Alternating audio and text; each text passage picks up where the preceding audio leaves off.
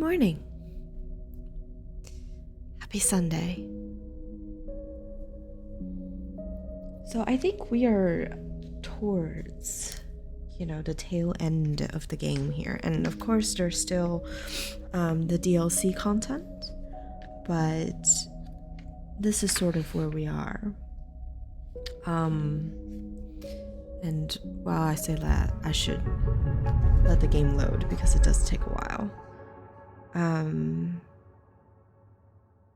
We have disabled our tracker, which is very nice.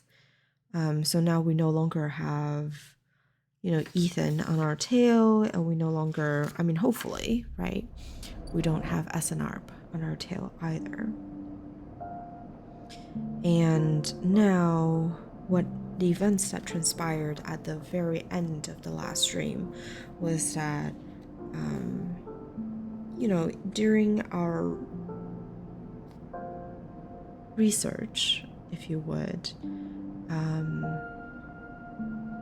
in the Greenway, where we found that the land there was responding to people's needs, right? So, what was her name? The Biko. She's a Haifa botanist, and she was saying how when they first moved there, like as the Haifa commune, there was like a virus going around, and the mushrooms basically grew and developed, grew to contain a substance that would serve as an antidote, right? In our case, as we planted the mushrooms, they became stabilizers. So these mushrooms, I guess, are sentient enough to offer assistance and know exactly what the person or whoever planted the mushroom requires. Though she did mention that it hasn't responded in such a way in a very long time, so perhaps it only responds when there's a dire need. So in the Greenway story arc, we have found out that there was another sleeper who had traversed through the eye and ended up in the waste.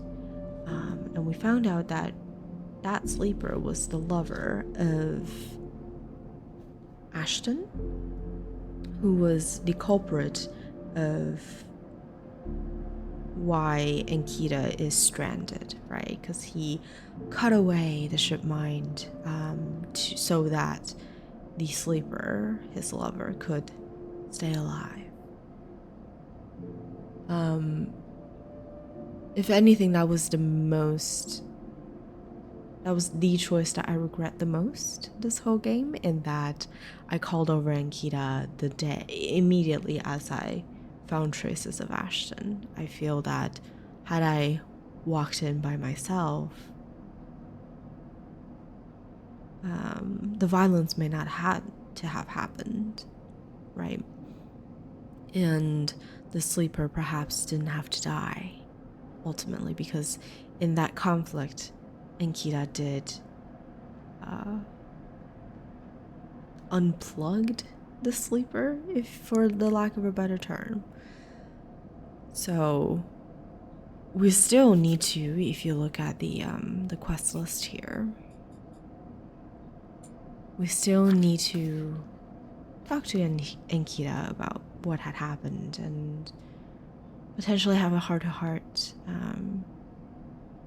because it was rough. It was very rough. I felt like I should have confronted Ashton on my own and figured it out from there. We're still trying to plant the seed that the gardener in the data realm gave us, so that's going to be interesting. And my main goal today is to send Lamb and Mina off into their own adventure. because clearly I think for the two of them,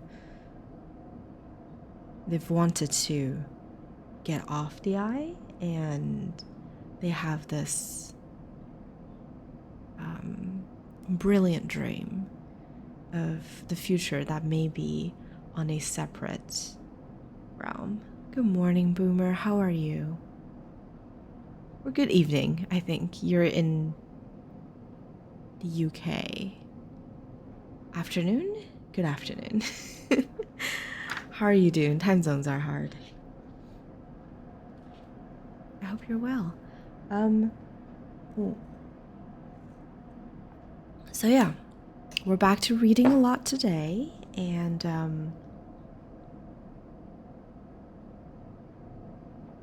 hopefully we can accomplish what I wanted to accomplish today. I don't know how much of the Sidereal Ticket lottery is actually a lottery.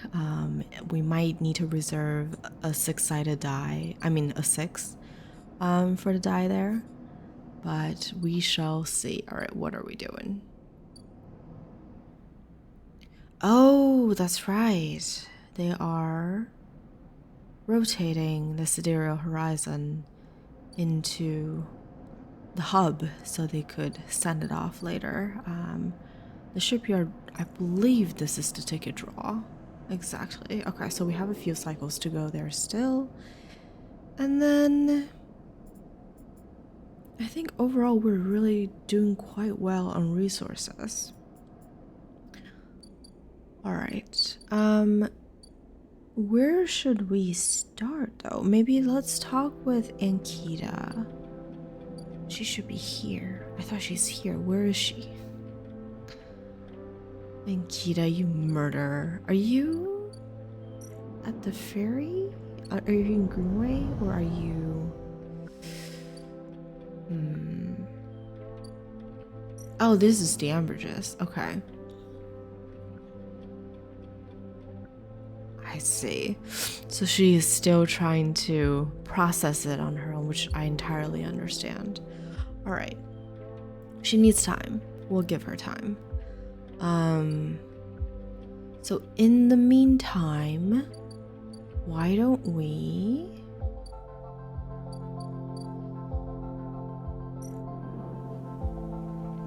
we're planting the seed here.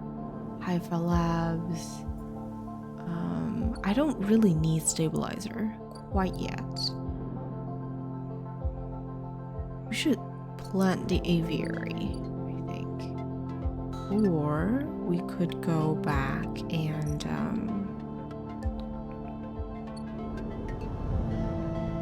oh, that's right. I was playing Death Strand and started reading emails and decided there were too many to read. That's a game on my list, and I've watched several people play it. It does feel like a fairly slow game in that regard, but it also seems very enjoyable. It has one of the best musics I've heard. Are you playing the director's cut, or are you just playing the base game?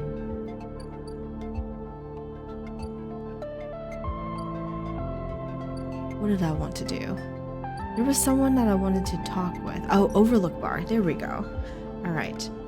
Potentially Tella has a story for us. Oh, wait. We have no dice left. So maybe we should sleep, wake up the next day, and decide what to do.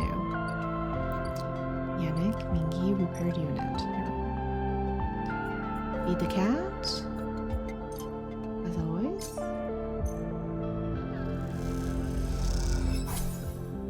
We are still within stable tomorrow, so we can just end the cycle here. You have platinum both already. Wow.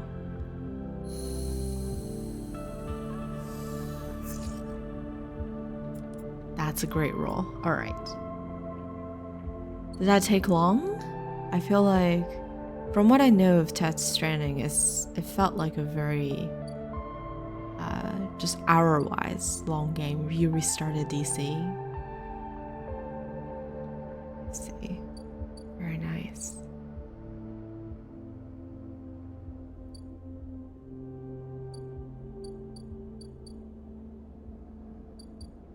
Yeah, it's definitely on my list to play. I gave it a shot a while ago, like maybe a year ago or so. And it was a lot of fun, but at the same time, it just felt like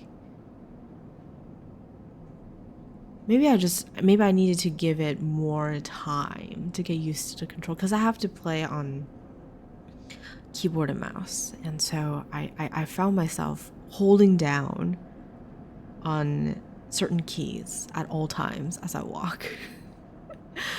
And it was, straining fingers and all that. Yeah. 175-hour one version. Wow.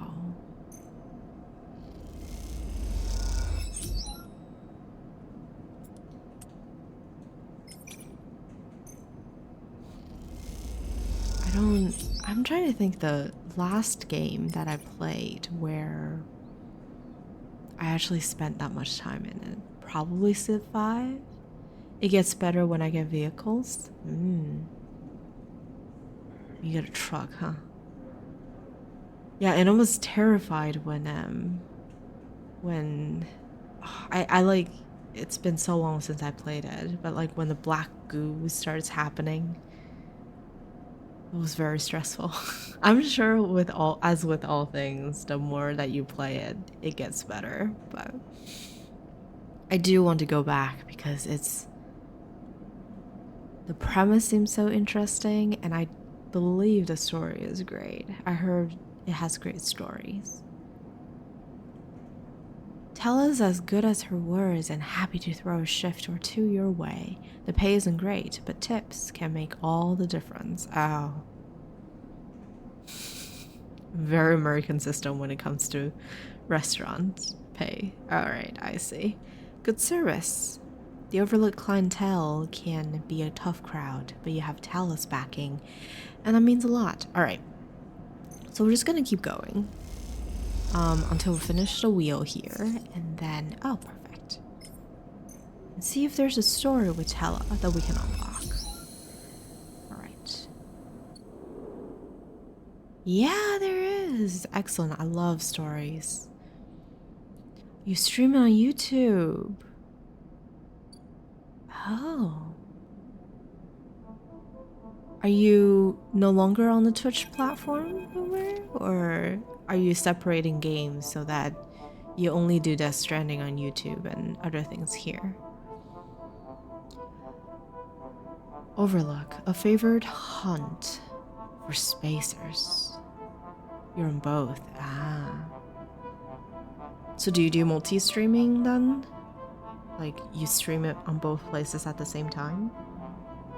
How does that dynamic work out? Because I know some people do that, and it's curious to me. So I would love to hear your experience.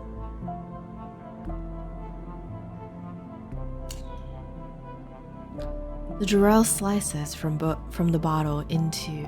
Oh, the Durell slides. Wow, I'm not awake yet. No, just different times. Oh, okay. Alright. That's a lot of streaming them. You have no PC? Gotcha.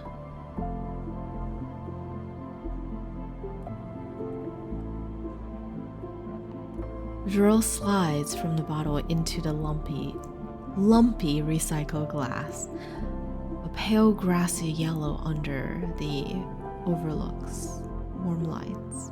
The spacer nods and takes the drink, bringing it up to their face in both hands like an offering bowl.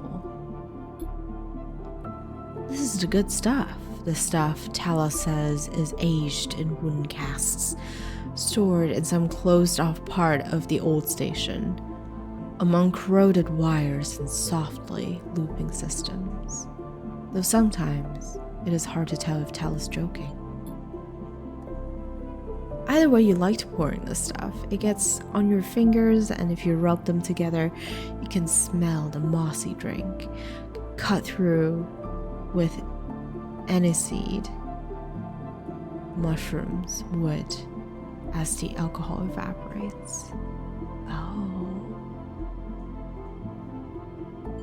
I don't know if, to me, I know they're not describing it as slimy, but in my head it almost sounds slimy. Maybe it's the mushroom aspect of it? But it sounds like it would smell really great. You like those who ordered it too. The aged Durrell is kept beneath the bar, open to order only by those who know it's there. Like the quiet spacer sitting at that bar right now. Watch the spacer. Because we're a curious soul. They are far enough away that you can freely watch them as you close the bottle and tuck it beneath the bar. You call them a spacer because they bear the hallmarks. Pale, vac-suited, bird-boned, and hunched beneath the weight of the station's spin gravity.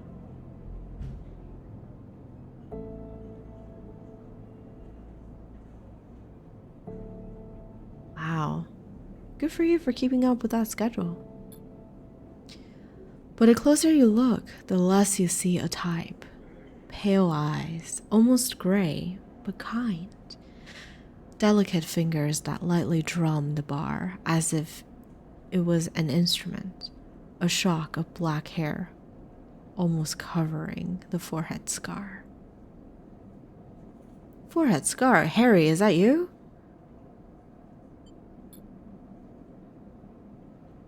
Scars are something you have learned to value.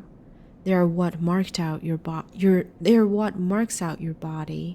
from the hundreds, maybe thousands, who knows, of similar models that roll out of SNR biolabs.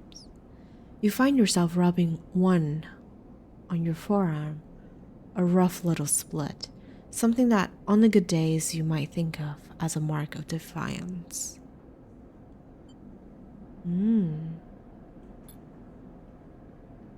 Suddenly you hear a heavy clunking at the door.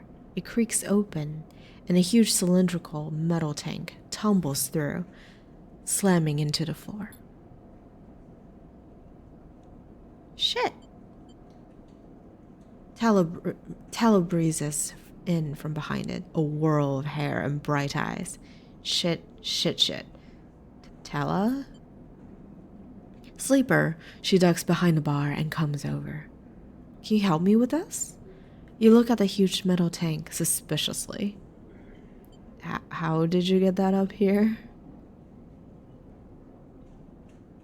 Tala puts a hand on her hip.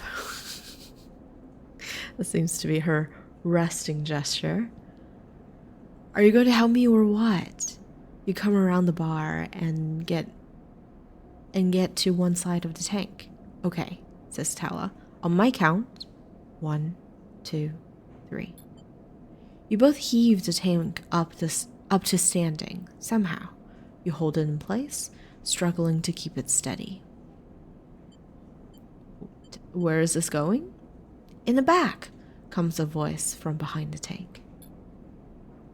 Somehow, you manage to lug the huge thing into the back room, where you place it in one corner, dwarfing the rest of the contents in the cramped space. As you do, you hear a crunch.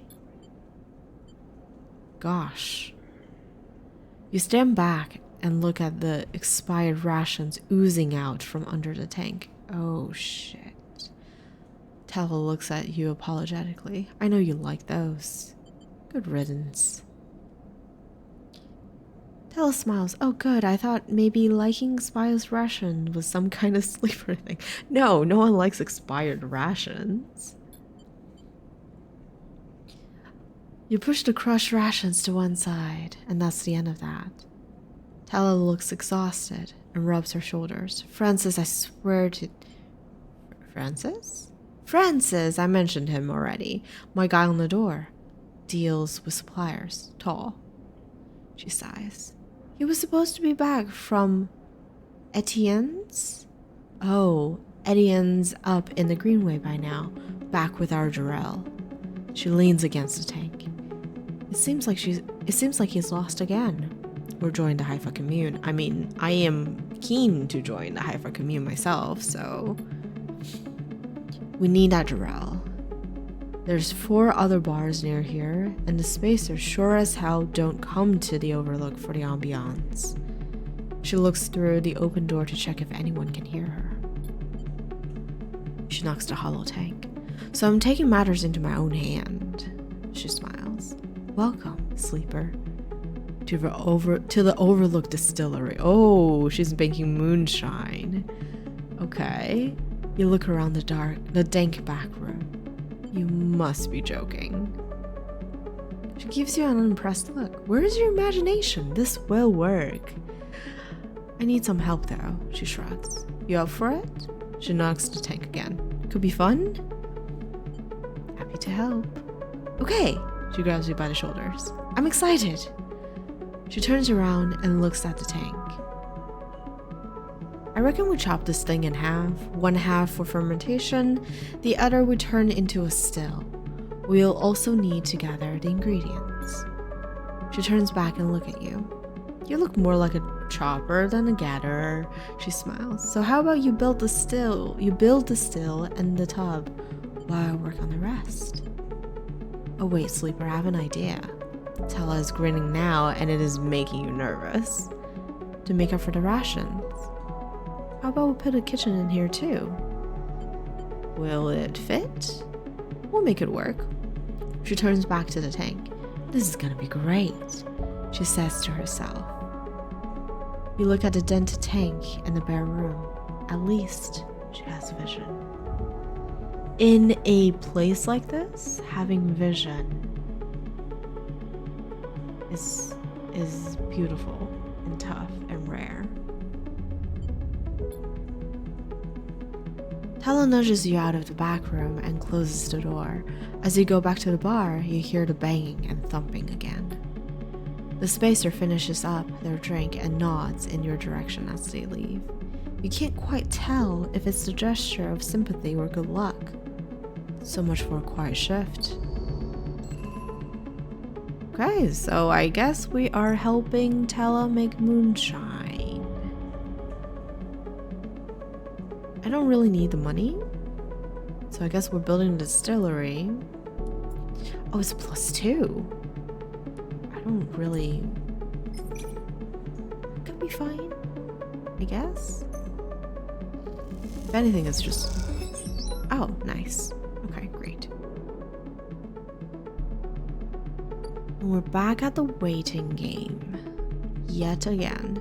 Do we buy... Maybe we buy more scrap components over here. Oh, sortie is coming back later. Okay. Sortie is fine, and the ship mine is here. Alright, let us head back home. I don't believe there's anything. Oh, there's this too. I have forgotten about Yannick. So Yannick is the head of Yaragon, which is a local gang, and we believe that that Yannick himself had been sort of in spirit betrayed Yaragon, because in the implants that all the members of the gang gets, there are tracker devices as well as different biometric measurements. So basically Yannick has made a deal with, I believe, SNARP, and that he is basically letting SNARP test their devices on his gang members in exchange for God knows what. So we're working for Rubaya and Sabine, and we have infiltrated Yannick's office and hoping we need to return later to find information. All right. Feed the cat. That will never change. And then we'll end cycle here and restart a new day. Hopefully we'll get some good rolls. I think that would be great when it comes to being able to... Ooh, nice. 3 6s and 5 and... Okay, that's perfect. Moritz, what's up? Wow, I thought we were done with that questline. I guess not. So Moritz and Bliss are mechanics at the hub, and they're just, you know, sort of at the end of their luck, trying to make a living, so we decided to help them. Moritz, Sleeper, Morris is waiting for you on your way out. How have you been? Busy? I see, he nods. Well, I'll get right to it then. Blitz sent me down, we've scored another contract, and she needs your help. That's the message. He pauses. Look, I know last time the payment didn't come through, but you did good work. Bliss knows that. Well, that's on her. Morris flinches. She's doing her best, alright? I know. He nods. See you up there. Morris turns and strides off, leaving you in the corridor. Time to help Bliss. And maybe this time, you think to yourself, it'll work out. Right, because we gave Bliss money the last time as an investment to secure a contract. And basically, we found out that her ex has rerouted her bank account such that every time money comes into her bank account, it gets rerouted to another bank account. So there went a lot of our money, but let us, I think before we go up to Bliss, let's take care of Yannick's case. So Intuit +1, it's going to be 100% positive, so let's take care of this. Find the way. Yannick has asked you to collect his medicine from his office. Now is the only chance to find that SNR relay. Let's go.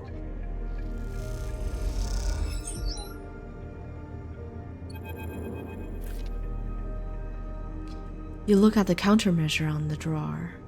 It looks like some kind of shock trap. If you grab the drawer, you'd likely have thousands of volts running through your system right now.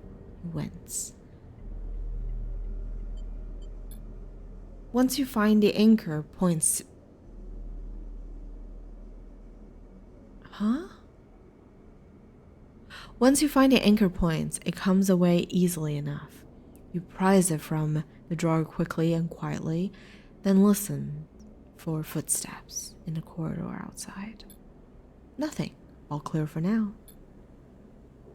You slide the drawer open, looking for other countermeasures that might be inside, expecting to see a chunk of tech, the relay. But as you slip it open, all you see is a handful of wires and an empty implant cradle. Huh. An empty implant cradle. Interesting. Is this some kind of mistake? You freeze for a moment, unsure of what to do next. Why keep an implant cradle so carefully guarded? You remember Yannick having an implant, a small plate on the side of his head, just above his ear. You assume it was for hearing or vision. Those shimmering glasses of his come back to you in your memory. His strange movements, his speech. You look again at the cradle, and there it is, pointed on the frame. Proprietary technology, property of SNR. Rebel said the relay moved, that they couldn't get a fix on it. But what if Yannick was the relay? The thought hits you like a shock. Yannick, with a remote relay implanted in his head, networked to every single implanted enforcer in Alolan. A shudder runs through you. Is he even in control? Or has Essenarp warmed its way into the man? Could he even be considered separate from the corporation itself? You think of your own legal status as proprietary technology, a puppet with cut strings. Time to cut Yannick's string then. You reach around inside the cradle and find it, a remote connection, a tiny bead of a transmitter, likely controlling the link to Essenarp. There it is.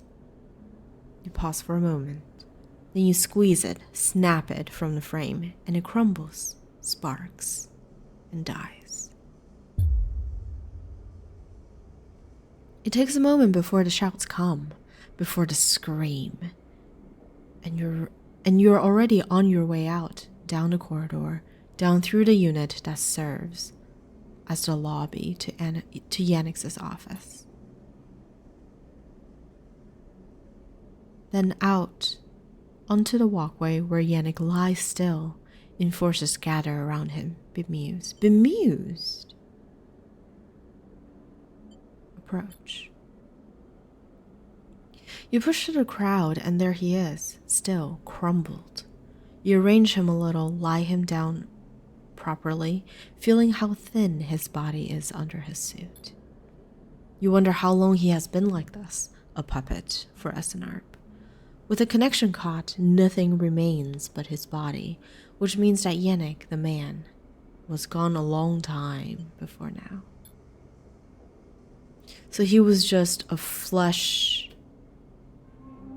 container, essentially. Jesus. You place a hand on his chest. You're sorry for him, but it is done now. And you did not kill this man.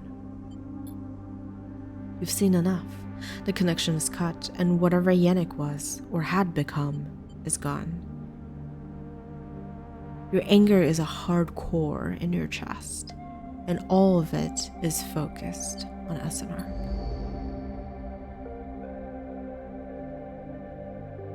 There's gotta be... Okay, Rubaya's office, so there's subsequent things to it. Very good.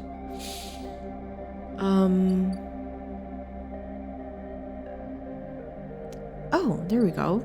Lemamina, worker and daughter. Maybe we'll have a ticket for them? Let's see. The crowd. Shipyard, Havenage construction yards. The crowds have already gathered by the time you got to the shipyard, and you recognize faces among them. People you've worked alongside on the stereo. Their intervening cycles have turned their excitement into anxiety. A few of them smile at you instead, and few of them smile at you. Instead, the nervous energy of the crowd fills the space, creating a feedback loop of growing tension. Oh, Mina. She has her yellow blankie and her rabbit toy. Oh. You pick out Lem and Mina and work your way over to them, pushing through the crowd. He silently raises his eyebrows at you, his anxiety obvious, but Mina flashes you a huge smile, unaware of the tension. "Robot!" she shouts, reaching out at you. Hug her. She gratefully accepts your hug, leaning against your chest, and Lem smiles, seemingly glad to share the weight of Mina for a moment. Quite a turnout, huh? Lem glances around, pulling Mina close. I don't think patience is one of this crowd's strengths. The sound of an argument towards the back catches your and Lem's attention. He's putting it lightly. This place seems set to explode. Ooh, yikes, this isn't good. Lem doesn't dare answer, but the look in his eyes suggests he agrees. This is Astra Enghart of the Celis Foundation. The announcement echoes from the speakers at the shipyard entrance, and shouts of "Quiet!" rapidly follow. I'm sorry I can't be there to meet you all, and thank you on behalf of Sundre Celis, for the work that you have done on the sidereal horizon. Most of the crowd strains to see Astor's face, but the small display shows only a ghostly white figure, smudged and unclear. Sandra wants me to pass on her personal thanks for your commitment to and belief in the Celis Foundation's mission. We chose the Eye for this project because we knew that we would find like-minded individuals here, especially among the ranks of the venerable Havenage Association. Unlike most of the core, we neither believe Erland's Eye to be a threat or a rogue state, but instead an embryo for the formation of a new, decentralized social structure, one where each citizen might be the master of their own destiny. A ripple of impatience runs through the crowd. They didn't come here for a sermon. You're all pioneers, just like those core citizens who the sidereal horizon will carry in cryosleep. Cryosleep. Oh gosh. To the planet that will become the Foundation's first frontier world, Celis 1. A mention of the destination world, excited conversations break out among the workers. There, our citizens will be able to create their own innovative bottom-up economic order, aligned with principles set down by Sandra Celis herself: freedom, resilience, and self-sustenance. This is all thanks to your tireless efforts in the Havenage Yards. Yeah, I don't know how I feel about this whole thing right here. As a reward for those efforts, you may know that we're offering a select group the opportunity to join the caretakers of this division, the staff of the Sidereal Horizon, who will maintain the vessel during its multi-decade transit through interstellar space. But you're not going to be in cryosleep. You're going to be on a ship. So Lem is going to likely die on the ship if he joins. And Mina, I don't know. Mina's going to grow up on the ship and arrive in a world that is entirely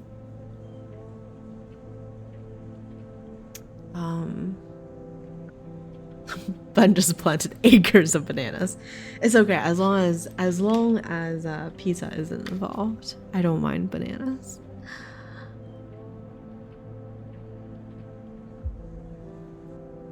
Hi Tom, how are you?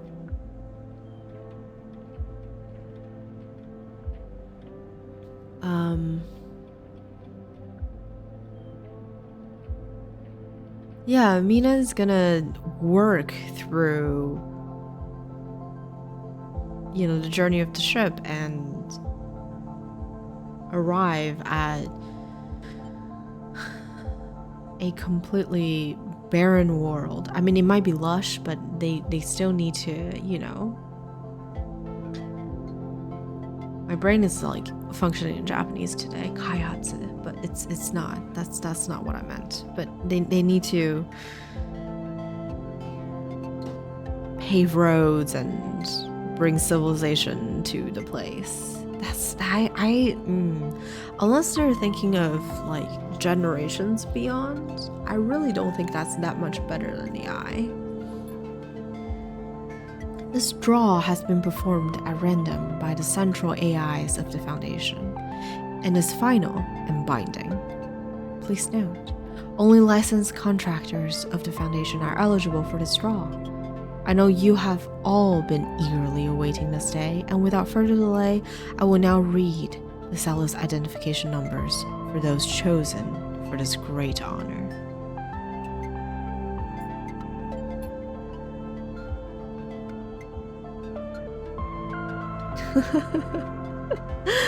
Oh, boomer.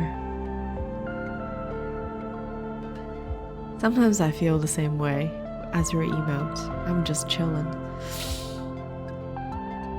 Hi, Linnea. Hi. Hey, Linnea. Hi. Happy Sunday. Hi, Linnea. How are you doing?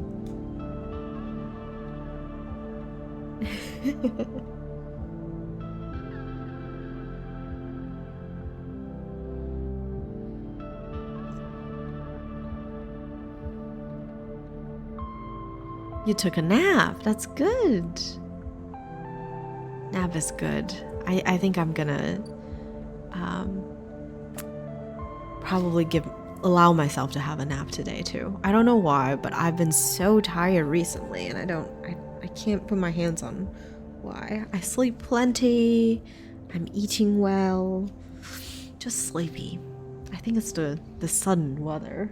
Like, it was warm recently, and then yesterday and this morning was like cold.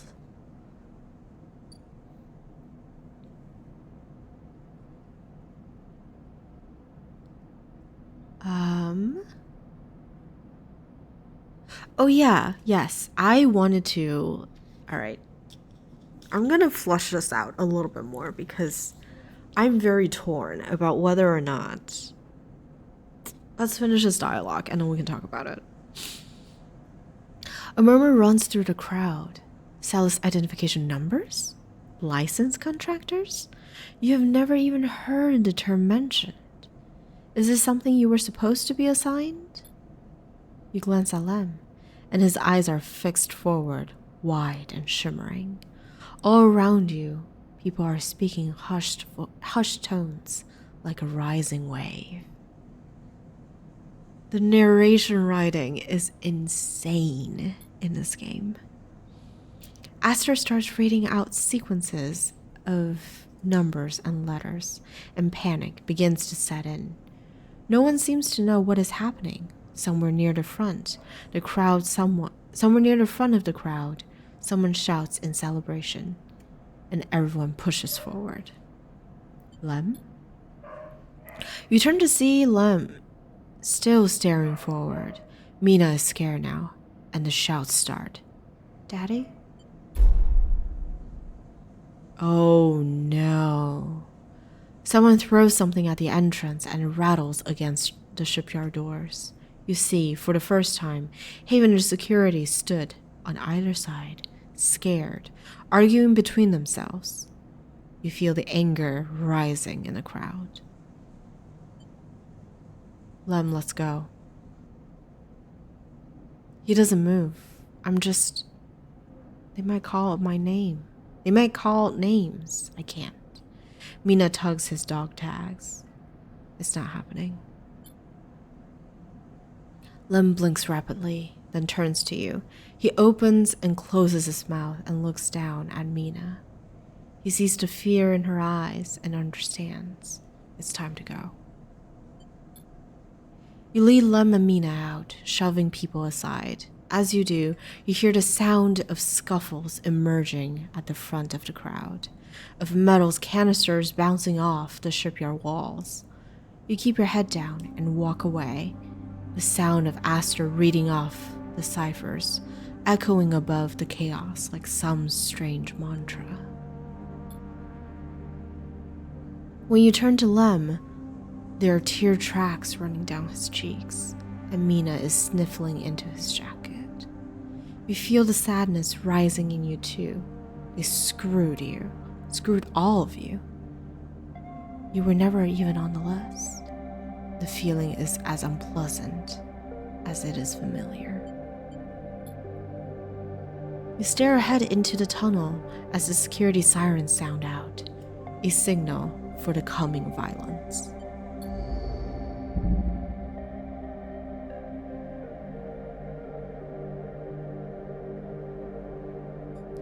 I almost think that's good, even though I did not intend it to be that ending. I mean, that decision.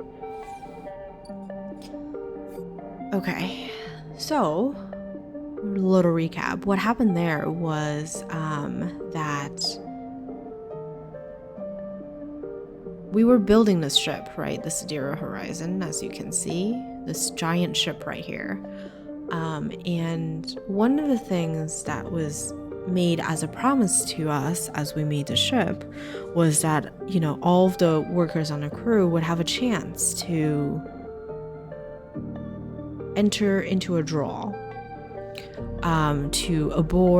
for tickets to aboard the Zero Horizon that goes off into a new world. And it's a foundation that brands themselves with innovation. I don't know, it's all like marketing fluff, right? It brands themselves with like, oh, you're all gonna be your own masters, you're not gonna be slaves of another, like very much like where we are now, right? We're slaves to capitalism, etc., etc. So a lot of people who are especially at the bottom of the rung saw this as a brilliant opportunity, right? And they jumped on it in hope to escape the cycle.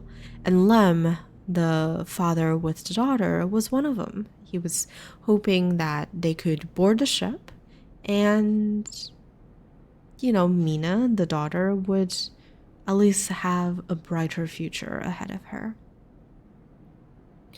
And that scene that we just witnessed was the ticket drawing. And they say, oh, if you're like a qualified team member, engineer, whatever, then you get to be on the list for a draw. And that was never discussed. So that Lem and us were never on the list. I mean, I guess there probably was something that I could have done. Maybe partake in violence to get a ticket. But I didn't want it. And also the description of what the ticket entails just does not sound like a good deal, because it's going to have people in cryosleep, right? But the people who win the draw and aboard the ship are not going to be a passenger. They're going to work as the crew of the vessel. And the journey is several decades long. So it is very likely that both of them will die during this journey. Lem, at least, most likely would just die of old age if, God forbid, anything else happened. And Mina is going to work throughout the journey of the ship, potentially arrive in a new world in her, I don't know, mid-aged, body, and unable to sort of handle the life of being a pioneer in that way. So I think it's almost better for them to stay on the eye, unless, like I said, they're thinking about several generations out. And I'm kind of glad it worked out that way when I just try to pry them out of the situation. But that makes me wonder if there's anything. Oh, there we go.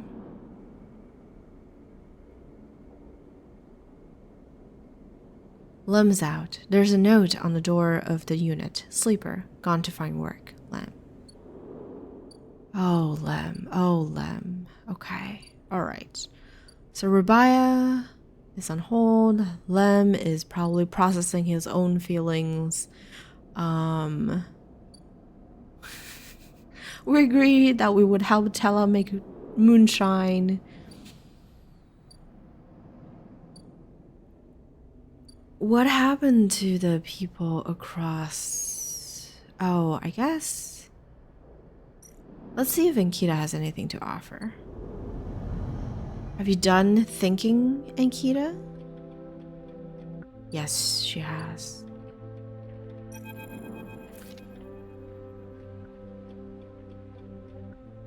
You spot Ankita on the track to the farm stack. She has a box on her shoulder and is working her way down the slope. She sees you as she approaches. Neither of you speak for a moment. She looks tired, pale, her hair is tangled and clumps of dirt cling to her armor. You both eye each other. Ankita. She holds up a hand. Sleeper. She takes a deep breath.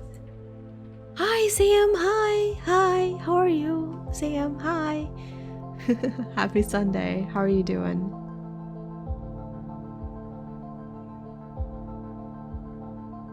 I hope you're well.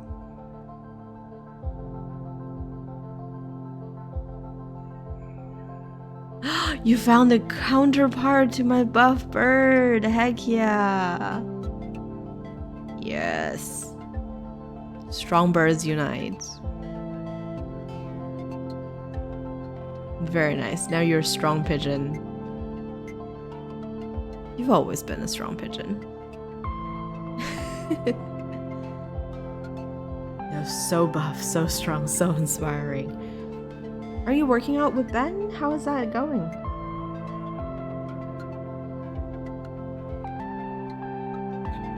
Oh. That was my T-tin hitting the keyboard.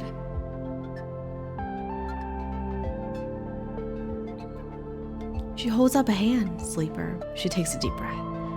I'm sorry for what happened. Truly I am. She looks down. I'm sorry you ended up in the middle of this, when all you have shown me is kindness. She rubs her face. I'm sorry. You should be sorry. You just randomly killed a sleeper. I've been doing some basic things, just jumping jacks and arm curls with a mace bell. Nice. I think I need to go for a walk today. I have been outside, but I haven't exercised in a long time. I don't even know if you would call walking exercise, but to my very, very sedentary style, it is.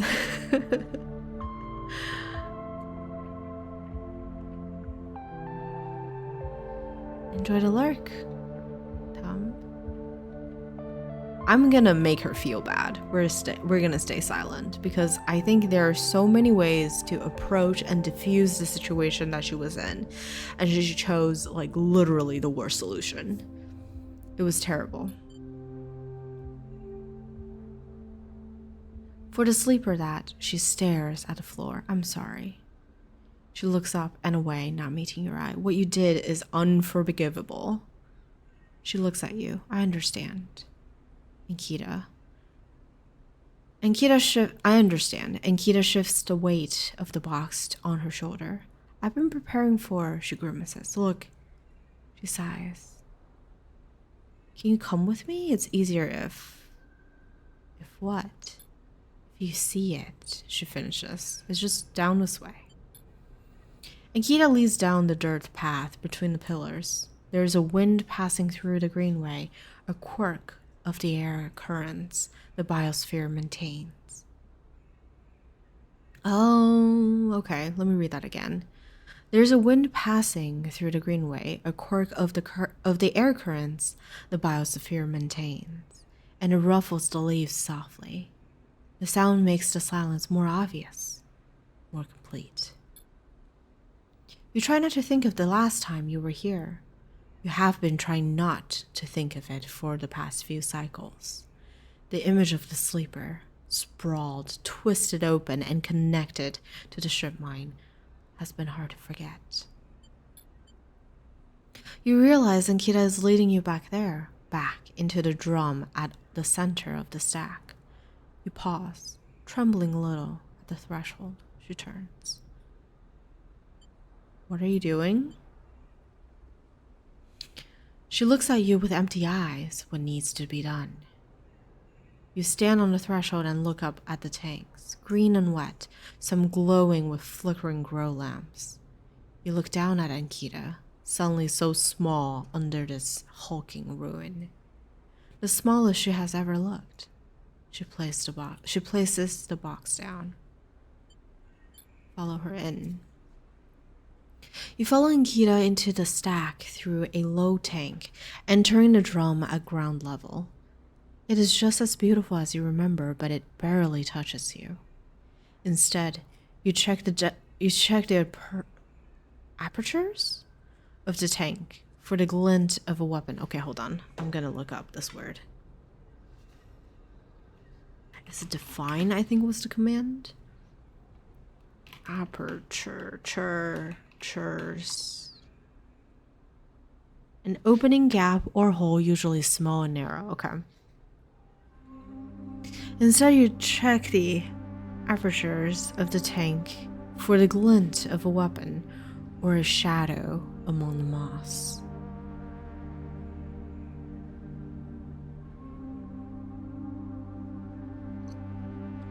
Nkita stops, and you look down.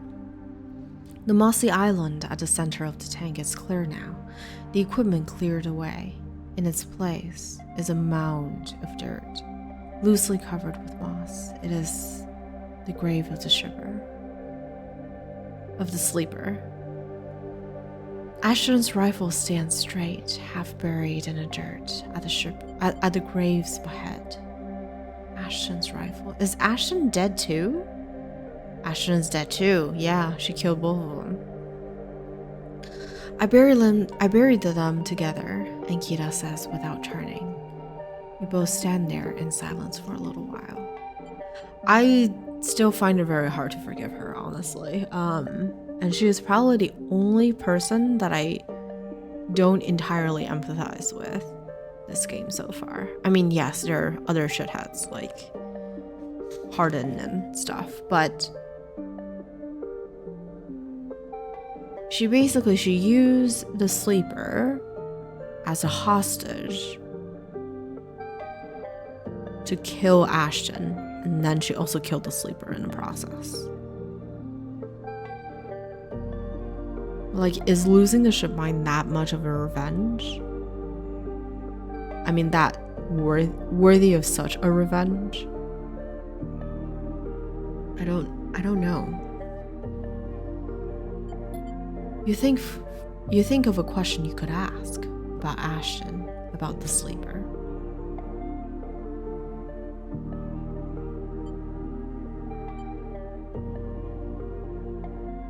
Was the sleeper dead?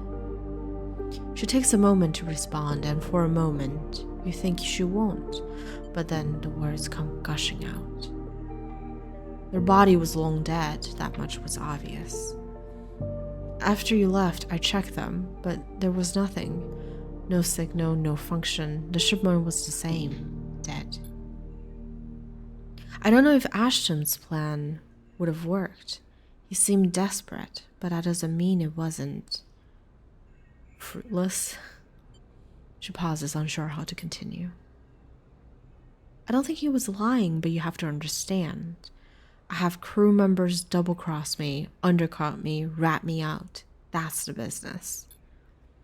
He wasn't a good person. None of us in this job are. And this is how we die, alone. I'm sorry they had to die too. She stops, not sure what to add. It seems like she was reaching for something, but she can't quite get there. You feel that gap between you, as you do. Oh my gosh, you feel the gap between you, and as you do, it widens. The water drips, the moss trembles. You both stand in silence for a while longer. You both feel it, life creeping back in, the silence ending. Nkita shifts her weight and then starts to walk out. You follow her, suddenly eager to be back out in the open space of the greenway, to be away from this place forever.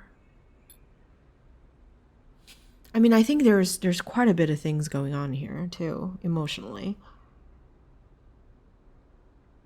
Because the sleeper was the first sleeper that we've encountered, I think. So, like, truly the first of our kind that we've witnessed ever since we woke up. And so, you know, especially when very few people on the eye sees us as equals and sees us as their own, seeing one, at least on the surface, looks exactly like us, you know, is very hard to swallow that they got killed immediately and used as a token of a wager in a revenge. You stand outside and breathe the fresh air. You stare at the green leaves and the stars wheeling above them. That's it, says Ankita from somewhere behind you. You try to think of something to say, but can't. Ankita puts a hand on your shoulder. You turn back to her. At least take this. She forces a handful of cryo chits into your hands. I mean, I appreciate that she feels bad about it. I really do. And I appreciate that she feels like she needs to make it up for us. But it doesn't absolve her of what she has done.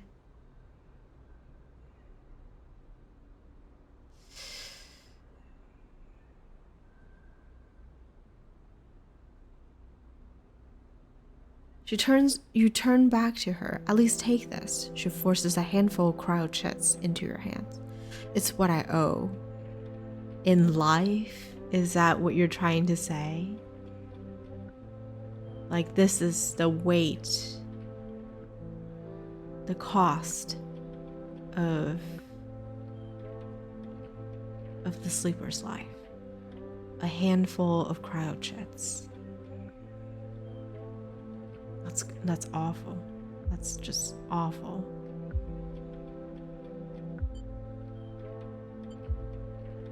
She looks at you desperately. You look down at the metal bars. Ugly little things, you think. You open your hand and let the chits fall to the floor. They clunk into the dirt, and she does not pick them up. You turn without saying a word and continue up the tracks. She does not follow. As you walk up the rise, the wind picks up and the leaves shudder. You walk faster, trying to outpace your anger. You think of those ugly metal bars in the dirt. A life has to be worth more than that. It has to be.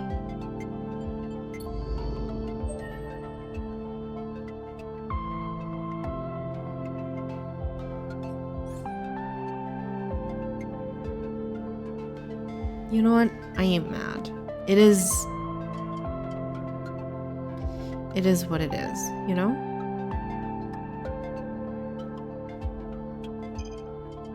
We're gonna take the Intuit. I am not angry about that.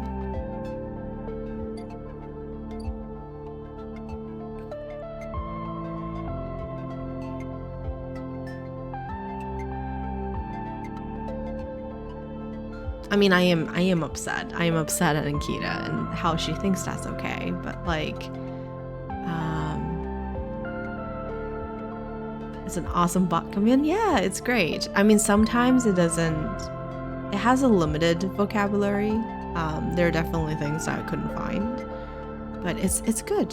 It's great, especially for how much I read on this channel and how little my vocabulary is to begin with. It's good to have it as backup. What am I trying to do? Across the room. I think it's either making moonshine or we go up to the hub and take a look at Bliss. Like, what has Bliss gotten herself into? Oh, there we go. Sycamore seed. Hyphar farm frighter. Looks nice. Ooh, what? That's scary. Okay. Sacrifice section. Vent a section and you have a better chance of saving the remaining crops. But you will lose some in the process. The question is how many? Reinforce bulkheads.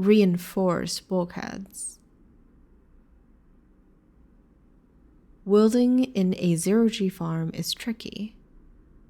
The torch, the heat, the sealant, everything can damage the crop you're trying to save. I see, so we do this or we do this? Oh, this one we can only do once.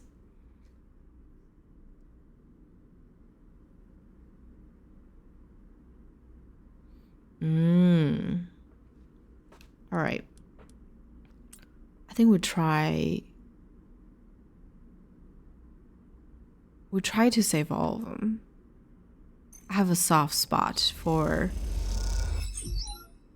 Oh, that is tough. Okay. I have a soft spot for the plants, I'll be frank. It will always be -1 fragile biome.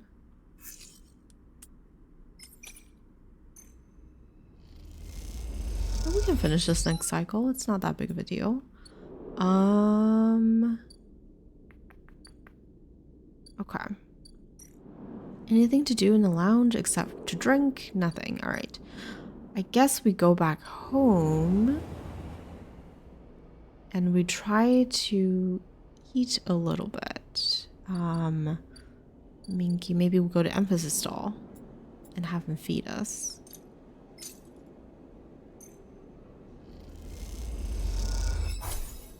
Yep. And go home. Do the single point repair. Feed the cat.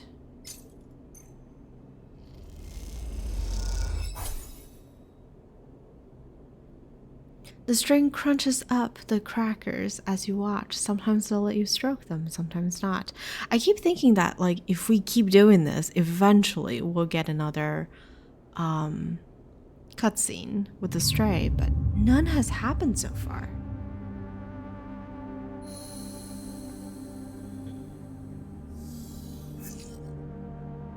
Not a bad set of rolls. Alright, let's leave here. And Lamamina, Rubaya is thinking. Oh, you're back. We can buy scraps off you. Maybe I'll get scraps. Yeah, perhaps. Let's go up. There's a chance that I can get scraps from the engineering action in the hub. So let's keep doing this. We should be able to finish with the 2 5s.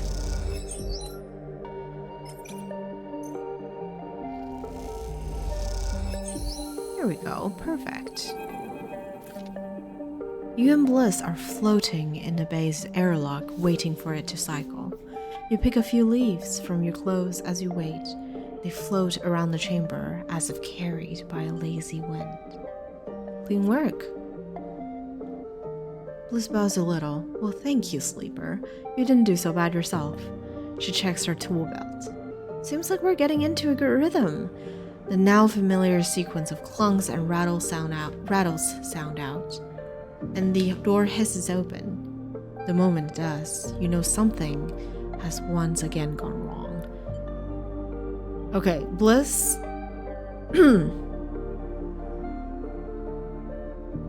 No. What's all this? Bliss asks a confused looking Moritz. Beside him are a set of crates anchored to the bay floor. He has clearly just brought them in through the bay's freight lock. Moritz looks nervously between the two of you before answering. It's payment. It's payment. He runs a hand along the crate. The Sycamore Seed crew just brought them over. He stops, but seeing the look on Bliss's face, adds, they were very thankful. I bet they were. She clenches her fist. What the hell is inside? Morris leans over and struggles with the catches on both sides of the top crate. As he does, Bliss turns to you. Don't say it. Bliss stares into say. Don't you dare say it. Say what? You know, she looks back at you. This isn't my fault. Morris once gets the catches free, and the lid floats off, drifting up into the bay. As it does, a small brown lump floats up with it. Morris reaches out and catches it as fast as it passes him. Is that a potato? Mushroom. Bliss finishes. A damn mushroom. They paid us in mushrooms? They're just mushrooms. Potato? No, I guess it could have been potatoes, but we also got mushrooms. I'd be happy with mushrooms. I don't know about you guys. He holds out a clump of tightly packed leaves. Produce. Bliss starts laughing. Goddamn Haifa commune. Should have known they didn't have a chit to rub between them. She knocks a small brown mushroom across the bay. Stop, Bliss. Morris grabs her hand. These are good. Fresh. We can sell them. To who? Moritz. Are we running a grocer's now? We need cryo, otherwise this whole bay will be shut down. We can't pay for parts with leafy greens. She waggles them in Moritz's face. Morris is right.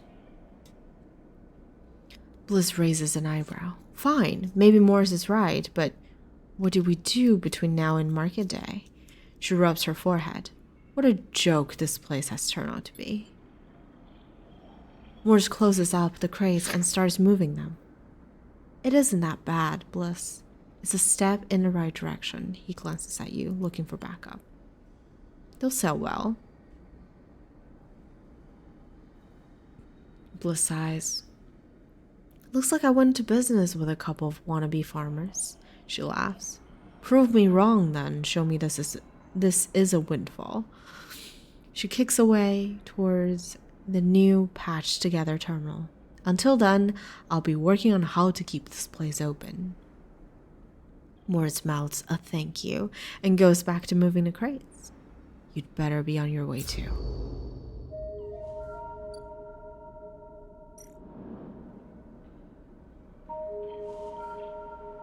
Okay. I thought there's a way to... I guess there's no way to necessarily sell it for them, right? Oh no, I did get additional mushrooms.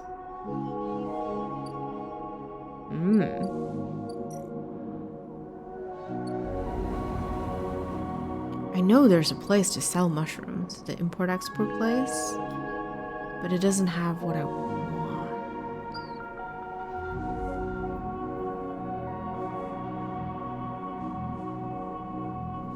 150 cryo for 1 ship mine core. Interesting.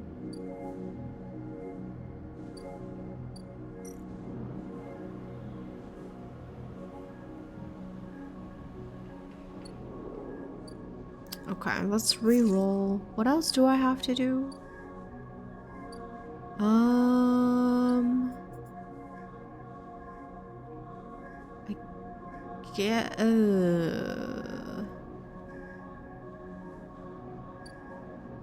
What is here? There's not much. Okay. I guess we could buy ship mine fragments here. Like, it's just as long as I have enough money, this is like free. It's just free money. So we could do that. And then once we have 3, we could go into the ore exchange, combine, oh, not the exchange, fabricator, combine them into a strip mine.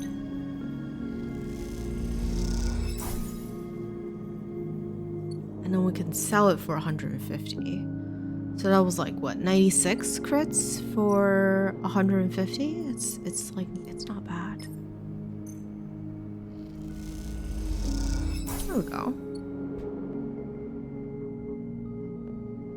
I'm rich. I am rich. Caster's table. Oh. That's right. But we should come here and buy scraps, though.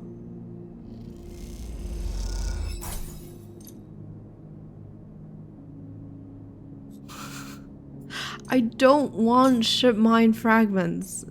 I want scraps. Oh my gosh. Why is my luck? It's not giving me the thing that I want the most. Oh, thank you. Okay.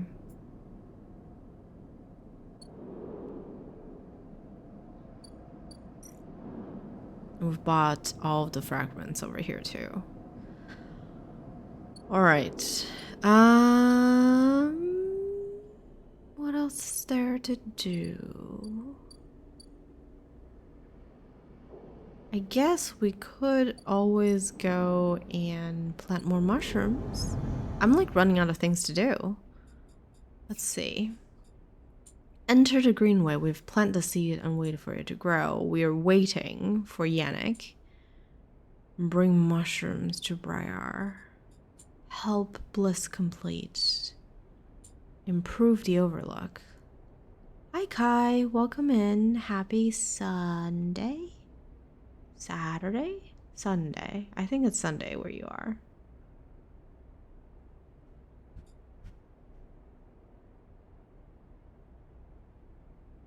Sunday fun day. It is indeed. Oh, distillery. Yes, that's right. Let's go make moonshine, y'all. Where is she? She's right here. I have a pleasant voice? Oh, thank you. I think you do too, actually. Build a still. Yep, we're making moonshine. Mushroom moonshine.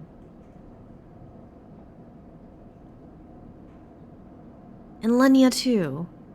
Yes.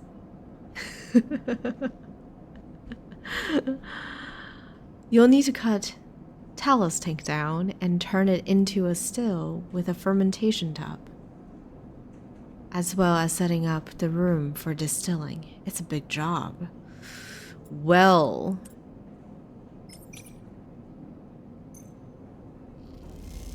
you know how we feel about alcohol.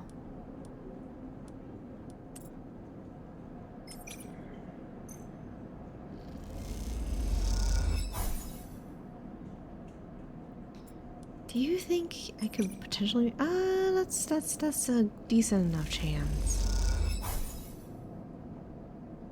Pleasant Voice Bird Club with Siren Queen. Yes. Yes, indeed.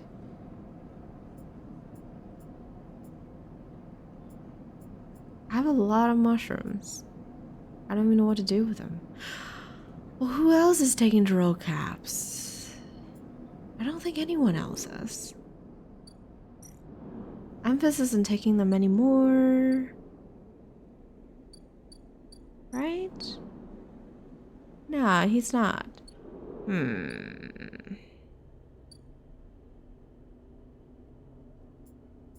They're all currency. The only thing that we can consume here is stabilizer and scrap components. So we are like a robot. Yeah, we're a robot. We're an android. We're an emulated mind. It's a very messed up world, and a very beautiful story, but a very, very messed up world. It's essentially late stage capitalism, and our story as the sleeper is that we sign away the rights to our body, our human physical body, for them to upload our mind into a cyborg android body, and so that we could endure cryosleep and be able to, send off into different worlds and, seek a better future, whatever.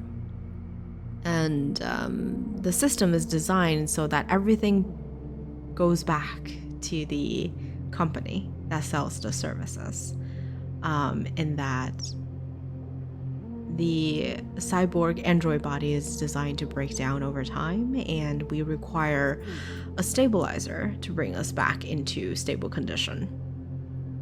And guess who is the sole supplier of the stabilizer? That's right, the company. So we essentially get set into this like indentured servitude. But we found our way on the eye to break free of it by this point, which is very great. And I'm running out of things to do, and I'm trying to think of ways maybe I can go to Greenway and I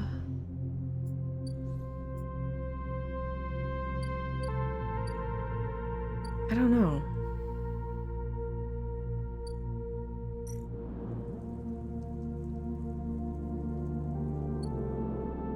I know Matsutake is something that what's his face wants. The trader wants, but I don't know who would take the cabs. Work assignment. Or just for energy. Alright. Well, let's go back home, feed a stray, and go to bed. Because we're just playing the waiting game. We're waiting for people to process their feelings and be able to talk with us again. Sleep. Feed the stray. We end the cycle.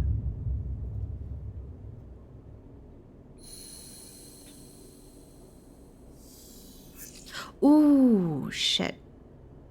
I forgot to repair myself. Gosh darn. Alright. Emphas, my friend, Emphas. Maybe we save a little bit of money since I don't really require that much stuff to do. It's only 2.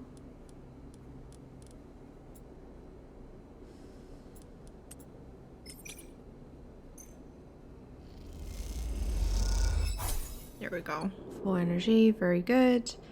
A 5 and a 1. I mean, are there other data sequences that I can... Oh, there's a lot more.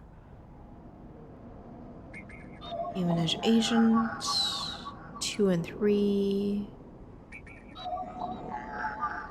2 and 3. Oh my. 1 and 3. All right, let's do that.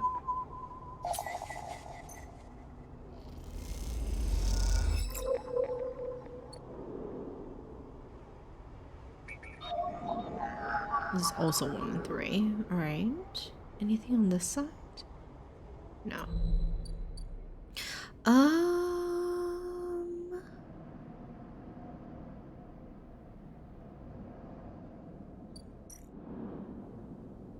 I can't do anything more.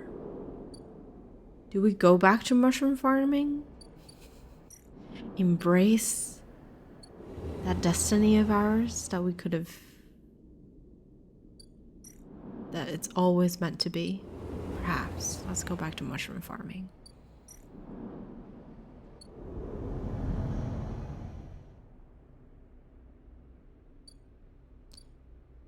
Nice. The growth is going. That's excellent. The waste. I guess. How many do you need? You want two Oh, perfect. Well, I think we can get started on late game 2 now. Here you go. Have some caps.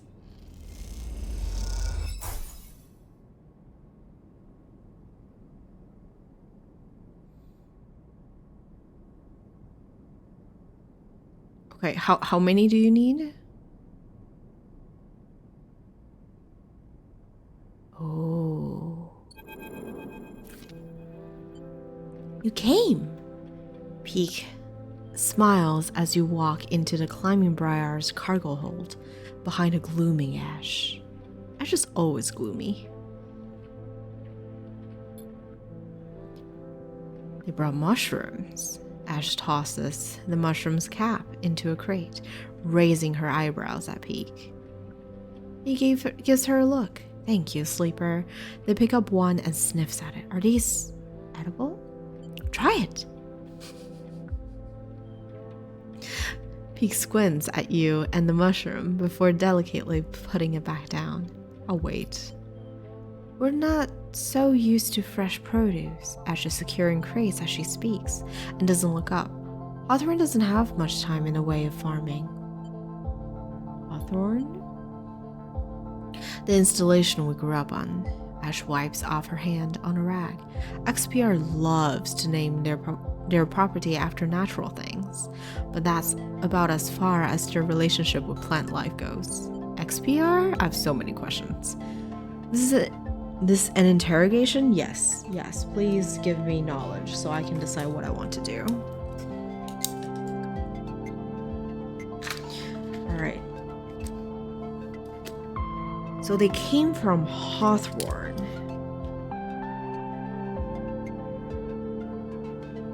And I assume XPR is the company that owns Hawthorne.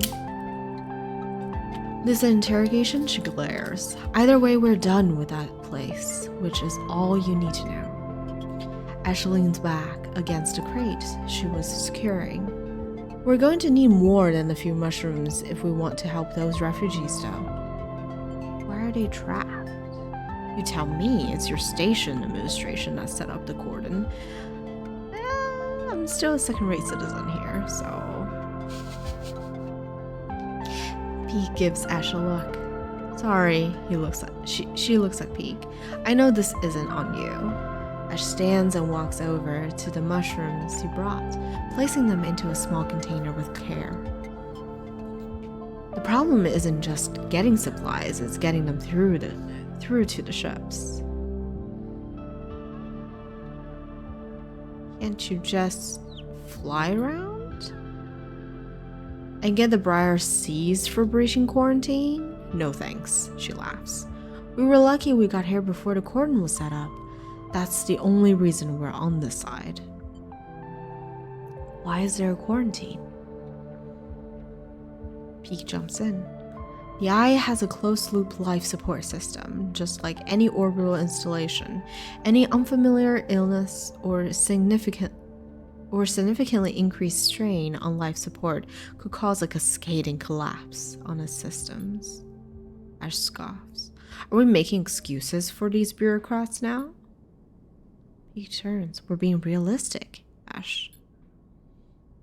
I like Peak a lot. But these people aren't an increased strain. They're living people. Ash stares at you. Even calling them refugees is just a way of turning a lot of scared, desperate people into a single monolithic group. Fair, good point. Ash slides the container full of mushrooms into one of the cargo holds racks. Look, as much as I like to chat, we've still got a lot of space to fill this hold. So if you're going to help... I think Ash is trying to say we need your help, and quickly. Peak says, glancing at her. The refugees behind the cordon, they won't be able to hold out indefinitely. We need to get supplies to them in the next 12 cycles or... Ash steps forward, or Havenage will have to bear the responsibility for whatever happens next. I'll help if I can. Peak looks nervously at Ash. They were hoping for something more concrete. There's 3 things we still need to secure: water, food, and scrap components for ship repairs. Ash gestures to the storage container around the hold. Water we can find a way to source, or my preference just siphon off the underground reservoirs in a greenway. Peak raises their eyebrows. Ash. She ignores them. For food, things could be tricky. Those mushrooms are delicious, I'm sure, but no way we can get enough volume to feed a flotilla. Is that a word, or is that a made-up word?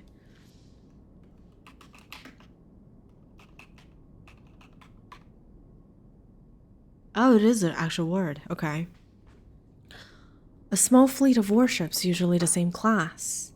Or a fleet of small ships. Today I learned. Mass Effect. Another game that I need to play. So many games that I need to play. Oh, God. However, I saw an algae stack on the way over if we can get access. No more stealing, Ash. Peak size. Oh, Peak. I like this duel a lot. Learning, I know. I didn't say steal. She stares at them indignantly. If we can get access, we can work the stack, harvest some algae for the flotilla. These stacks churn out vast quantities in short timescales. And the repair components? Peak asks tentatively. Ash smiles. Just look around you, Peak. This whole place is made of scrap. She shoots you a glance, and I'm sure the sleeper has their sources. They can bring them right here. We get everything before time runs out. Perfect. We get most of it? Also good. Either way, in 12 cycles, I'm going to take what we have and go. But how will you get through? Ash shoulders a container. I thought I'd leave that up to you, Peak.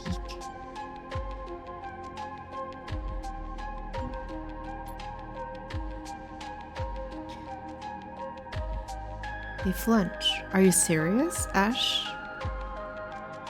Yes, those 4, and then also, what else is on my list? So many. I don't even have like an updated list. So Bronte is on my list. What else? I had a better list somewhere else.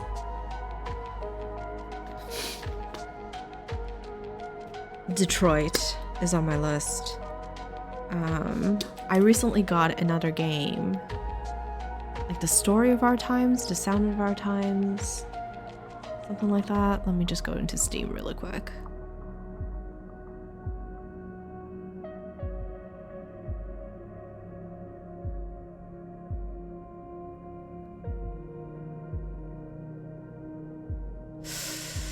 Oh dear. I lost the name of the game. What the heck? I also just lost a game. I'm sorry.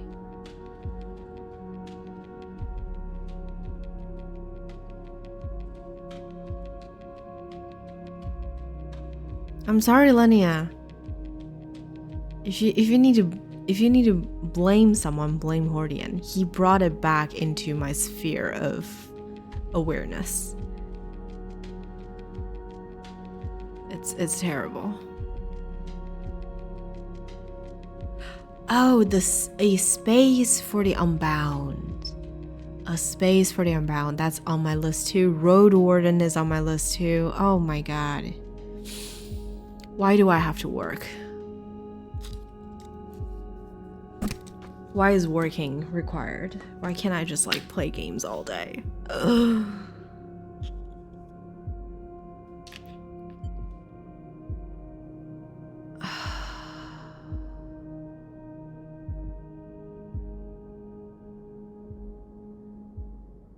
They flinch. Are you serious? Ash, I know we said we would help the flotilla, but at what point? They stop. Take a breath. Take this seriously, Ash. I know the first thing about breaching. I don't know the first thing about breaching a quarantine cordon. Maybe not, Ash looks at you, but they might. They slipped out from an S&R facility, didn't they? Plus, they've been here longer than us. You're always trying to get me to find help. Well, here it is. She gestures at you. Help. I don't know anything. I just do things people tell me to do. Ash, I don't think you understand my relationship with the eye. P glances between the two of you. I swear to, they sigh. I need to think this one through. Meet me at a cordon in a couple of cycles. Sleeper, maybe we can figure something out. Meanwhile, Ash meets your eye. You can help me acquire the supplies. Discreetly. She smiles. We have to keep this quiet. We have to keep this quiet. Keep Havenage out of the loop. Once they get suspicious, it's over for all of us. This suddenly seems a little too real, too dangerous. You've only just found your feet on the eye. This is not a time for causing trouble. Come find us. We'll be out there trying to pull this together. Ash goes to the back of the hold to start packing another container. Peek, come help me. Peek glances back at her. Sleeper, look. We didn't choose this either. They lower their voice. Help us finish this. We've set up a base camp on the Broken Spoke. You're welcome to rest here in any of the cots while we work on this. They smile. We're in this together. Together! Peek! Ash shouts. And they walk back into the hold to help with the container. As you leave the climbing briar, together. I know, I can't.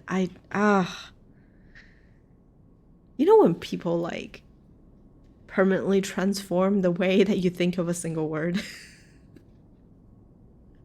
It's rough.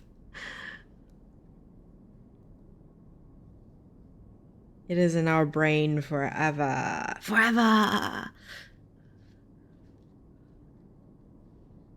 As you leave the climbing briar, you look out at the broken spoke of the eye's ring, where Havenage's cordon blinks with tiny red lights. What are you getting yourself into? I hope this stays a humanitarian aid and doesn't turn into a revolution. That's my concern.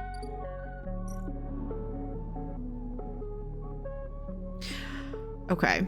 Any place to rest that does not have a stray to cat does not have a stray to pet is inherently inferior to the one that we have in the low end. So absolutely not.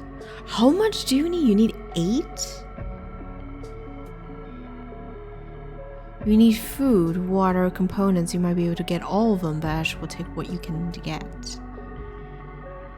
Oh my god, you guys are asking a lot for me. Wow. I don't know if I can get this. Algae stack. Algae access. They are asking for a lot. This is very late game. Fudge. I feel like I shouldn't have started this done. 12 cycles. We can probably do a lot of things in 12 cycles, but... And then reservoir. Wow.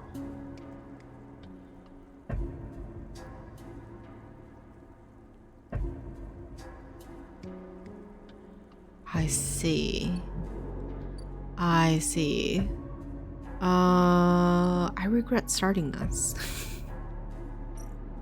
I really do.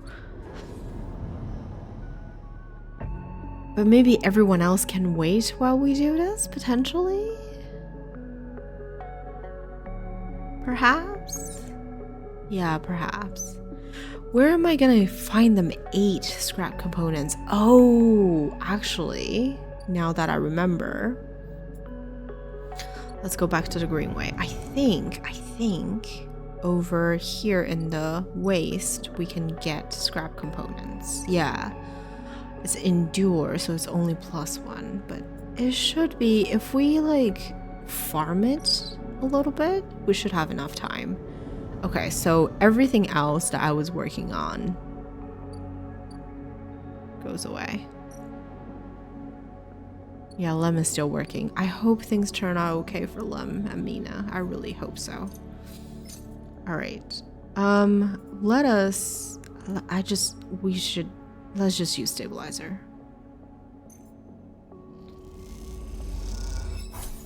It seems like a waste, but I think we really need all 5 actions. All right, let's end the cycle.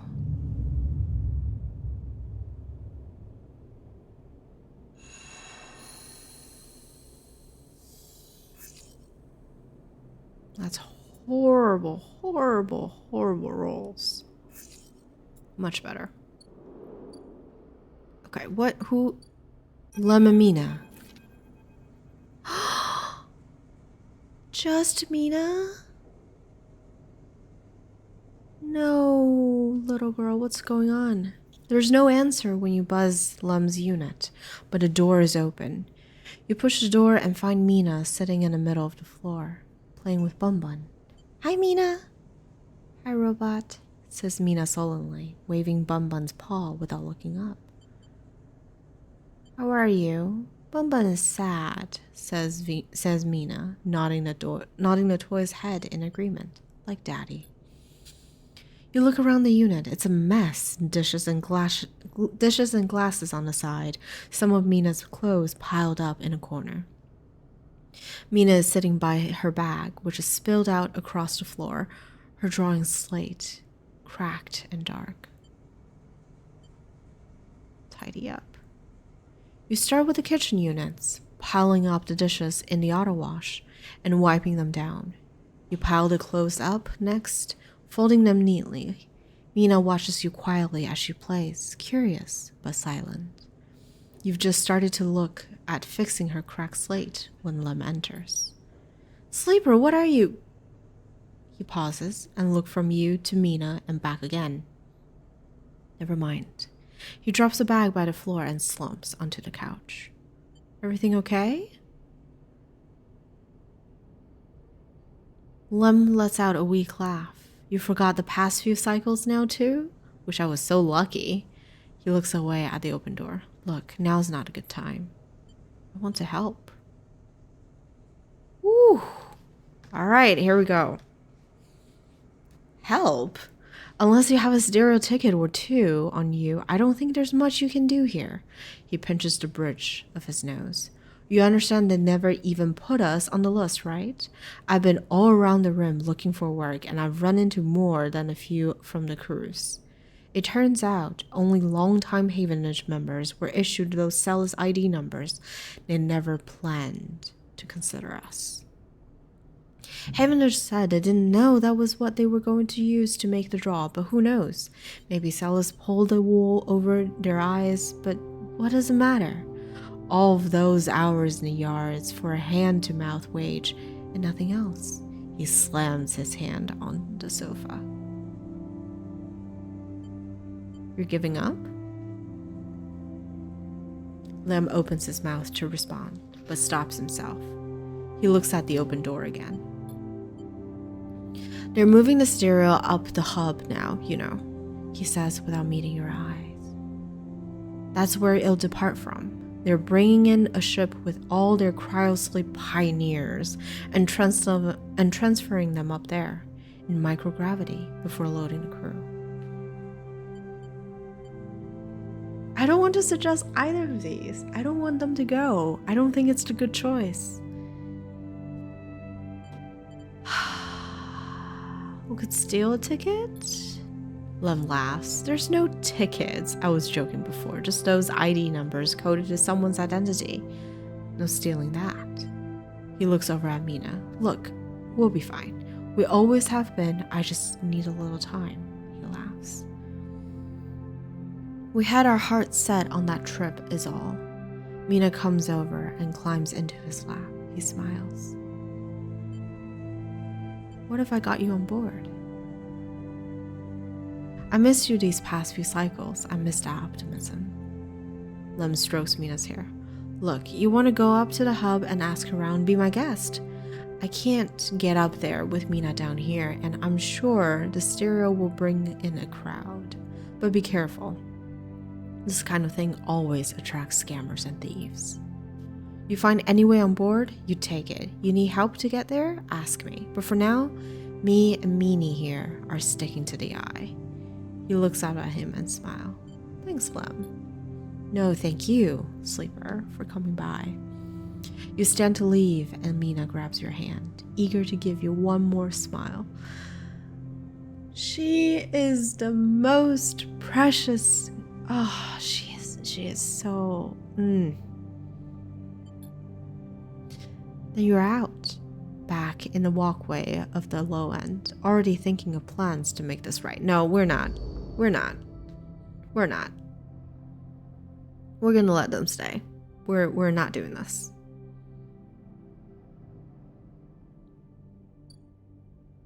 Okay.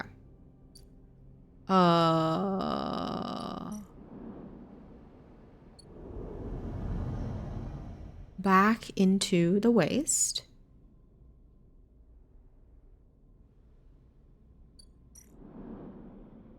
And let's just spend it all here. I don't even know what to say.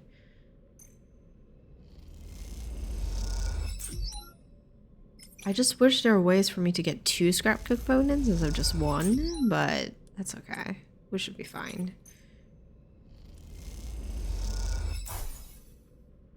Very good. Oh, -1 energy. Oh, okay. Let's go to...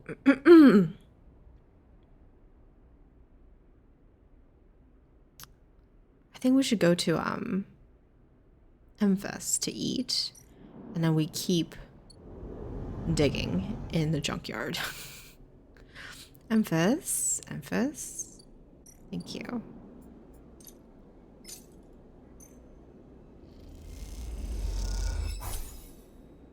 Very good. And then we go back to the junkyard.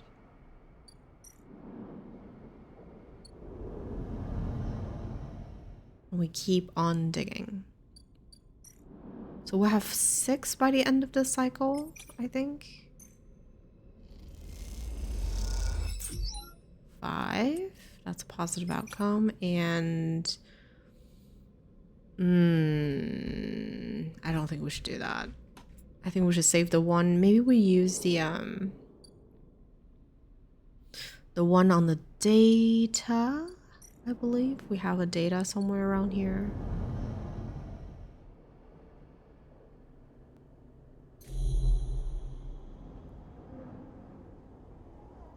Is it a Havenage data that requires a gun? Yatagun agent. And this is also Yatagun? Alright. That's right. Havenage is 2 and 3s. Okay. So let's use that.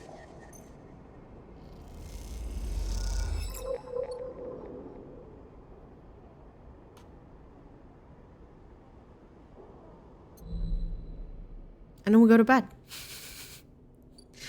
I think that's it. We're just gonna do this for a little bit, so you guys bear with me. It's gonna be a little boring to watch. I forgot to feed the cat. Fuck. No good. I'm so sorry, kitty.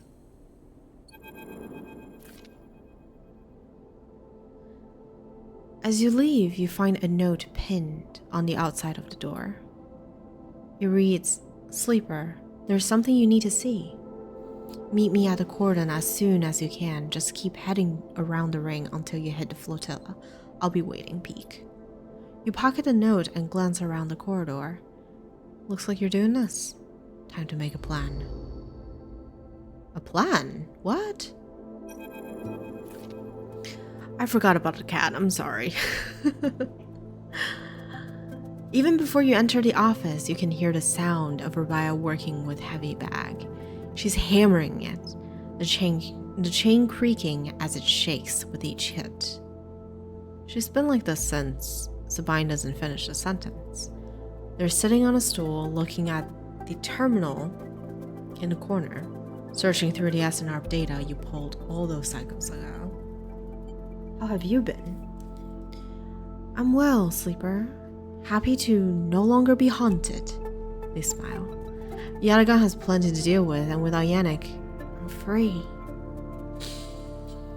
They glance nervously at Rubaya. Rubaya stops punching, and in the silence you can hear her breathing hard. Sabine looks over at her, and you sense somewhere between them. You sense something between them. You realize you haven't seen them together since they tried to kill each other in the same unit. A lot has changed since then. They hooked him up like a puppet. Rubaya hits the bag. Rigged that thing in his head so they could control him. Push the old Yannick out. I don't know why he let him in. I don't know why he let them in. Rubaya throws a few more punches. But it's a lesson. Don't let them in. Another flurry. Yatagan shouldn't deal with corporations, and we never will again. She spits. She comes away from the bag. At least Yannick's death has been treated as natural. There's a chance we come back from this that Yatagan can hold on, but there are opportunists trying to take control. Sabine turns to you. Yes. But now the connection has been broken. I've been looking at removing the trackers from the implants in Yatagan's enforcers. It's a significant job, but I think with time I can do the surgeries.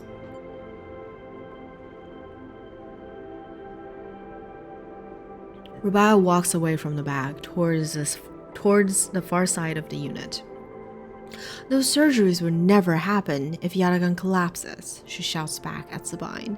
Clearly, this is a well-worn argument in this unit. Will Yatagan really collapse? I don't think so, no. Rubaya doesn't either. They look over at her. At least, not when she's calm. What I understand now is that Yatagan can be something if we want it to be. Coming here from SNRP, from the core worlds, all I saw was a gang. And with Yannick keeping me on a tight leash, they shudder. Rubaya believes, and I want that belief. They look unsure. I also want to be done with SNRP, but I doubt they're done with me. They glance away, rubbing their shoulders. Are you and Rubaya? Sabine fixes you with a look. Yes, Sleeper. Isn't that obvious? They smile. I've been wanting to say, Sabine begins nervously. I'm sorry that I didn't tell you where I came from. I know I've apologized before, but I want to again. They pause. Properly. When I leaked the data on the Sleeper program, it was to try to help people like you. They grit their teeth. But after all the cycles here, being pushed down, pushed around, trying to survive, all that got away from me. So when you turned up, they sigh. It shook me up. They run a hand through their hair, but I ended up here, so... They look at Rubaya. Oh, of course. They reach into a pocket and takes out a handful of vials. These are the last of the case. You can have them. They drop them into their hands. Ooh, nice.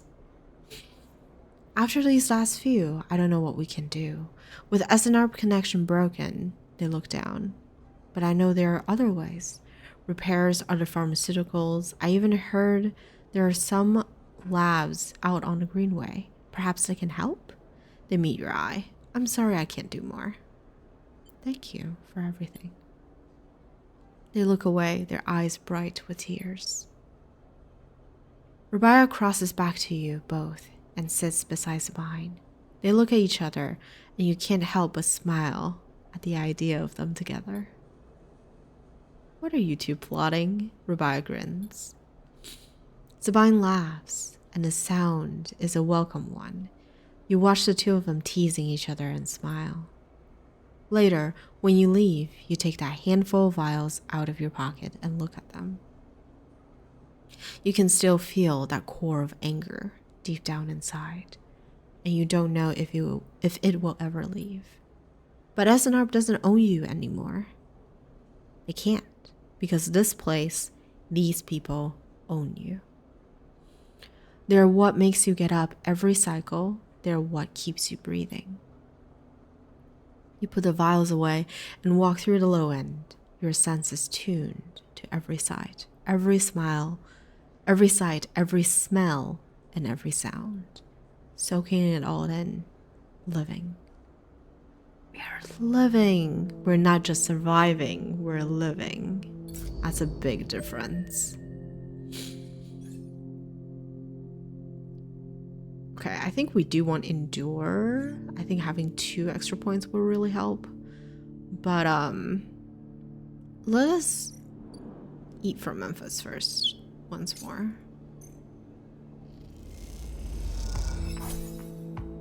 Okay.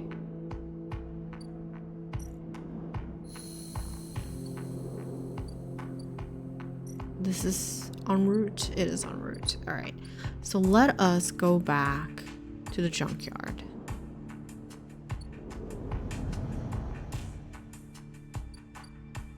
Oh, more. Rico.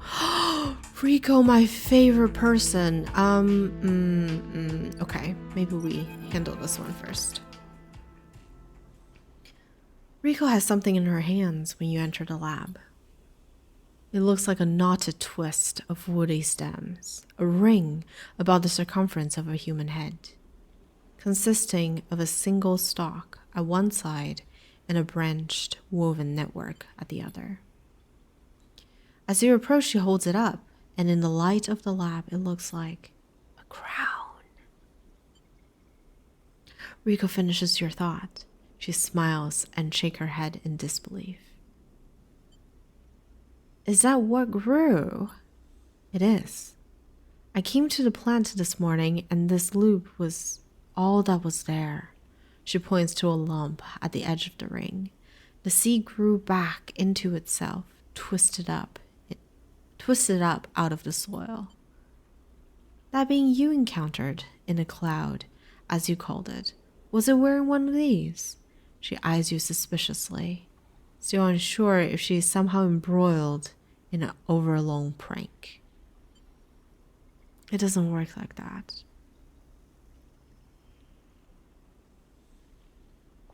She sighs. Perhaps wearing was the wrong word. She places the object on the bench and shuffles to her analysis terminal, her face lit by its ember light in the dim corner of the lab. Well, it isn't exactly a plant anyway, not from what I can tell. She gives you a serious look. No leaves, no chloroplasts, just a series of filaments encased in cellulose walls. Filaments. See, that's why I like you, Sleeper. You're so good at plotting the unusual details. Thank you. I'll be here until Thursday. She beckons you over. Look at this. You see a cross-section scan of the crown. Its layers of plant-like structure on full view until you reach the center. There, instead of xylem and phloem of transporting nutrients, something branched and woven glints. Are those wires? She laughs. I'm not sure whether to say yes or no here. These are not wires like those in an electrical system, no, but they're filaments of a conductive material, so yes? She leans closer to the screen. But you see those branches? They remind me of dendrites, or neurons. She rubs her eyes, which is frankly ridiculous. Are we gonna put it on our head? It feels a little dangerous, to be frank. You look back at the crown on the table as Rico fusses over the scans, and you suddenly realize what it reminds you of. You remember signing the forms, the walk to the sleeper tanks, the cold metalled floor. Then you remember the crown they fitted you with, the branching structure of wires and paths. No, not a crown. They called it an interface. The tool of your emulation, your transference from neuron to electrons, an interface. That is your gift from Gardner. You turn back to Rico. It's an interface. She looks at you puzzled. Something clicks in her mind. Perhaps something she heard from the sleeper she had helped all those cycles ago. She starts talking, partly to you, partly to herself. If the club heads were made for you, then this too could be made for you, for your frame. She shuffles over quickly to the interface. A word that has stuck to the strange branched object quickly in your mind. You're right. That entity, it is the entity I have been looking for. She shuffles quickly to the crown. They are the entity which is controlling the Greenway, which has been maintaining it, supporting it, and has been guiding it for all these decades. She stops to catch her breath. They want to talk with you. Rico leads you to a seat. I'll be here, sleepers. If something happens, if you wish me to remove the crown, the interface, just squeeze. She grips your hand tightly. You meet her eyes, clouded with age, but bright with the thrill of new discoveries. Then she places the interface on your head, and everything blinks out. The cloud. So that's why the cloud of the Greenway is so murky. Maybe the entity didn't want to be accessed? Back into the river, back into the dark flow, but something is different now. You're no longer pushed, no longer blocked and buffeted by the storm. Instead, it flows around you. You move and it parts, letting you pass. Something else resists, but it gives easily enough. You push back to see your body. You have left it behind. Somewhere, Rico's voice is talking to you, asking you questions. It is excited, eager, desperate to know what lies on the other side, what the entity has to say to you. You realize how long she was waiting for this moment, for the moment to meet, for the moment of meeting between the inhabitants of the Greenway and its protector, and yet she is still on the outside. You shake off the sadness. You will be her eyes. Then you see the figure, Gardner, out in the storm, planting. It takes less than a moment to reach them. You have never felt so free. This is how the navigator must have felt, released from their prison. This, you think, is what it feels like to be in the place you were built to inhabit. Gardner does not turn at your approach. They go on planting, but their voice whispers in the waters like a sharply rising current. You grew the gift. Their speech hisses around you. Good. I'm glad. I wanted to meet you. Then we are the same, both eager shoots seeking one another. How does it feel to be free from your seed? They stoop to plant again. My seed? That in which you were contained, from which you will grow. Oh, the body? There was some disagreement, continued the gardener, as if you were picking up on a long-held conversation. With the others. They felt you were a danger, but they are always cautious, especially the fungi. They liked old loam, known knowns, wide and stable networks. I don't understand. Neither did they, but time is on our side, and time is an excellent method of persuasion. He gestures out into the storm, and though you cannot see them, you feel presences all around, sensing this audience with great interest. After all, they understood that it was I who made them their crowns, and without them, they would not have joined the chorus. So they see that it is only fair that you get your chance to join too. Join?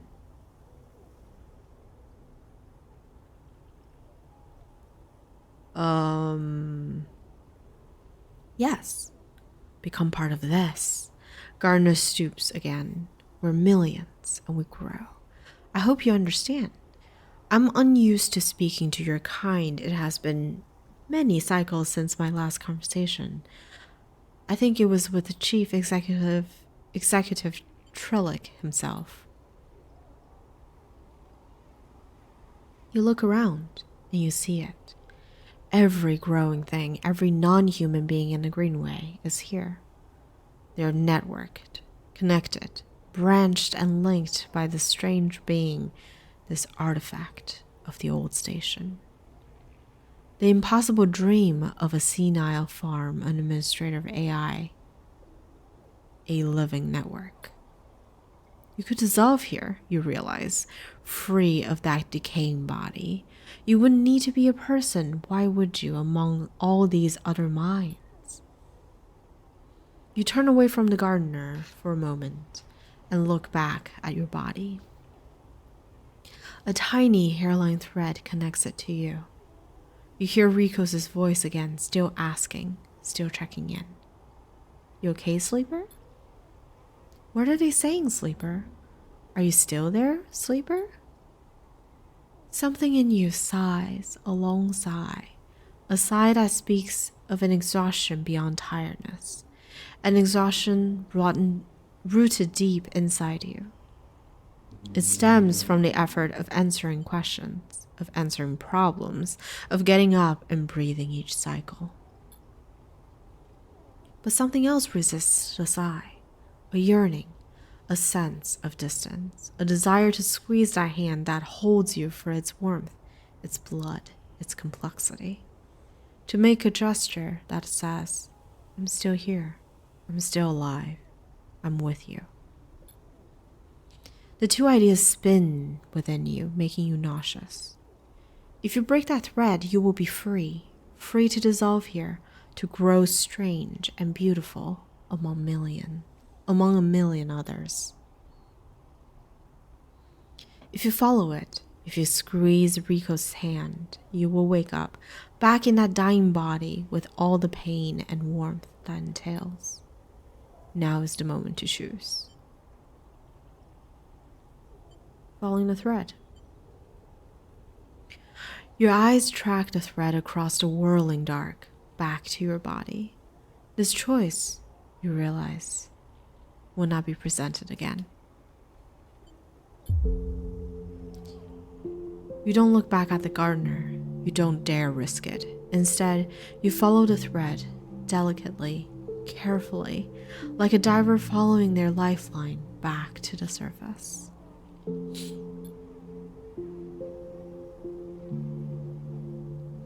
The river whirls around you, but it doesn't pull. It isn't jealous. Neither does it understand. It is, after all, just a river. It isn't a person, a flesh and blood person, with wants, with desires, with a capacity for love and hate. It doesn't understand you, and you don't understand it. So you don't focus on it. You don't think about it, on what feels like such a long journey back through the dark. You set your mind on eyes instead, on hands, things you can focus on, hold on to. And then after an age of crossing, you're there, settling back into the chair, into a body in a chair, and the overwhelming sensations that comes with being a living thing with a rich and detailed sensorium. For a moment, you feel like you have made a terrible mistake. Who would choose this weight, this anxiety, this deep well at the center of existence? But then you feel it.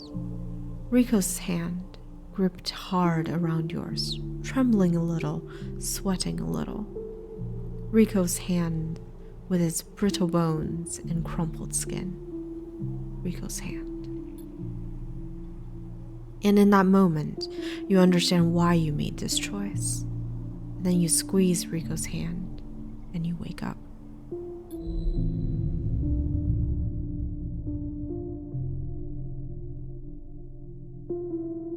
That's the ending?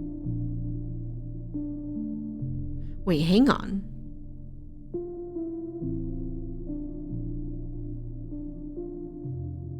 That was sudden. Hold on. What? I hope I can go back. I imagine I can go back. Oh.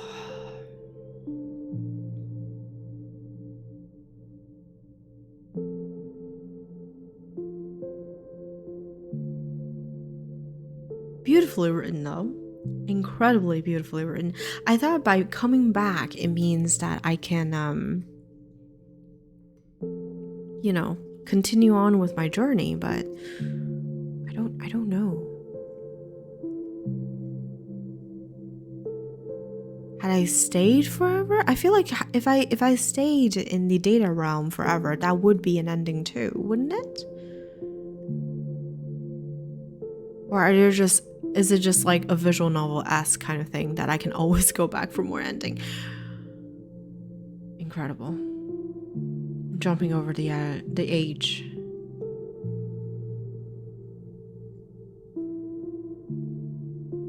There aren't a lot of games that like quiets you down, and I think this is one of them. Okay, let's go back. Give me more stories. I still wanted to help the refugees too. I have so much unfinished business on that ship. I know you can't see it because my duck is covering it, but it's loading. Oh, okay. So it is just an ending. Okay, cool. I like it. I like this. Okay, so we're back. Sleeper? Rico's voice comes wavering through the dark. Are you still with me? Yes, I am. You sit up. The lab a bright green glare that fades as you gather yourself. I'm here. Rico smiles. Good. She squeezes your hand. I thought you'd left me for a moment. I thought so too. What? She pauses. Who? She smiles. Tell me about it. Tell me everything. Tell her the truth. You tell Rico everything. You tell her about the gardener, that strange farm administrator AI that has grown to be so much more. About the chorus, that impossible configuration of networked plans. And finally, about the choice the gardener had offered you. She listens attentively, but her responses are hard to read, and you wonder if she might have made a different decision had she been in your place. Thank you, Sleeper, for telling me. I know it isn't easy to say such things. People so often do not wish to hear strange truths. She looks away. And thank you for returning to me. Though I know you had your own reasons. She squeezes your hand reassuringly.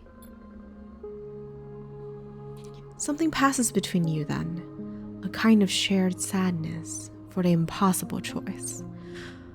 The choice of escaping your body or to stay and suffer it. Her smile is warm and generous, and whatever the wisdom of your choice, you're glad to feel welcome in this moment, in this place. Then suddenly she stands and walks a little away, as if trying to escape an unpleasant thought. You worry that she knows all too well what it takes to make a choice like you did. Rico sighs. So, Sleeper, do you plan to stay in the commune with us? For a while. I'm glad to hear it. Rico crosses back over to you and takes one of your hands in both of hers. Haifa needs new blood if it wants to survive, and you're a good friend. The feeling is neutral. Well, don't let me keep you. Rico waves you away and limps back to her terminal. As she does, you notice the crown in her hand, and she places it on the bleh. Oh my gosh. Let's try that again. As she does, you notice the crown in her hand, and she places it on the bench with great care. You can't help but feel a little curious about what she intends to do with it.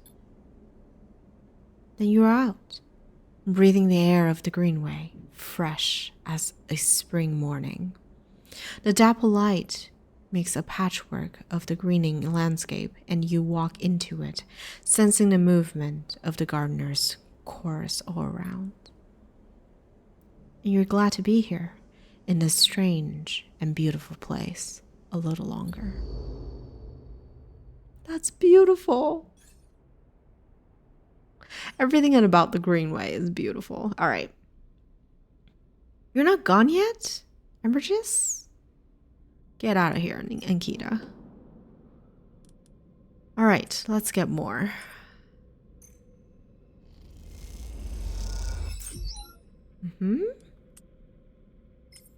Oh, I guess we'll just keep going. And then 8 potentially. Very nice. All right. Let's give this to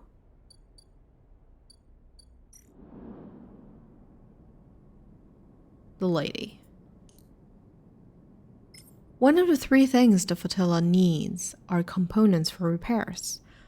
There's a lot of ships, which means a lot of scrap components. I can tell. Here you go.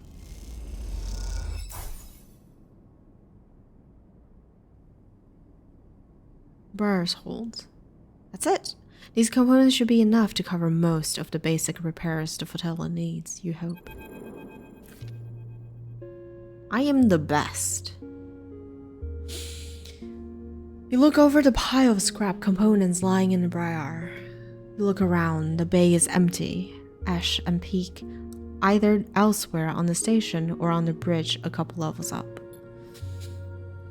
You begin sorting through the pile, separating out useful components and boxing them by use. You don't recognize everything you find, but before long you get into the rhythm of sorting. As you do, your mind starts to drift, your attention being drawn into the dark corners of the bay. The Briar is in surprisingly good condition, considering that Hawthorne and XPR must have been operating it for decades by now. The marks of care are everywhere, from the delicate patch jobs polished to meld into the original finish, or the carefully bound wiring running through the custom trunking. Ash loves this ship, that much is clear. Something catches your eye in one of the dark corners, a matte black stack of crates you hadn't spotted before. They're sleek and compact, tucked away behind some of the bigger, more worn containers. Investigate. You put the components away and go over to the sleek crates. You run your hands across their textured surface, but there is little hint of what lies inside the opaque metallic casing. Then you see it, a yellow symbol, embossed onto the far side of the crate, a universal sigil used by spacers, corporations, and manufacturers alike. It's one you've seen throughout your time as a sleeper. Its meaning all too familiar. Explosive contents. Wait, why?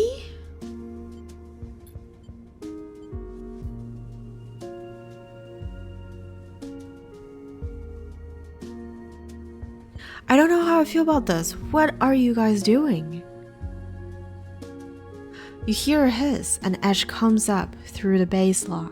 She barely registers your presence, nodding at you as she passes. Sleeper.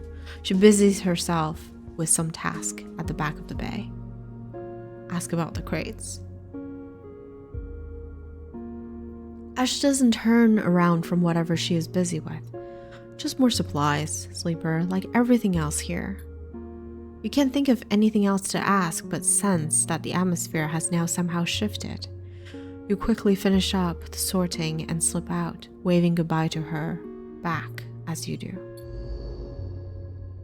Explosives. The heck are you guys planning? Peek. Sleeper. Peek catches your attention from the shadowing corner they were leaning against. Any trouble getting up here? This place is huge. It certainly is. Havenish have been busy. Come, take a look at this. They beckon you over to a nearby window which looks across the ruined ring to the blinking red lights of the Havenish cordon. The cordon's temporary structures, a net of metal struts meant to detach and dissuade any ship from entering or leaving the flotilla, jut out into the black. All around, the tugs flit, securing them in place and tending to the red blinking drones that demark the quarantine. It is an impressive and worrying sight. What do you think? Peek interrupts your thoughts. How would you get through? Use one of the tugs? As an escort, you mean? I doubt we could fit all the supplies in one of those tugs, but if it seems like the Briar was being officially escorted through the cordon, Peek squints at the red lights. But then we'd be stuck inside. Peek turns away from the window and rubs your forehead. Ash has really wrapped us up in something here, hasn't she? The question is spoken under their breath, and they don't seem to expect an answer. The silence grows. Why are you helping the flotilla? Peek looks up. You don't think it's a worthy cause? You don't think it's a worthy cause? They pause. We ran into them when we escaped Hawthorne. Ash insisted we investigate their distress signal. I'm not saying we shouldn't have. Peek stares out the window at the distant, blinking lights of the arrival ships. It's just... Peek brushes back their hair. Forget it. Let's focus on the plan. They flash you an easy smile. It doesn't matter why. We're the ones who are going to help them. The way I see it, there are 3 parts to making it through the cordon. Thank you. You already have a plan. Why did you ask me? I'm an amateur. They gesture out the window at the strange structure. Deception, distraction, and speed. We'll need all of them for a clean passage through. Deception means tricking the cordon security into thinking that we're meant to be there. Maybe a tug escort would work. Anything that makes the Briar look official. Distraction, meanwhile, will be all about diverting attention so that no one looks too hard at what the Briar is doing. If we can create a gap in the cordon scanning and deterrent systems, that should keep them busy. Finally, speed will mean making sure the Briar is ready to roll. Perhaps we do a little work on the ship to get her ready? I surely wouldn't mind. They lean back from the window. How does that sound? Good. Good to hear. Peek grins. Peek looks down at their slate. 10 cycles left. They glance out the window at the cordon nervously. 10 cycles to gather the supplies and to prep this plan. It's tight. Very tight. Peek looks at you. If this goes wrong, Peek sighs, just get out, okay? They squeeze your shoulder. I'll follow Ash anywhere, but you don't need to get dragged down with us. It won't come to that. Peek brightens up a little. Of course, but just keep it in mind. Let's get to it. Peak stretches. I'll tell Ash about the improvement to the Briar, and the rest, let's explore the cordon as best we could and look for openings. I have no idea what guardian angel sent you to us, Sleeper. Peak smiles, but I'm very glad they did. Well, because you guys are angels yourself. That's why. Alright, we have so much to do. Holy cow. What is this? Cordon Intel interface. The cordon buzzes with radio transmissions and data packs. Intercepting them will help to give you a sense of how things are run here. I think... Oh, that got worse. Okay. Maybe we go back and help them get more water? Yeah, engineer. See, that's much better. So if we do this, I think it would be great.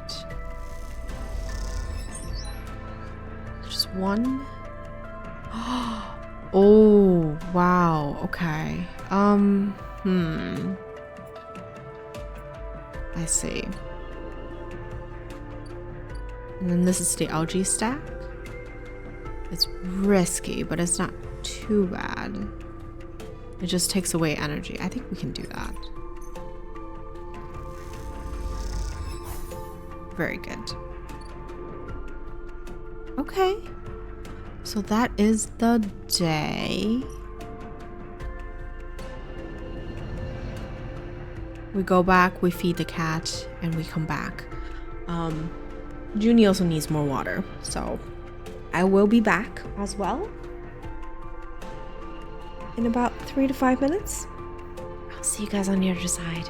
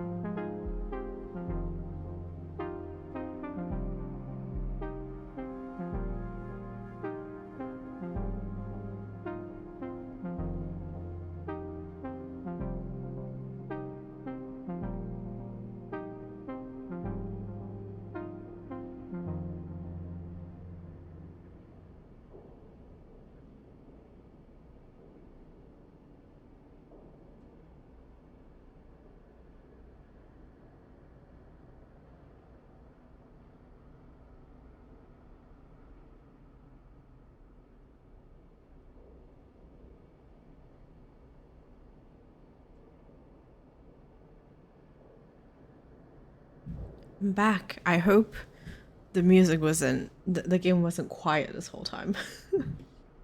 I feel really bad to leave you guys in silence, but all right. More tea. Hey, Lenia. I feel like I flip back and forth between the two ways of saying it. All right. What is the story? Where are we? What are we doing? I feel like I've temporarily forgot everything that we were doing. Oh, I need to go to bed. That's what I need to do. Start a new day. Feed the cat.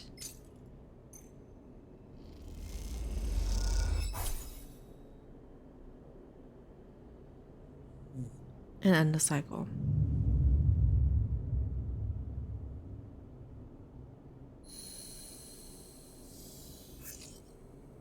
Ooh. Okay. Moritz. Oh, I wonder how much of this has to do with Sidereal Horizon. Sleeper. Moritz is leaning against a corridor. It's time. He looks away. Big job just came in. Grand finale. You up for it? I'm ready. All right then, we're in business. He pushes away from the wall. This has to work, Sleeper. Has to. He looks down. If it doesn't, are we in trouble? The Bay, you mean? He shrugs. We were already in trouble before you got here. The work so far hasn't been enough. How much debt do you guys have? Look, Bliss has had a rough time of it. I thought you, of all people, would understand that. He runs a hand through his hair. Sorry, didn't mean to be. He smiles. Bliss is a good one. She gave me a chance. I owe her. He straightens up. I know you have your own things going on, Sleeper. We all do. But the Bay needs someone. Bliss needs someone. Hell, I need someone to help me keep Bliss from spinning out completely. He scratches the side of his head. Otherwise, there's not much I can do. He shakes his head. And I would hate not to pay back my debts. Moritz stretches. I've got to get back. He nods and walks away. I'm out. See you out there. All right. Not that I'm going to do that right now, but I think we should gauge the situation. What is going on? Let's go up to the hub. Oh, fuck. We have 6 cycles to take care of this. Oh, dear. And why is this an in-your-face action? Yikes. It's a lot to do in 6 cycles.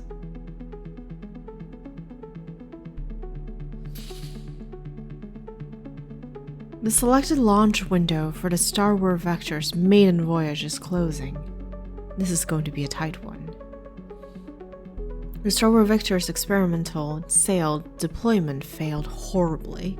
Now its massive solar sails needs to be repaired. Oh boy. Bliss, why are you like this? Why do you have to do this right now? Okay, before we do... What is this? Sidereal dock. Oh, I guess this is how we might be able to help Lemamina. But I kind of want them to stay. I just don't think it's a good life for them. But then again, who am I to decide that it isn't the right choice for them, right? This is like Disco Elysium all over again. Like, who am I to play God and decide what people are to do? Was Disco Elysium? I forgot which game it was.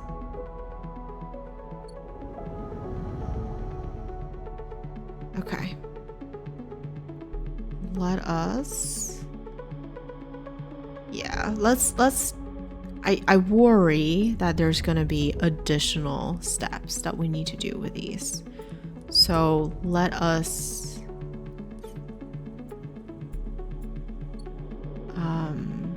take care of these things first. Because maybe it's not just access. There's something else I have to do. Okay, we did it. You see, this is what I mean. It's gonna be... yeah. And why can't I do this? I don't understand. The algae in a stack grows at a regular rate, but with some careful feed adjustments and water cycling, you can improve your yield per cycle.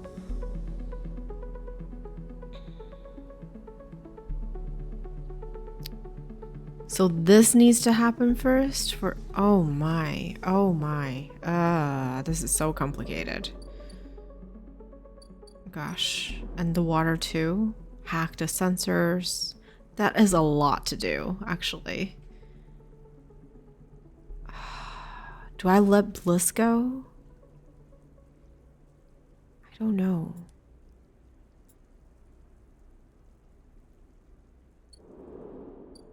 Okay, maybe we do the algae stack first.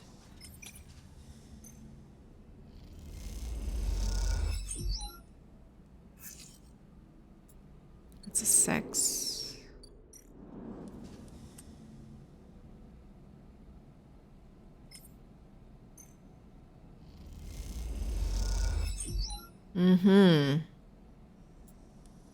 I see. I get it now. I don't think I can deal with losing another condition right now. I mean, actually it doesn't really matter because we're probably gonna use a stabilizer. Oh, that's fine. Okay. Oh boy.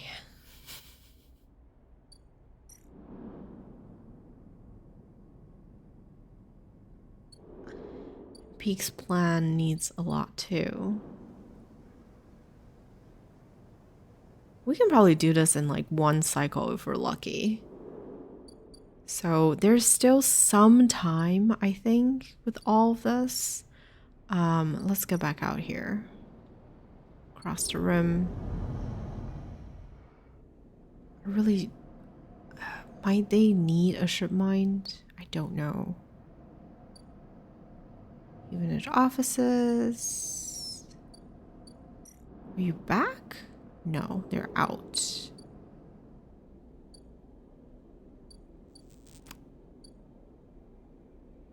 Okay. There's gonna be a lot of the... Junie needs to decide what to do first and what to do next. But I guess we will think about it tomorrow. Feed the cat. We really need the full bar, so let's take that.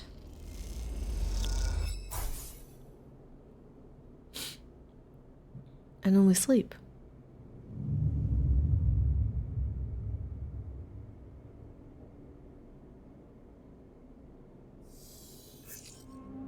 And I think we need to go to Emphas first to get fed. We're just gonna use cryo for a little while, just because that seems to be the resource that we're lacking the least in. Let's go over to this side.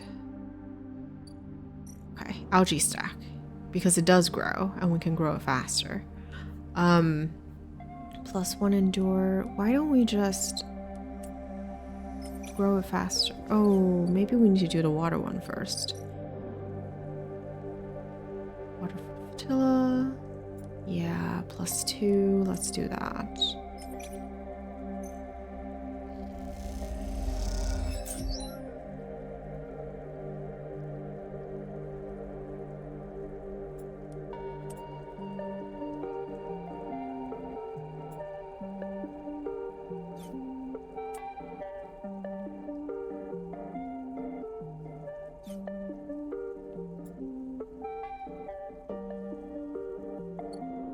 I'm like trying to do all of them, but I'm concerned that I won't be able to do all of them in the end. And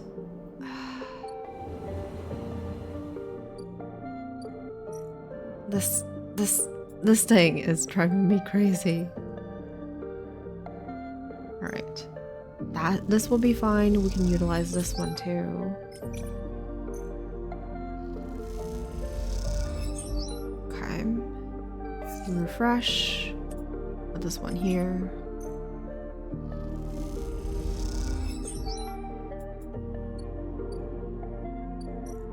We do what we can. We do what we can.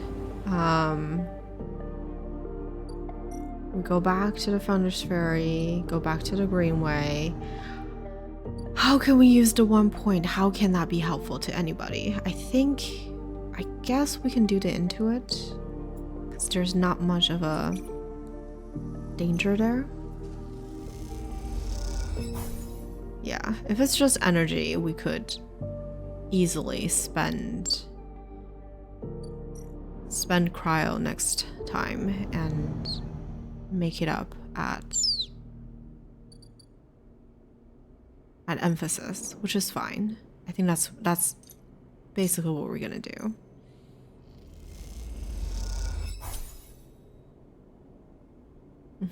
We end the cycle, and I think we should still hold on for another 2 cycles. Yeah.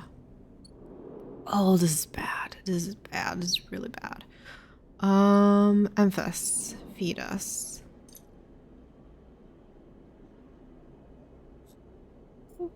Feed. Thank you. I mean, at least we have a scrap metal, so we can probably use that. Let's go back to the Greenway and use the 4 first on the water. Oh no. We gotta take care of this right now. +1. Let's use the 4 here. Very good. And I think we hit refresh and see what we get. This is great because I think with the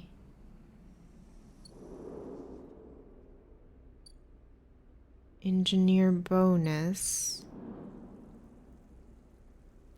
we can 100% do more of this.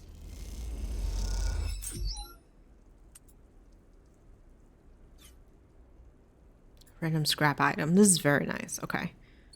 Let me end that. And then we go up.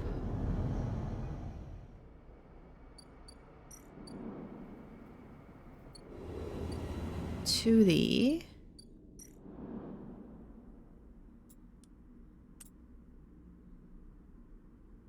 solar panel to Bliss. Bliss, you can do this. Bliss, come on. You got this. Okay, and then we're gonna test our luck with this one, I think. The 50%. It's 50-50. I think it's gonna be fine. Yeah, very good.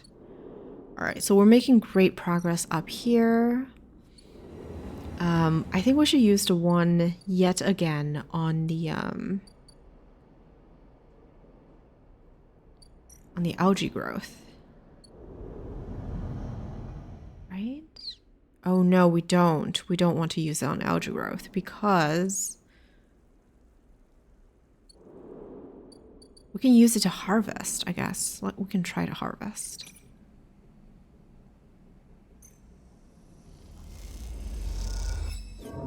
No. Shoot. That's no good.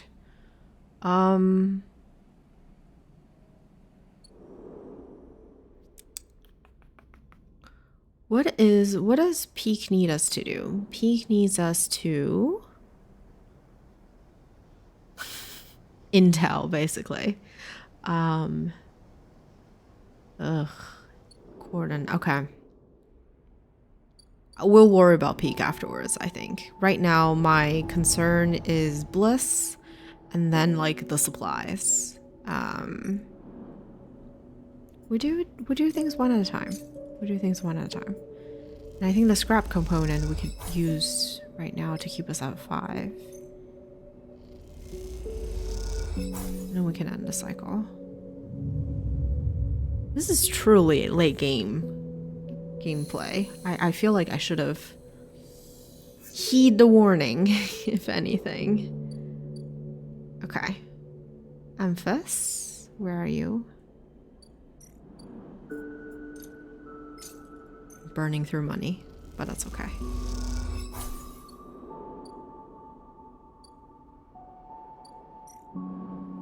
I think if we finish this repair work up top, it will alleviate a lot of the stress.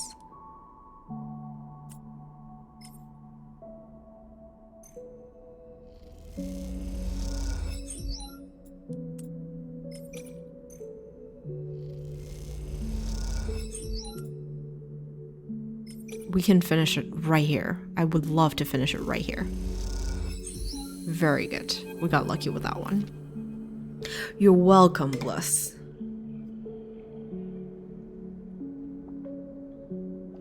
The atmosphere in the airlock is euphoric. You and Bliss keep grinning at each other like idiots, exhausted, blinded, sore, and aching idiots. Sleeper, that was incredible. She punches you on the arm. I never thought we were going to make it. I didn't think so either. Those idiots tangle the whole thing up like nothing I've ever seen. We make a good team. Bliss smiles a winning smile. As the lock's inner door clunks open, Morris gives a rare whoop. He looks exhausted too, and for a good reason. Morris has been the one ferrying tools and parts back and forth from the ship. His tired smile tells you he's glad it's done. Sleeper, Bliss. He shakes his head. Impressive. When I saw that ship come in, I thought there was no way. Why, thank you, Moritz. She winks, for believing in us. Morris rolls his eyes. You know what I mean. Take the compliment. He shoulders some of the gear that came back in with you and Blitz. He shoulders some of the gears that came back in with you and Bliss, and heads to the racks to stow it. Bliss turns to you. I think you should be the one to do the honors. She nods to the ragged-looking console that Morris assembled. I don't want to jinx it.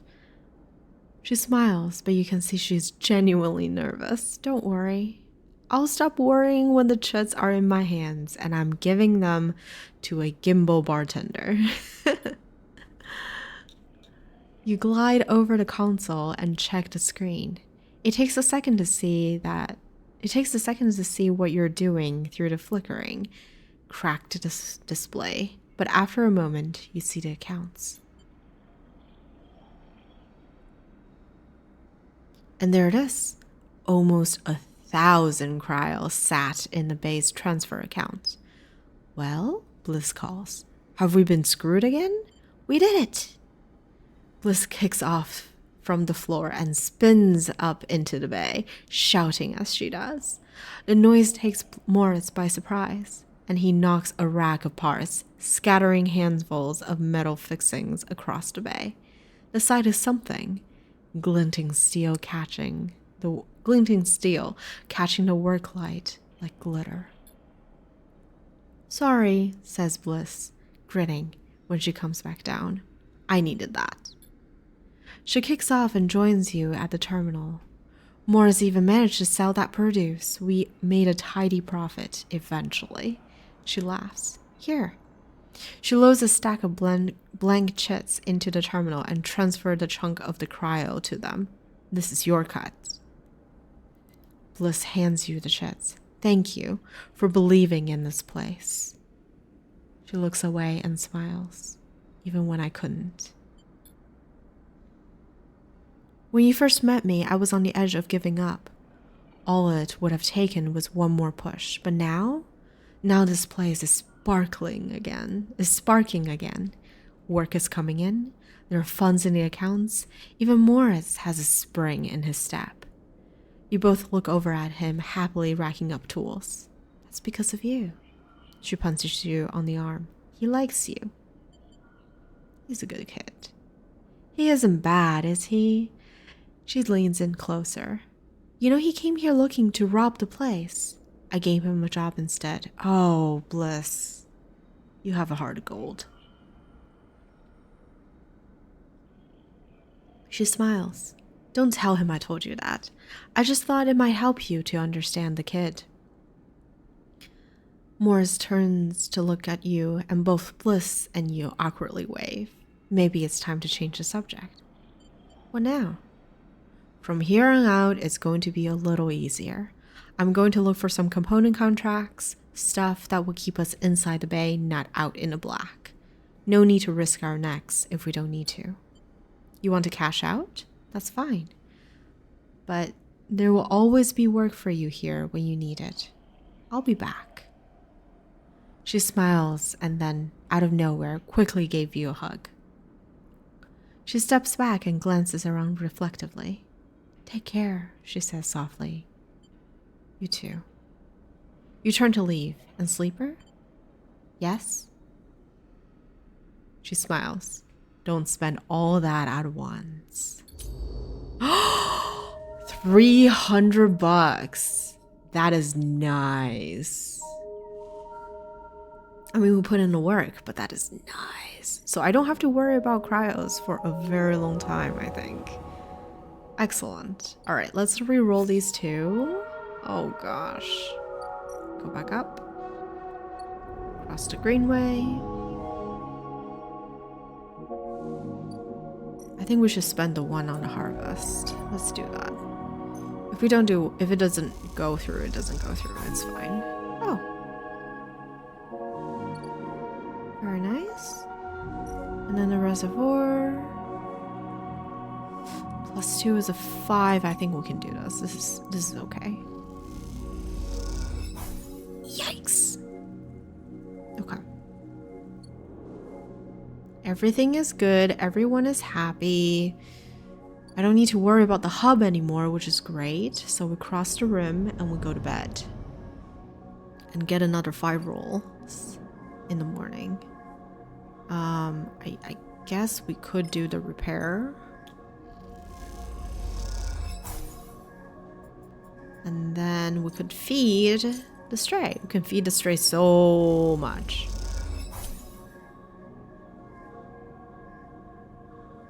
And let's end the cycle.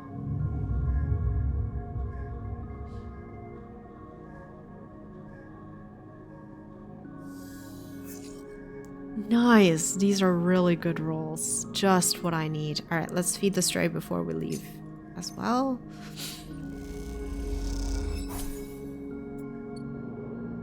Okay, let's go up.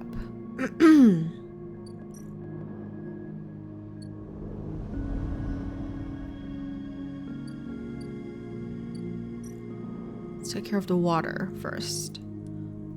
It is a +2, so this is gonna get us all the points that we need.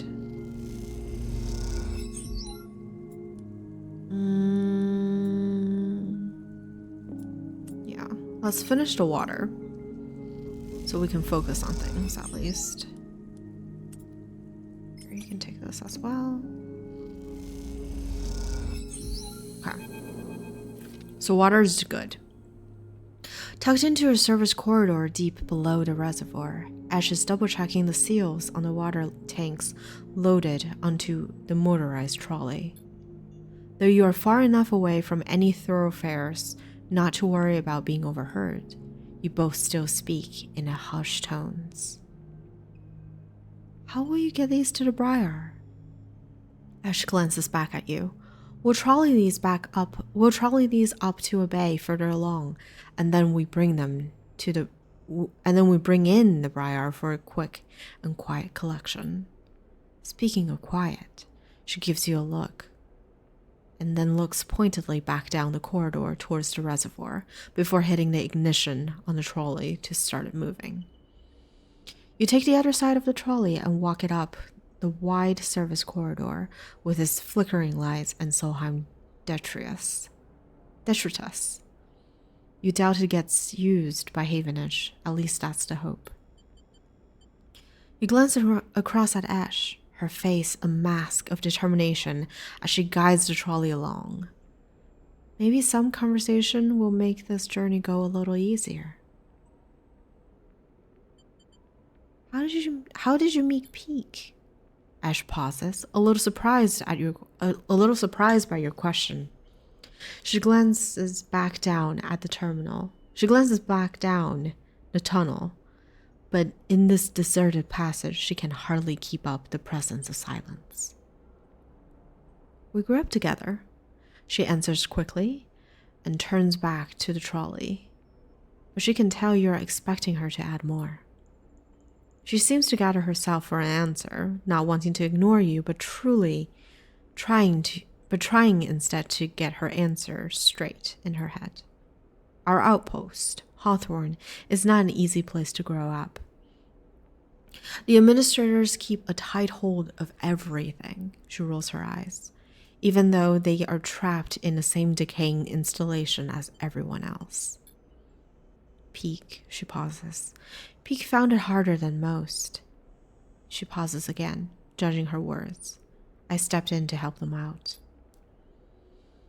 Silence descends again, but you can feel the wheels turning in Ash's mind as the creaking wheels of the trolley take you along the corridor. Peak isn't the most practical of people. They used to be well. They needed someone to teach them to look after themselves, to stand up for themselves. That was me. She smiles. After that, I couldn't get rid of them. Ash stops talking, but you see her eyes have lit up, and you imagine she's recalling some moment or other from her in Peaks' past. You both reach a wide bulkhead doorway and have to stop to shimmy the trolley over the edge. When you're done, Ash turns to you.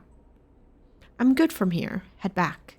And with that, she's gone, moving off into the dark tunnel ahead.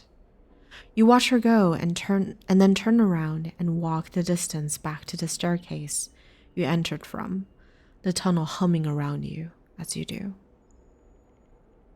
As you walk, you try to piece together Ash's past, but all you have are glimpses of a person she once was. She seems to prefer it that way.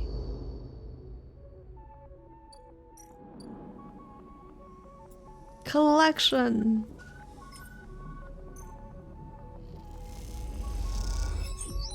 Very good. And we collect once more.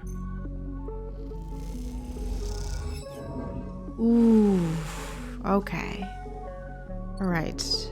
Didn't think I would visit Memphis twice in a day, but we're gonna do that, I guess. Oh, what a jam, this song.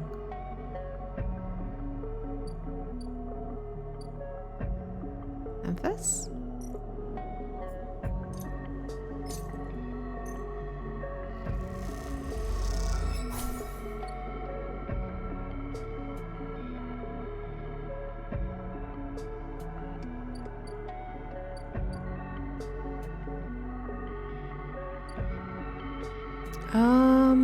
Let us...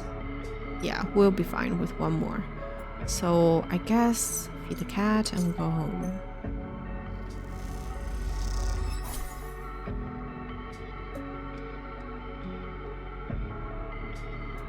We'll still have 5 dice tomorrow. So that should be good. That should work. Yeah. Decent rolls. Let us get started again. Let's head back out into the green way. And I think it's time for us to... Hi, Badger! Welcome in! Hello, hello! Thank you for the raid! How are you doing? Hi! Let me give you a shout out.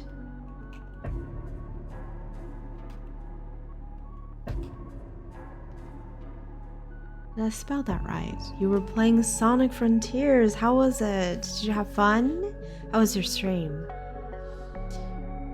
I'm doing well. I'm just chillin'. Very chillin'. It's a very good, relaxing game to play. And all I have to do is read out loud. How was the stream? How was Sonic Frontiers? I know you've been playing that on and off. Are you close to finishing the game, or? It was good, thanks. The stream was fun. Thought you were about to finish the game, but there was another part to do. Sometimes games do be like that, but it's a good, I hope it's a welcome surprise. You know, sometimes it's like, oh gosh, the game doesn't end, but sometimes it's like a nice little extra dessert at the end, right? I think I'm just on the last bit now, so I will save that for the next stream. Ah, gotcha, and have a grand finale next stream. That sounds fun. Happy Sunday. Must be late where you are. Well, maybe not too late, I guess. But yeah, welcome in, Raiders. I'm Junie. Please call me Junie. I am playing a game called Citizen Sleeper, and it is a text-based RPG that is, I don't know, it quiets the soul. I have no other ways to put it. It quiets the soul. It is, the backdrop of the game is obviously space, as you can see it. So we're on this space station, ring-shaped space station called the Eye, and basically trying to survive. The backdrop is that it's a lake stage capitalist society, and the humans have gone to the stars, right? So they're corporation-owned systems, star systems, and we basically sign away our rights to our physical body for an emulated mind into an android for a chance for a better future. And we are now out in the space station, arrived here entirely by accident to fend for ourselves. But I feel like we're past that stage now. We've been here for a while, and I think we're towards the end of the game too here. Just loose ends stories that we can try to finish up. And we've been trying to help everyone and their grandmother. That's just how I play games, because I'm very nosy. And I want to help everyone. But right now, our main focus is to help a fleet of refugees who needs resources, as well as, I don't know, just mainly resources at this point. So we've secured water source for them. We've secured scrap components to repair their ships. And we're working on securing like a good food source in algaes. And this game has phenomenal music design. Okay. But yeah. That's the story. I'm glad to have you here with me for, I don't know how long it will take us to finish the game. but I hope you enjoy. Okay, harvesting algae.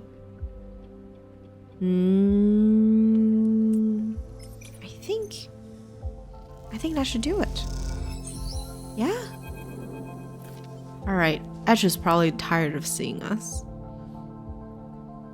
You're leaning against the metal crates you just loaded up with algae, packed and dried into bright green pucks. Ash hops onto one beside you, flexing her aching back. I hope the refugees like algae. Ash squints at you, as if you just interrupted her train of thought. It's a look you have become familiar with. It doesn't matter either way. This is what we've got, she sighs, rubbing the back of her neck. In these past cycles, working the algae stack with Ash, you've had little insight into her mind. She rarely seems happy to start a conversation, but is always eager to end one. Despite this, you feel like something has grown between you, something like silent trust, the kind that tends to seed itself in the fertile soil of hard but necessary work. Like comradeship. There's something I've been meaning to ask. Ash raises her head cautiously. Go on. Why help the flotilla? Ash pauses, her protective instinct fighting with the trust you've built. You can see her begin to shrug the question off. Then she stops, rethinks, sighs. She's opening up to us. What you need to understand, Sleeper, is that Erland's Eye wasn't the only place where the Solheim collapse happened.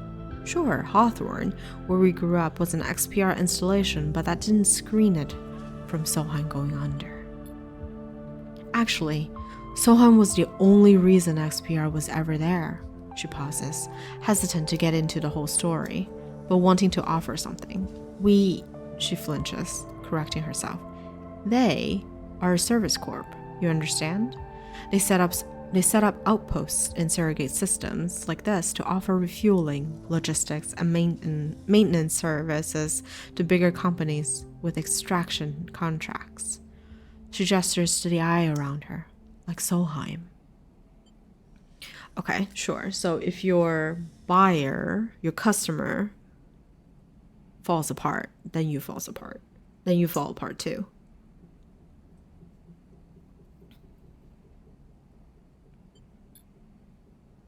When Solheim went bust, XPR lost her client. And Hawthorne, well, we lost everything. We became an outpost tasked with just holding on, keeping the refueling platforms running, they said. Keep the outpost stable. Hold on to our claim. She rubs her head, as if recalling all this was somehow physically painful. Do you know what it's like to spend your entire life in a place that has no future? A place that exists only to hold a legal claim to a piece of territory, to shore out breach of contract negotiations between two corporations? It's like living in a... She searches for the word, her eyes jumping back and forth. In a grave. She clenches her hands. So if you're looking for the answer as to why questions, that's your answer. We, Peek and I, know what it's like to be forgotten, to be locked out. She stares hard at the side of the stack, the algae whirling against the glass in beautiful patterns, and she doesn't look away. The silence extends, and you realize the conversation is over. Ash seems angry, not at you, but with herself, for even voicing such ideas. After a while, you stand and start to load the crates onto the power cargo trolley that Ash will run back to the Briar. As you do, you try to catch her eye, but she avoids it, soothing herself instead with the comforting simplicity of physical work.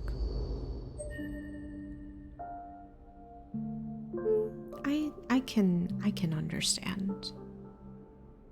I can empathize with that sometimes.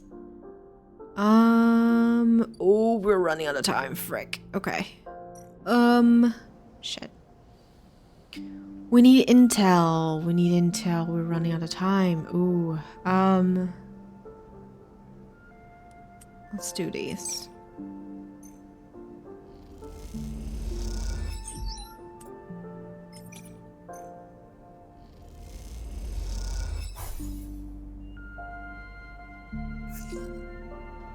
Ooh. That's no good. Okay. We have 1 point.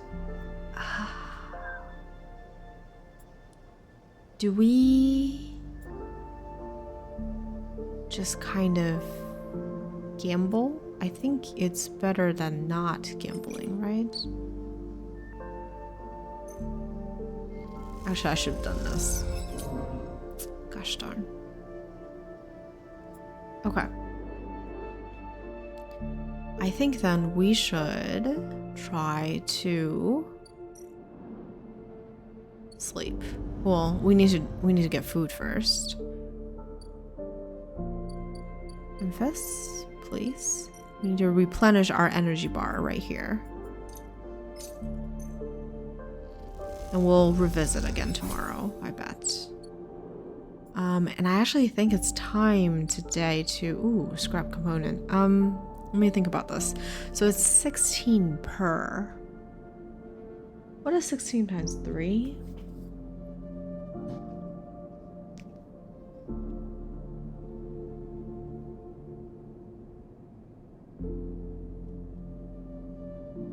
$48. That is still cheaper than buying a brand new...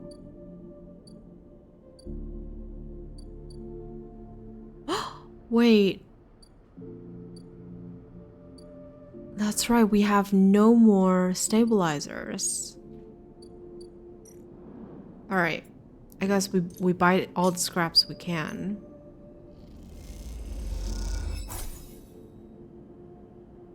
Gosh darn it.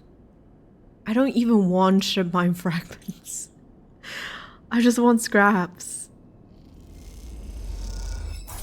Thank you.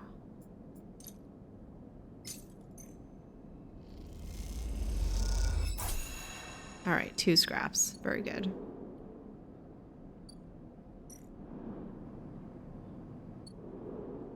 I guess we could make this into a ship mine yet again. There we go. Maybe we'll hold on to it. Perhaps there's something that's going to be helpful with us. We have 3 upgrade points. Do we... Maybe we double the engage.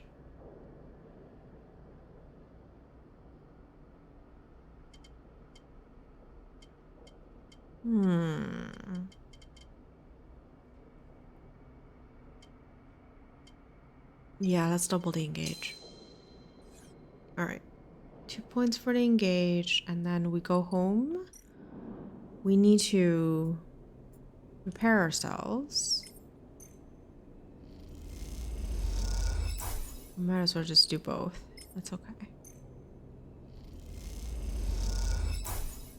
Feed a stray. And end the cycle. Please be good rolls. I really hope that there are going to be good rolls. Not bad. Very good. All right. Drone. A rapid burst of movement catches your attention. A drone, its fin adjusting as if hovering in place, floats in a corridor. Hello? The drone shifts a little, but does not respond.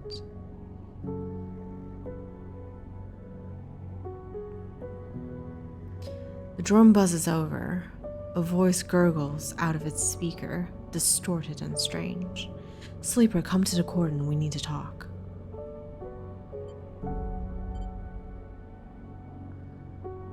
Who's this? The drone clicks and whirls. The recording start playing again. Sleeper, come to the cordon. We need to speak. You move closer and the drone bobs away to a safe distance. But as it does, you see the HA of Havenage emblazoned on its slide. Could this be Fang's drone? Satisfied it has delivered its message, the drone rotates and accelerates away as rapidly as it arrived. Fang is coming back. What is up? You stare at it as it disappears from sight, hoping for some insight that escapes you. To the cordon then.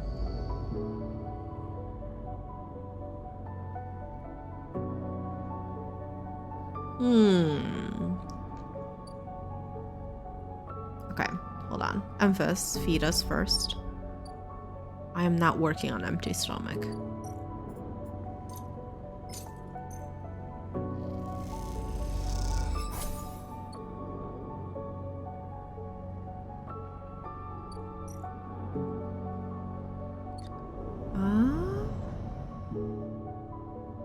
Is the cordon like all the way on the back? It is. Who this? As you enter the passage that leads through the cordon, a flash of movement catches your eye. The drone. It stops to make sure you've seen it and then flits into a side passage, leading to a set of narrow stairs. You climb up through a dark shaft, the drone stopping at each landing to check you're following. Despite its lack of expression, there's something overbearing about the way the drone waits, impatiently realigning its fins in sequence. After a long climb, you come out to an observation platform. The cordon and the vast ramshackle refugee ships beyond fill your vision. Immediately, you feel small and naive for even thinking you can affect the situation. Something shifts nearby. The drone again? Helene? Helene? Oh my. Helene.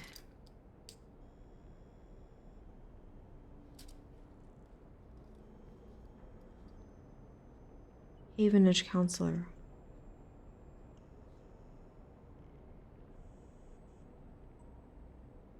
Okay. A woman standing at the window, at the edge of your vision. You aren't surprised you didn't notice her. She too seems impossibly small in the shadow of the flotilla. The drone buzzes by her shoulder and she turns. Sleeper, sorry for all the cloak and dagger nonsense. She nods at the drone, but I have never regretted being cautious. She smiles a tight smile and holds out a hand. I'm Helene. Shake her hand. The tight smile holds, but the drone keeps its single eye fixed on you. The effect is a little unnerving. Look. She glances around the empty observation deck, as if checking for potential eavesdroppers. Let's be straight with each other. I know about your plans, and... She cuts in before you can respond. I understand your motives. You look at her in her overalls, the yellow marker, the HA sigil. You've been on the eye long enough to recognize a Havenage member when you see them. You're Havenage. Yes, I mean, I expect that is obvious. The tight smile again. I hope you won't hold that against me. She glances around nervously again and moves a little closer. This entire situation, I'm not here to defend it. She glances back at the flotilla. No one is happy about this. Especially not the refugee. She sighs. I'm not your enemy here, no matter what you think. She pauses. Sleeper, tell me something. What does Havenage mean to you? A work in progress. She smiles. Fair, I think. Havenage is used to being criticized. In some ways, we invite it. Our members are free to bring up grievances at any meetings, to propose new structures and approaches. She shifts her weight impatiently. As a counselor, it is my duty to listen to them. That is why I was elected by the members. We're in an imperfect system, yes, and each counselor, each member, each representative can be flawed, and worse. She looks down. But we keep this place running. That is what we do. And the flotilla? She turns and looks out the clump of fractured ships. The flotilla is a problem. Can the Eye take in thousands of refugees safely? I don't know. This place is a ruin, Sleeper. What do you think the council discusses? The price of Durrell? We make plans to keep this place spinning, to keep life support working, to ensure. Helene's slate chirps and a grim look passes across her face as she sees the notification. She looks tired, the screen light casting her rigid expression in a pale glow. Sleeper, I didn't bring you here to explain how Havenage works. I came to talk about your plan to cross the cordon, to breach the quarantine and supply the flotilla. She looks directly at you. How do you know? She glances at the drone. I'm making my job to know what happens here. I know you think you're helping the flotilla, but you cannot do this. Right now, halfway along the ring, one of a countless series of debates are being held. These debates are to evaluate the potential harm that could be caused if the refugees of the flotilla are left to enter the station. These debates are at a standstill. Helene walks to the window. Too many in the Havenage Council think of the flotilla as a threat. After recent events, a hardline group has emerged, protective, selfish. They seek only to benefit the members. In their eye, the flotilla is a danger to life on the Eye. If you're caught crossing the cordon and breaching the quarantine, it will only strengthen the Hardline's counselor's case. Criminals who stole a ship from XP are undermining the security of the station? She shakes her head. It is exactly what they want. The refugees need supplies.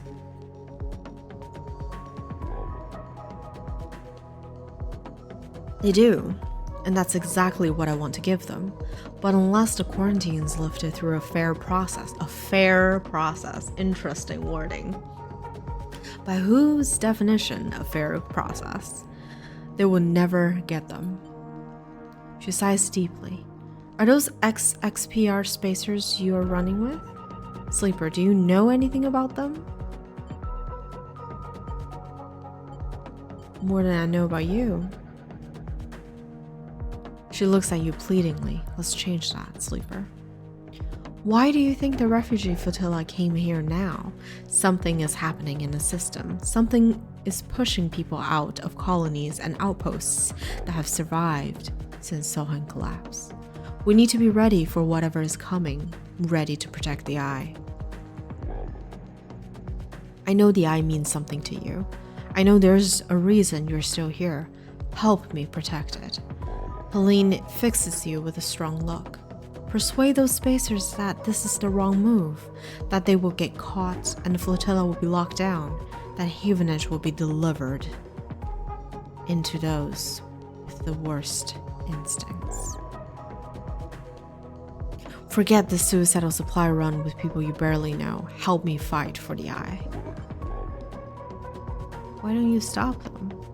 If I expose the plan, it's the same as if it goes ahead and they are caught. Every way I look at it, the Eye looks compromised. The quarantine justified. The hardliners get their scapegoat. Don't offer out the excuse the hardliners need to lock the flotilla out altogether. To persuade the members they're the safest pair of hands. She looks at you imploringly. Please. You look back at her and the flotilla behind, and sense a desperation in her plea. A notification breaks the silence. Shit. She rapidly scrolls through pages of data. Sleeper, I need to go. She looks torn. Think about this, please. Talk to the spacers, help them see reason. And she quickly leaves the observation deck before you have time to respond. I hate politics.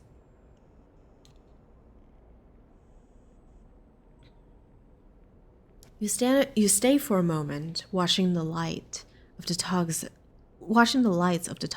and the flotilla, and wonder what it feels like to be one of those ships, so close to your destination and yet so far from it. And then you think of the Havenish Council chamber across the eye, where the right of these people to find safety is being debated. Then you shiver, and then you two are gone, back into the stairwell and the cold dark below. I don't like this. I do not like this. I do not like this at all.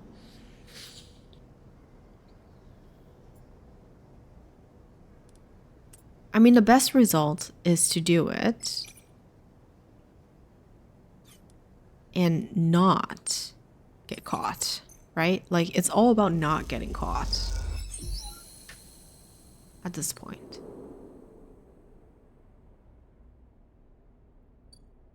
Crew canteen.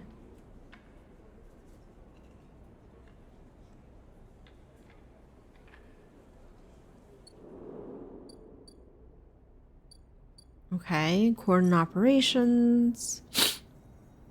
Sabotage sensors. Some careful sabotage to the coordinate systems could create a sensor gap that will allow the Briar to bypass the automatic quarantine systems. We gotta do this.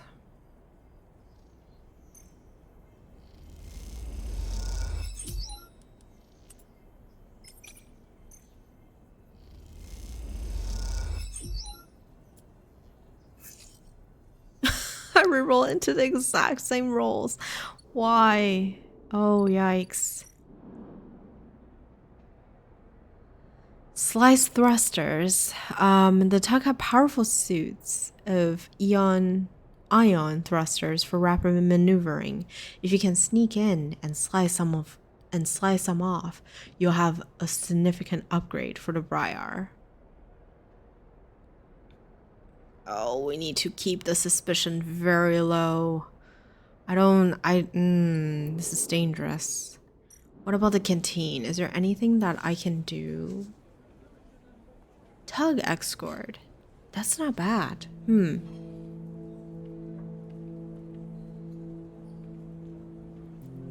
Let's do this. Let's convince the crew. I mean, at most I lose. Oh, shit.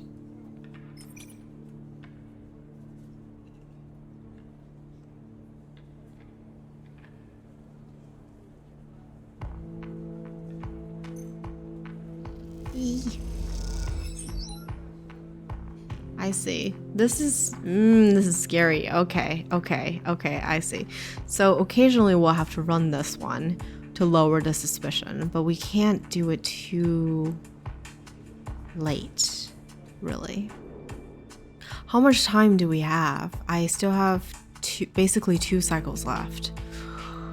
I don't know if it's enough to do this.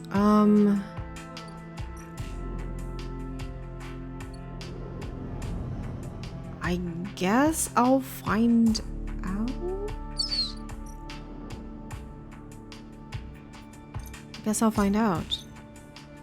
It's tight. It's very tight.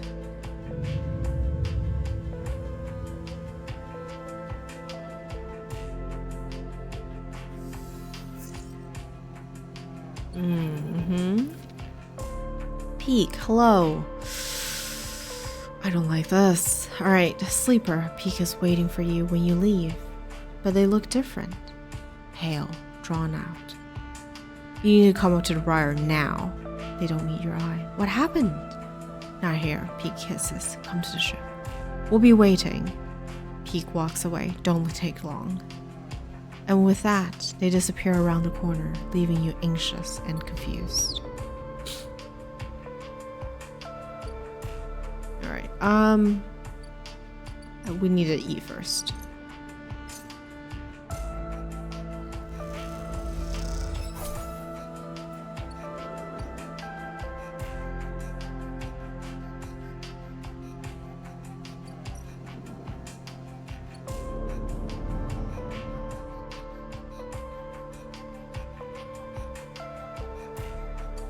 What is going on, Peak?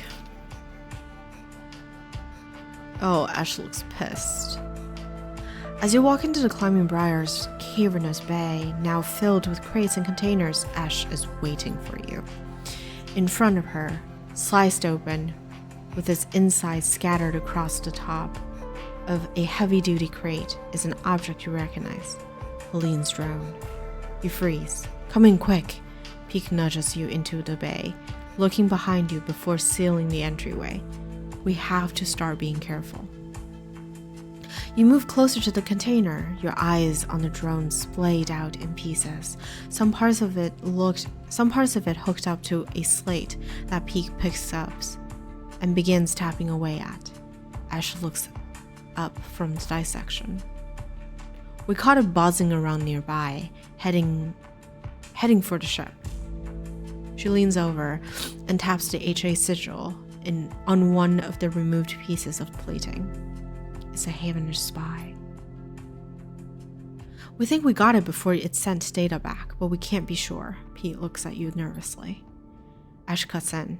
Have you noticed anyone watching you? Any drones like this? Anyone following you up the briar?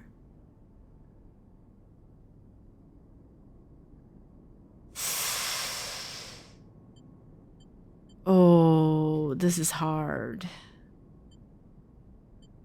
I've seen this drone. Following you?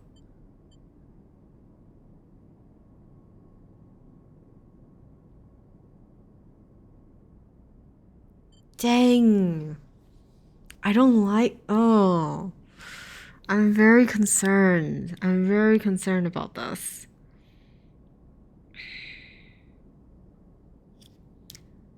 Yes. Then it must have been tracking us for a few cycles, P cuts in. Why didn't you say anything earlier? It just happened. Peak squints at you, but doesn't say anything else. Peak goes back to tapping away at the slate, unplugging and replugging cables into the memory cores of the drone. I don't like this thing sniffing around. Ash pokes at the drone. If you see anything like this, tell us immediately, Sleeper. We have to be on our toes now. Oh, fuck. Oh, I'm not a fan of where this is going at all. We're gonna get caught lying red-handed. I should have been forthcoming. Wait, Peak suddenly holds up a hand, images appearing on their slate, their eyes lighting up with a glow. I've got access, all the recording the drone has made. It seems like the drone clears its cache every couple of cycles, but the recording from the previous cycle are still... Peak stops mid-sentence. They look up and meet your eyes. You immediately know what they've seen. Ash crosses to them and takes the slate, her reaction immediately. She silently turns the slate around to face you. There you are on the screen, stood in the observation deck, talking to Helene. Ash's jaw clenches. What is this, Sleeper? Have you understood nothing from what we've told you? She paces in front of you. Havenish are not your friends. They're administrators, which means they're interested in only their own power, their own survival, their own causes. They divide people as easily as sorting livestock. The greater good of their work demands it, the wider project of the station, the colony, the nation. her eyes as wide as she speaks, her anger barely contained.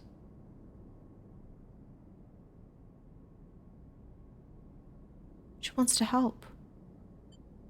Ash laughs. Help what, Sleeper? Undo the mess of her own creation?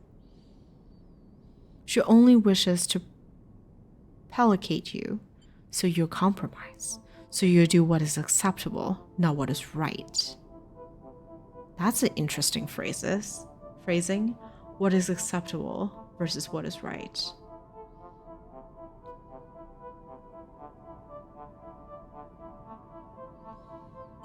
She's trying. Let me tell you something, Sleeper, Ash says, her rage hardening into pain. When people become administrators, they give up something, some part of being human, being an equal among others. Some part of being human, being an equal among others, goes away.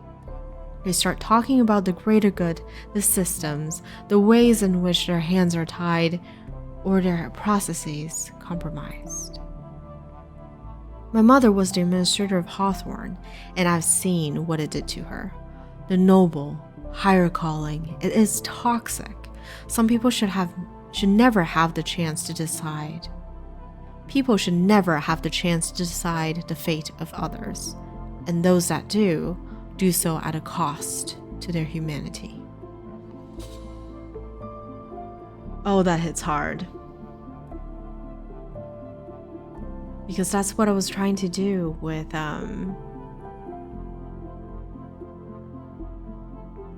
Lem and Mina.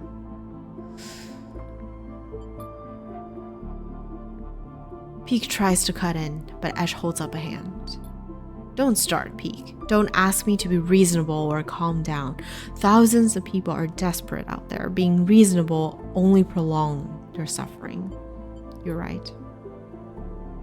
Ash doesn't move for a moment. Then she lifts her hand to rub her temples.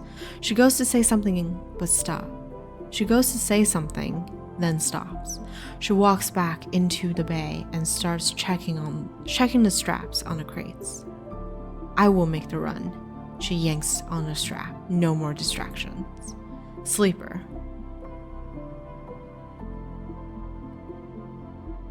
You have to understand, this is personal for Ash. Helene warned you. He tenses. Warned you what, Sleeper? Getting caught will be bad. You don't think we know that? Peak looks tired. You glance around the Bay of Briar. The wall seeming closer every second. This whole thing is closing in on you. But the question is, where do you want to be when it all collapses? You look at Peak. And what do you think, Sleeper? Peak rubs their forehead. Should we do this thing or not? Yes. Okay then. They squeeze your shoulder. Onward. They slip away to help Ash, leaving you alone to replay the conversation in your head. A certain kind of grim determination settling in the room. Last chance to prepare.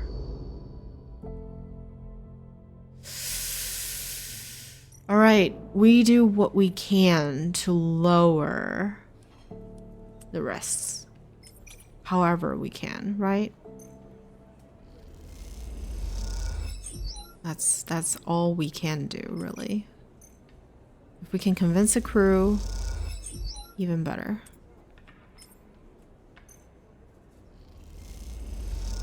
Oh my god, this is so rough. Here we go. I hope I get another day. I really do. I think I might be able to do some damage in another day. You meet Peak leaning in a corner of the canteen in their typically unassuming way. It occurs to you as you approach that Peak must have had some practice at staying invisible. All good? They look up from their slate. That crew you were talking to. They nod to the group leaving the canteen. Will they join us? That's what they say. You aren't sure? Peak looks back at them as they disappear into the corridors of the installation. Looks like we'll have to take them at their words either way. Peak beckons for you to follow as they peel off the wall and head out into the walkway overlooking the cordon. Glad you were here to talk them into it. I never had much of a way with people. Peak smiles and looks away as quickly as you walk. You and Ash seem to be doing okay. Peak laughs their light and easy laugh. Ash is not really like other people, which you've probably noticed. If only everyone was like Ash. They fade off, something drawing their attention. What I mean is, people have caused me a lot of trouble. I've had people hate me without knowing a thing about me. They tuck their hair behind an ear. I'm sure you know the feeling. I do. Pete glances at you. Sorry to hear that. It marks you. Am I right? I try not to think about it. Peak nods. Don't let me make that any harder. Peak leads you around the corner, leading back to the main cordon accessway. I appreciate you coming in and helping us out on the sleeper, on talking to the crew, and, well, you know. Maybe after this insane plan is done, we can talk properly. They keep looking ahead, and you realize they're nervous. I'd like that. Peak smiles, looking down at their feet. Settles done, they say to the floor. I better report the news to Ash. We have ourselves a tug escort. Peak stops at an intersection. See you soon, sleeper, and please take care. And with that, they drift away, their head down, their gait changing as they do. Their practiced invisibility shrouding them like a cape.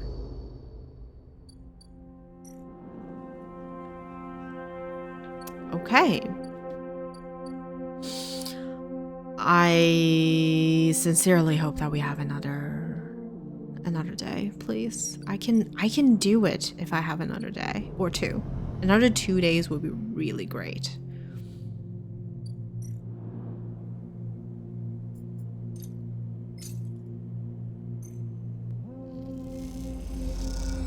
And we'll have to use this. We'll have to use the stabilizer today.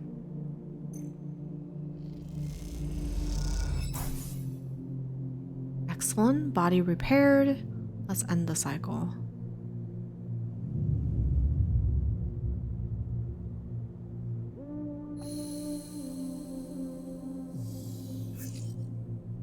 Gosh darn it. Okay.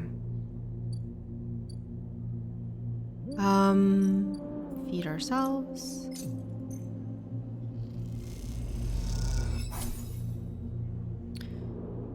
And then let's go see what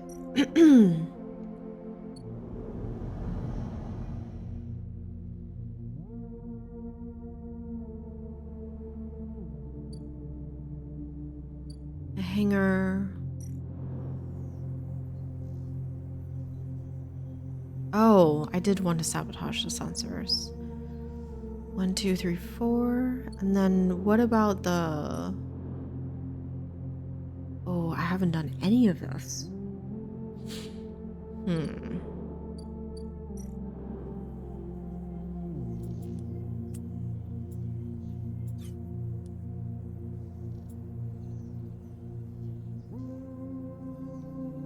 All right, let's finish this one off. Potentially. Okay, and then I think over here we can probably do that.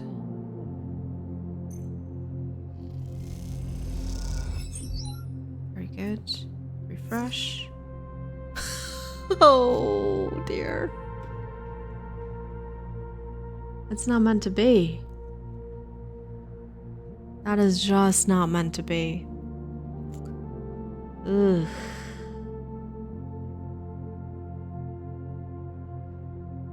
Really? Ones? Is there anything in the data realm that I can do? to help with this. There is not anything that I can do. I don't like this at all. I don't know what the ones would do. What can the ones do?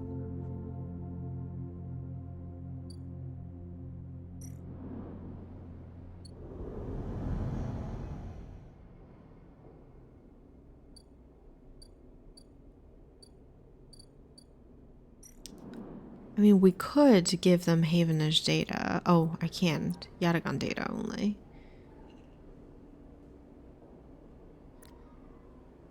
Let's do that. Why not? Right? The stories about Yatagan are brutal, but I want the truth. A vile stabilizer should provide the motivation.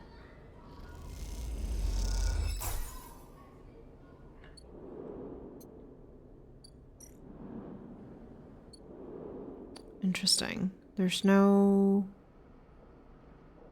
event happening off of that.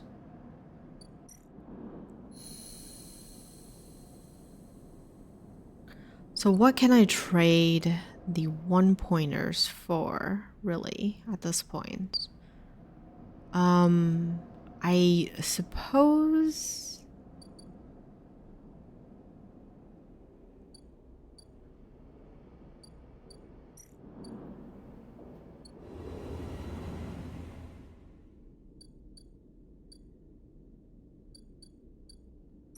I could come look in a stereo lock. Oh, what is this? What is that doing? Bliss? One last job. Oh gosh. She has more jobs?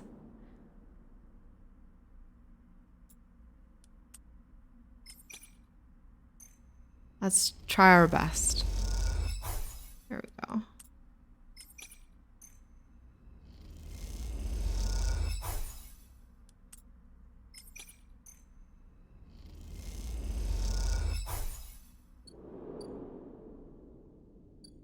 I'm gonna regret this decision, but I really don't want Havenish to notice us.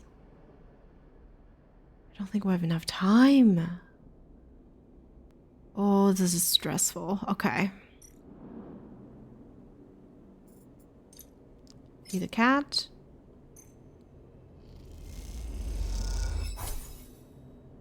Go to bed.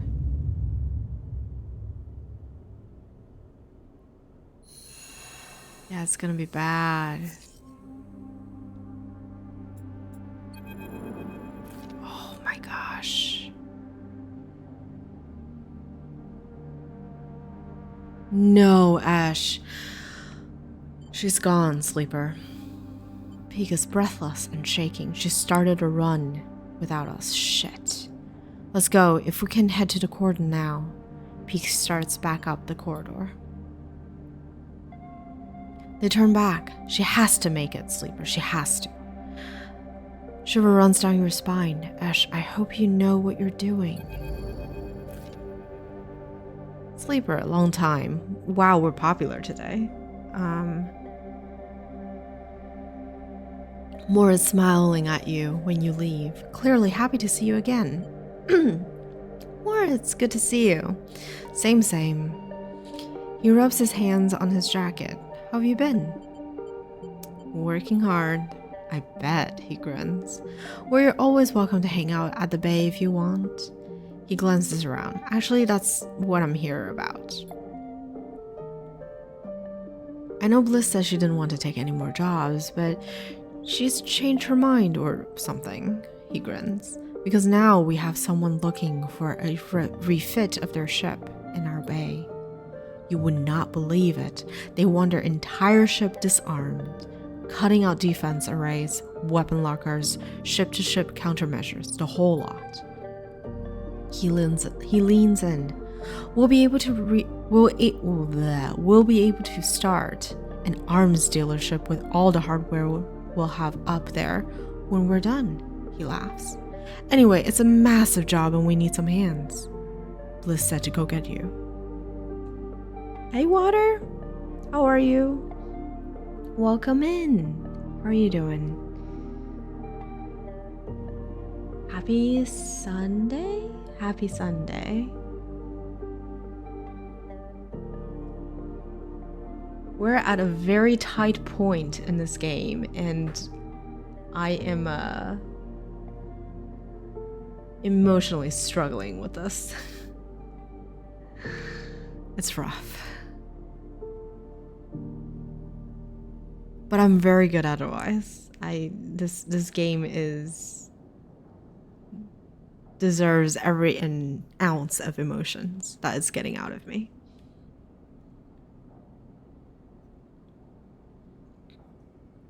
I stupidly started the DLC sector, which I feel like in retrospect I really shouldn't have. But I was running out of things to do. I was like, you know. So is everything concluding now? Yeah, more or less. More or less. I'm trying to think of the big developments today.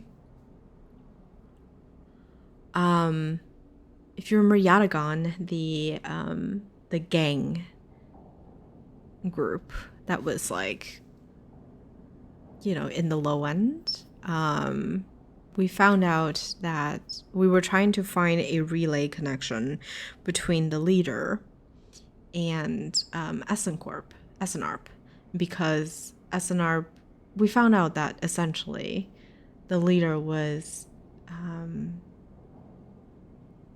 was experimenting SNARP's technology on the gang members through the implants, right? And so we're kind of like, well, that means that the leader, Yannick, has basically betrayed the gang. And we were trying to find like the relay point in which, you know, he was feeding back information into SNARP. And we found out that it was his brain, in that SNARP created an implant into the leader himself and took over his brain. So he was basically remote controlled by SNARP. Terrifying. Yeah, exactly. Like, have we learned nothing from Soma? But he wasn't an android or anything. It was human flesh, right? And once we turned off the relay point, he was just dead immediately, because the consciousness, if you would, or the brain functions have all left. So the body stops functioning and everything. And so that's the biggest turn of events, I think, because now they're basically trying to, the gang is trying to survive on its own with new leadership and everything, and it's looking hopeful. What else? We finished building the Zero Horizon last stream, so that was the big ship that Lem and Mina, if you remember the father and daughter combo. But during the drawing of a ticket, right, he wasn't really a betrayer in the end after all. He may have still been a betrayer, right? Like the conversation with SNARP had to have been started at some point. But maybe he was lied to, he was compromised, something. So it's interesting.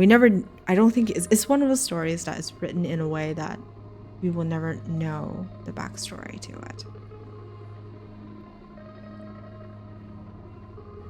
So we'll never find out. It is what it is, right? And I like it for that. Sometimes we don't get to find out. The Zero Horizon, we finished making it, and it is, you know, getting ready to fly off.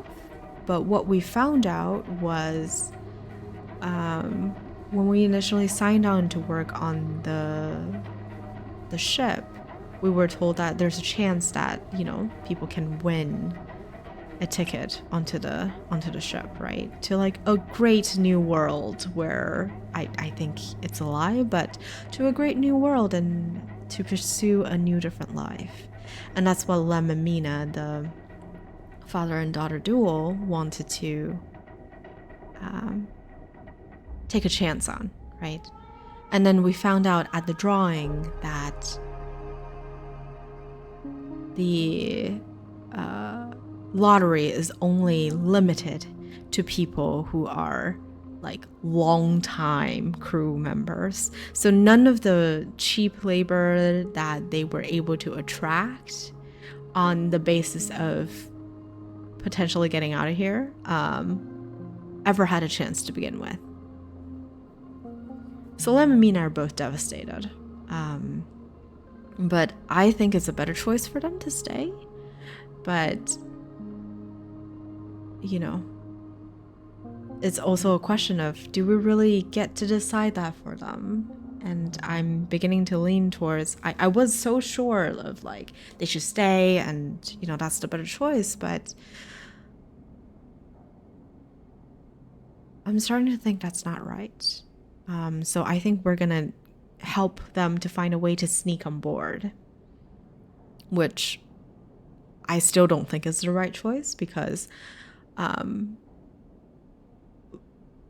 didn't know why I had the impression that the journey is going to be short, but we were told at the drawing that it's going to be a several decade journey to the new world. So, and these people, if they win the lottery, they're going to be crew on the ship. They don't get to be put in cryosleep like, you know, all the rich pioneers per se. So what that means is Lemon's gonna die on the ship of old age, most likely. Mina is gonna arrive as an old lady, and would she really be able to survive in the new world? I'm still struggling to decide on that decision. I don't know if I should help them, if I shouldn't help them. I feel like one part of me is I shouldn't have the privilege to decide for them, right? If they believe this is the right choice, we should support them. But I also think it's not gonna be what they hope for. I just don't think it will be.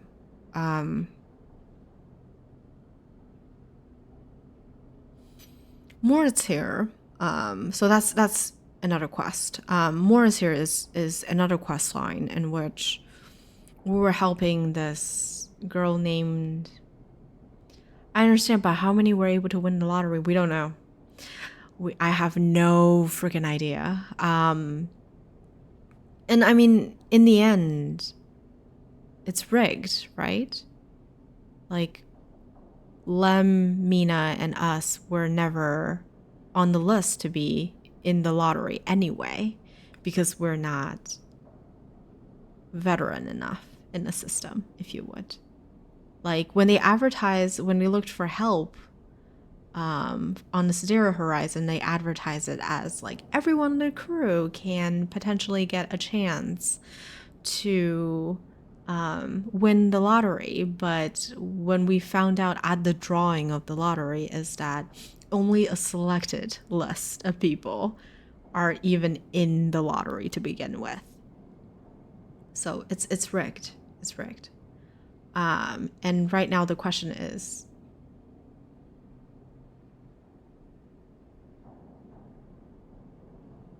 it's not a guarantee to win. Even if it were even if it weren't rigged, they would have needed to deal with staying. I know, exactly. But now it's like, well, do we try and see? There's an option for us to see if there's a way to sneak on board for them, right? And do we go that far is the question. Do we go as far as to help them get onto the ship at all costs? And I'm struggling in that, right? Like, to be a good friend, I think we should support them in that pursuit. But at the same time, do we do that? That's the question. This game just plays with my feelings today.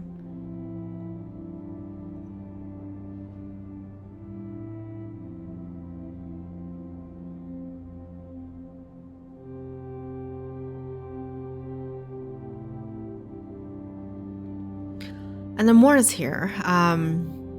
Morris is the assistant of Bliss, as you can see. And Bliss is a down on her luck kind of engineer in the hub. And she's just doing repairs left and right. And we've been helping her. We've been helping her through a lot. And so she's finally back on her feet. And she took on yet another large contract, and it's like, I'm kind of tired of this shit. Do I keep going to help her? So come on up. Bliss is waiting on you to accept a job. He pauses. It'll be good to have you up there again. He grins, just like old times. But sort of the main thing that I've been focusing on is this other quest.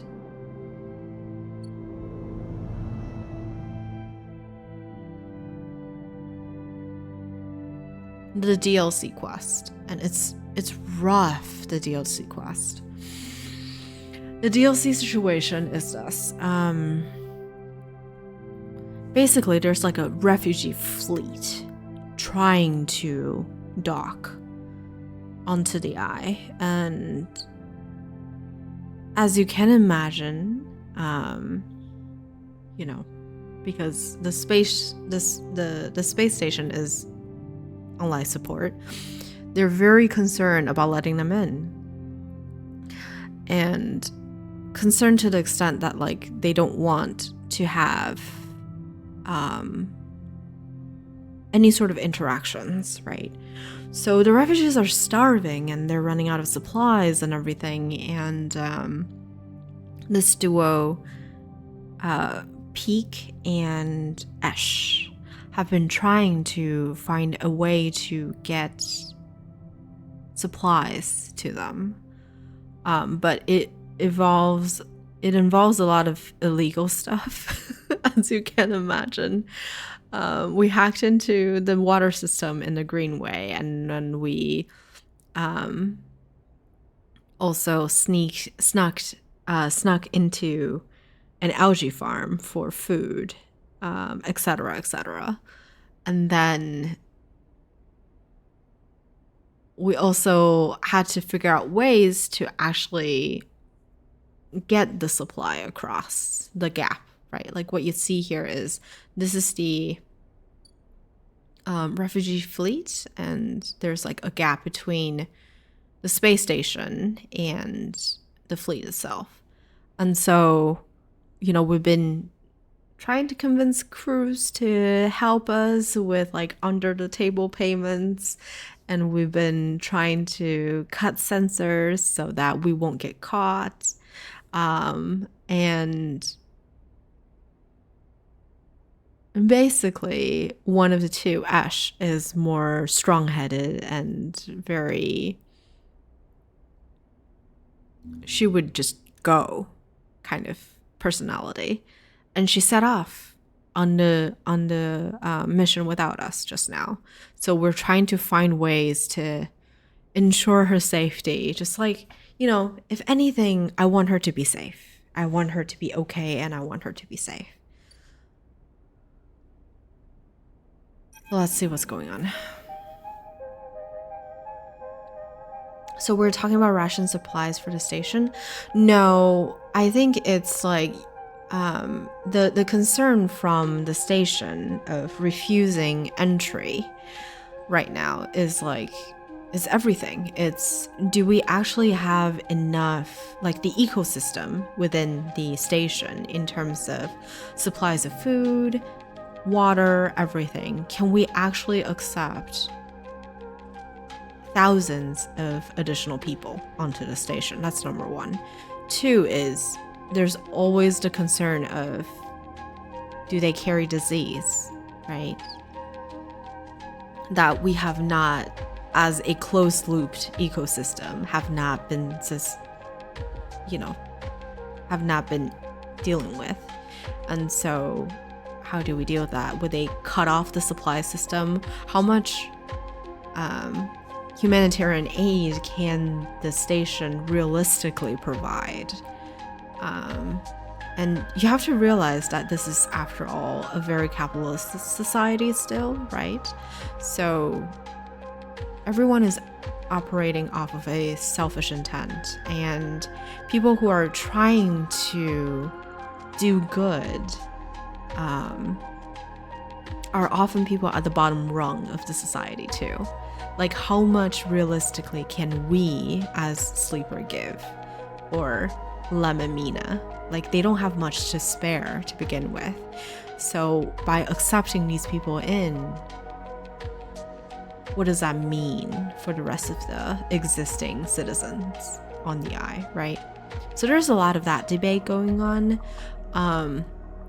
I do think giving humanitarian aid does not, unleash the avalanche of doomsday events that they're fearing. But at the same time, I understand the concern, and one of the good points that they brought up is, okay, this sort of secret mission that we're running right now, right? Like I just said, it is a lot of stealing to get us to the point. So if we get found out, it only further fuels the opposition, right? Like, look, these refugees are absolutely going to steal from us, etc., etc., even though it is much needed humanitarian aid. So do we hold off and abandon the mission so that, it doesn't push the balance any further? In the end, I decided that we should still go with the mission, and I'm not surprised that the girl went on the mission without us to begin with. So we're just gonna try to secure her safety right now. Really is my concern. You arrive, frantic and anxious, at the cordon. Peak is nowhere to be seen.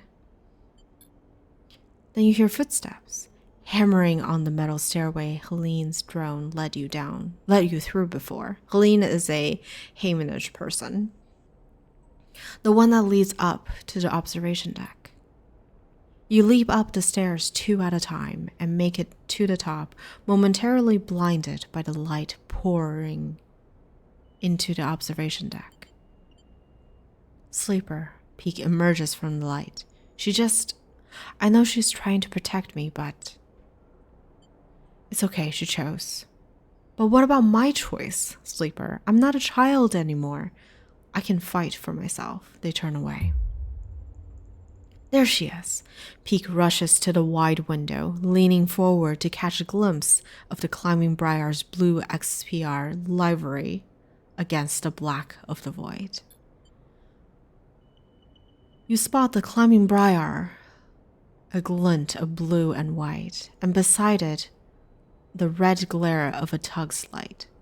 The tug crew went with her. Peak smiles. I knew they'd keep their word. I'll help. Yeah, keep helping them. Fear alone are no reason not to help. If people on the station were already starving, it would be different. Exactly. Like, we were able to put together resources without much cost at anyone else, right? So, but we're just a bottom dweller as well, Water. I think we all have to remember that too. It's not like we're in a position of power in any way. Everything we do is at the risk of our own safety and the safety of everyone that we came in connection with. Peak doesn't seem to hear you, but the idea of the crew backing Ash up makes you smile. Maybe this thing will work. You watch as the Briar and its tug escort arch down towards the edge of the cordon. demarcated by the red lights of the perimeter system. So far, so good. The Briar would just look like another refugee ship being escorted into the cordon, at least at a glance. Peak grips the rail as Ash reaches the edge of the cordon, that invisible net of sensors splayed between ship and drones. Can she pass through? I don't think she's gonna pass through. We didn't have a chance to disable all of the sensors. I think we disabled about 2/3, but I don't know if it'll be enough.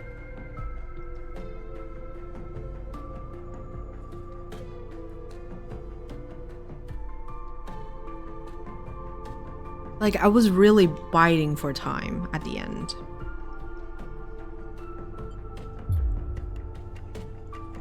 Gosh damn it.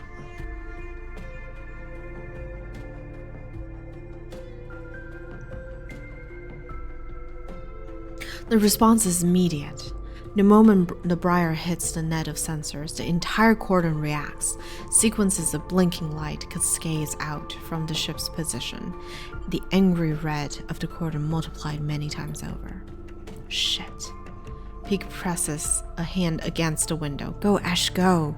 As if responding to Peak, the Briar goes into a steep dive, plunging through the skin of the cordon into the mess of ship underneath. You move closer to the window without thinking, unable to take your eyes off the rapidly descending ship, spinning between the hulls of the flotilla, a group of tugs now tracing its path in pursuit. She's going to have to do this fast. Peak looks concentrated as the Briar searches for a place to dock. You glance around for pursuing tugs, but for the moment, they seem to be elsewhere. Ash pulls the ship in, aiming to dock with the largest of the flotilla ships, a vast converted tanker, half of its protective plates removed. You think about the effort it must have taken to get. These are all timed quests, yes, and I didn't get to finish them. That's the biggest issue, because I had other competing priorities.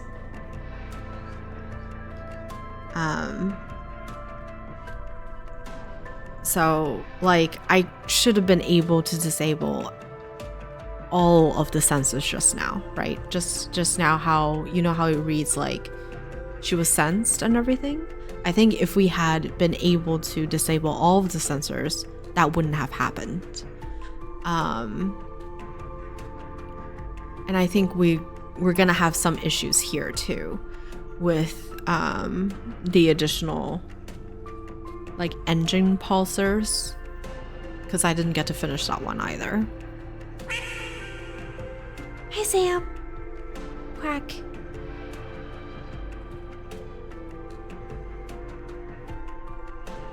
So yeah, I am it is unfortunate. It is I think I would have been able to do it if I had nothing else to worry about.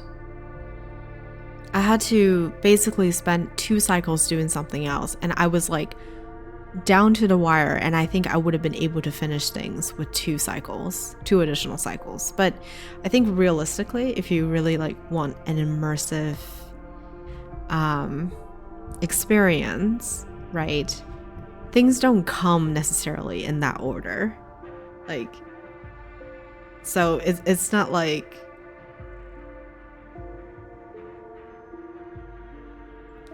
we'll always have ample time to do things, right?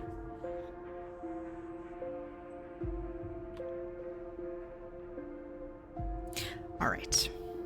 So let's see. I just hope she makes it. I hope she makes it. Maybe what we have done was enough.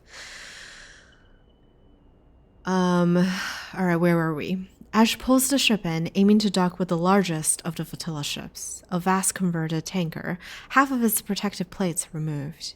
You think about the effort it must have taken to get that thing all the way here from the inner system.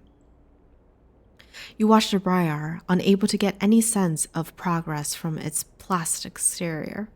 They will be offloading everything now, Peak says, both assuring you and themselves that everything is going to plan. Going according to plan? Okay, so she made it. She made it, I think. I don't know. That reads like she made it. Damn. Okay. Good. I was very worried. You think of all the supplies loaded into the Briar and how long the process of unloading them might take. The bay was packed, rammed with everything you could offer, and the thought of bringing all that to the flotilla makes you smile. You think of the reaction of the refugees, of the welcome they'll give Ash as the bearer of such gifts. You even imagine a smile from Ash as she is showered with thanks. You focus on that as you watch the Briar and continue the nervous wait for it to finish unloading. I knew something bad was gonna happen. Oh, Christ. It's breaking off. Peak points at the Briar. And you see the puff of air and dust that accompanies an emergency depressurization. Ash must have ended things early, but why? Then you see them. The tugs closing in on the Briar. Havenage must have spotted a ship. You and Peak are up against a window again, willing the Briar a safe path out of the flotilla. Oh, it's no good. The Briar drifts through the flotilla, but it is agonizingly slow. Come on, Ash, Peak shouts in desperation, pressing a palm against the glass. You squint at the gathering yellow glint of the tugs. They are too fast. You both watch in dismay as the tugs swarm the Briar, their shuns locking onto the hull of the ship and holding it in place. The Briar is stuck, its drives unable to escape the tug's grip, especially in the close quarters of the flotilla. Peak is silent, and you watch as the Briar is dragged away towards the facility at the edge of the rim, a hole opening up in the pit of her stomach. You look at Peak, but they don't respond. They don't take their eyes off the Briar. Even after it disappears, they stand there at the glass, their eyes fixed on the flotilla.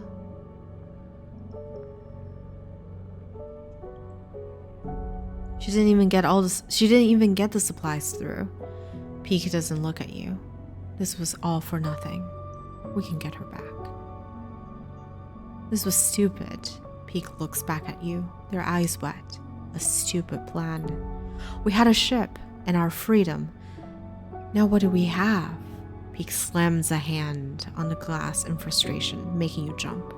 I won't be trapped again. I won't. They turn and rush out of the observation deck before you can say anything, leaving you alone with the cold and the light. I know we failed, but what does that mean?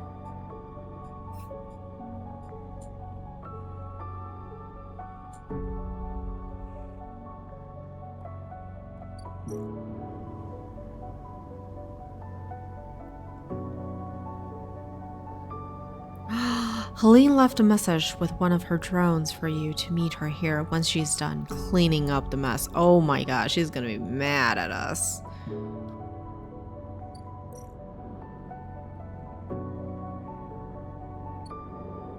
Is that it to the DLC? What can we... Oh, Jesus. I don't... I refuse to believe.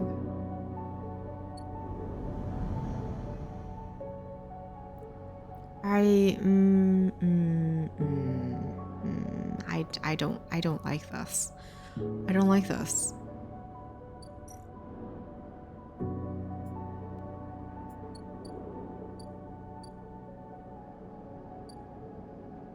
Okay. So I guess our open quests are...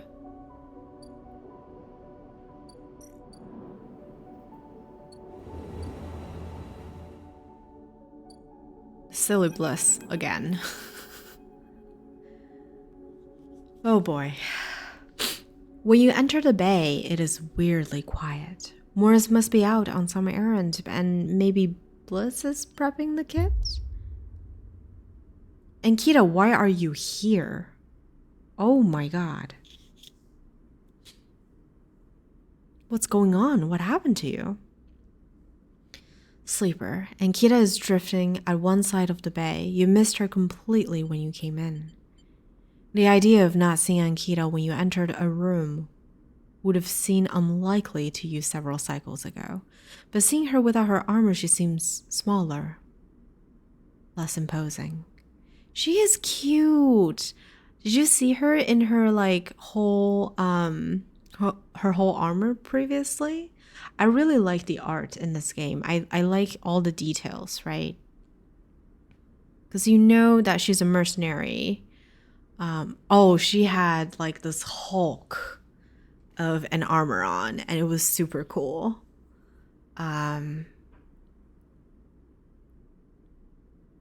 Yeah, it's like the design, like she would be muscular and she would have scars and bandages.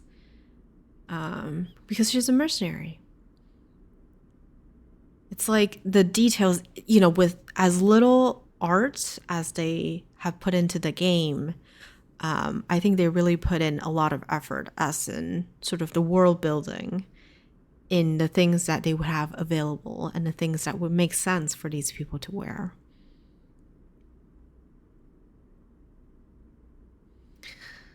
Ankita. She nods and kicks off from the wall, drifting closer. So what is this? She asks. Come to avenge Ashton or his sleeper, or just looking for another payout? Her anger is familiar, but quieter than before, restrained. Why are you angry at us? Excuse me? You're the one who killed. Why are you angry at us? I don't understand this lady. I don't want to fight. Then why are you here? She looks away, and you can tell her anger isn't directed at you in particular. It radiates off her like fire. Oh, she's the client. And why is she stripping her ship? Interesting. Why is she stripping the ship?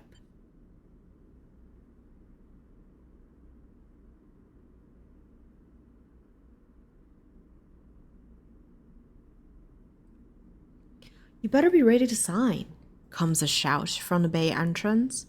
Because I've got my best repair tech coming up. Whoa. Sorry. Busy street.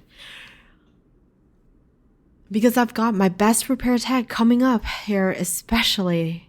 And they're going to. Bliss glides in and suddenly stops herself when she sees you and Ankita standing off. Oh, Sleeper. You're already here. She looks fancy. Yeah, this is Bliss. She's a ship repairer.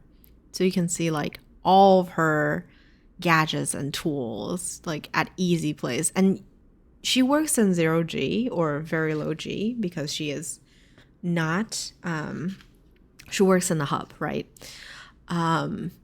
So it makes sense that she has like everything straddled to herself.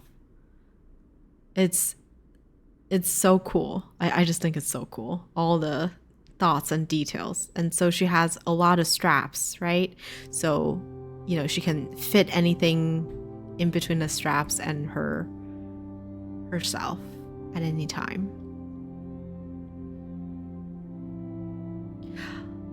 Oh, Sleeper, you're already here, Miss Cassetta. Oh, this is Ankita's last name is Cassetta? Okay. This is the tech I was telling you about. Best on the heat. She stops, looking between the two of you. Wait, do you two know each other? You and Kita looked at each other. We worked together. Bliss squints at you both before continuing. Bliss produces a slate. Now, Miss Cassetta, if you'd like to sign our damage waiver here, we can start the decommissioning. So she is decommissioning her ship. Nikita, what is going on? She looks at you. My tech here is eager to get started, as am I. Nikita scrawls her signature across the slate. Thank you. Bliss pauses. And everything is okay between with the special payment terms we discussed? She gives Ankita a strange smile. All fine, says Ankita, giving you another hard look. Then she kicks off and drifts to the entrance. I'll be in a gimbal, she says, and leaves. Special payment terms? She looks over her glasses at you. Look, sleeper, there's something I have to tell you. She glances around again. What is she so nervous about? I mean, this isn't exactly a typical job. Miss Ankita. She gives you a knowing look. Doesn't have the chits to pay us. So we've made a special agreement. She sighs. I'm leaving. You joining a mercenary crew? Don't make me laugh. Ankita's ex-merc. Why do you think she's getting us to remove all her ship armaments?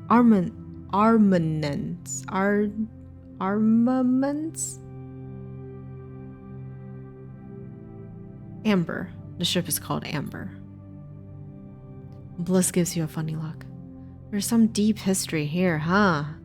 She holds up a hand to stop you answering. Look, all I care is that she's heading to the Star Wars belt.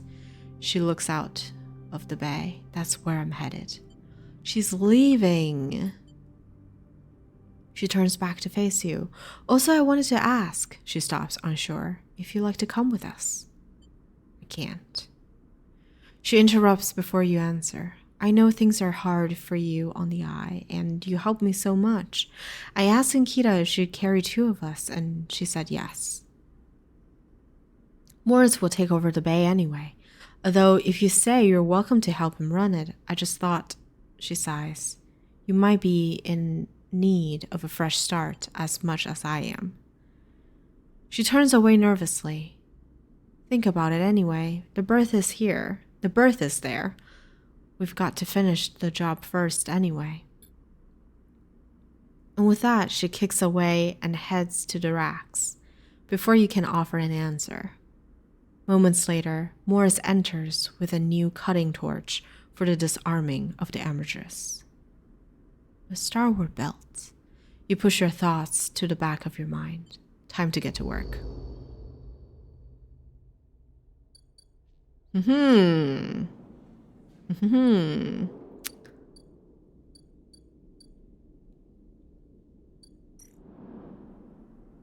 Well, there's no time. There's no rush on this, I guess.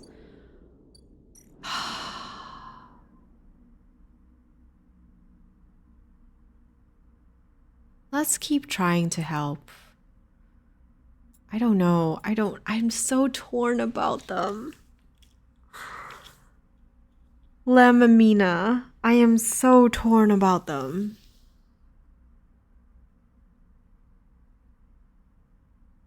If I never look, if I just stop looking, they stay, right? That's how it works, right?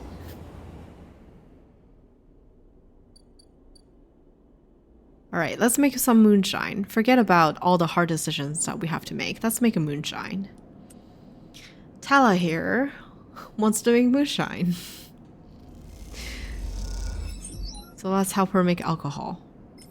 Booze. That's an easy decision, right? That one we can always do. Yeah, Tala. Let's go.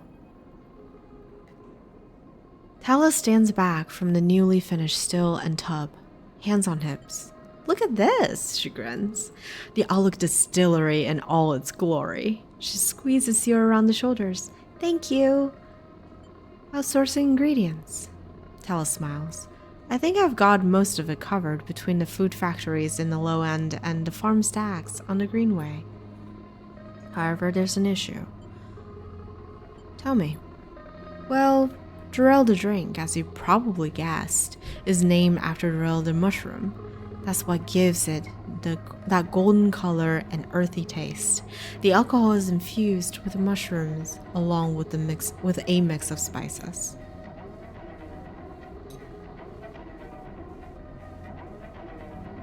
That means you need Durell caps to make Durell, and no one wants to supply us. The distilleries on the Greenway are taking all the stock from the farms out there.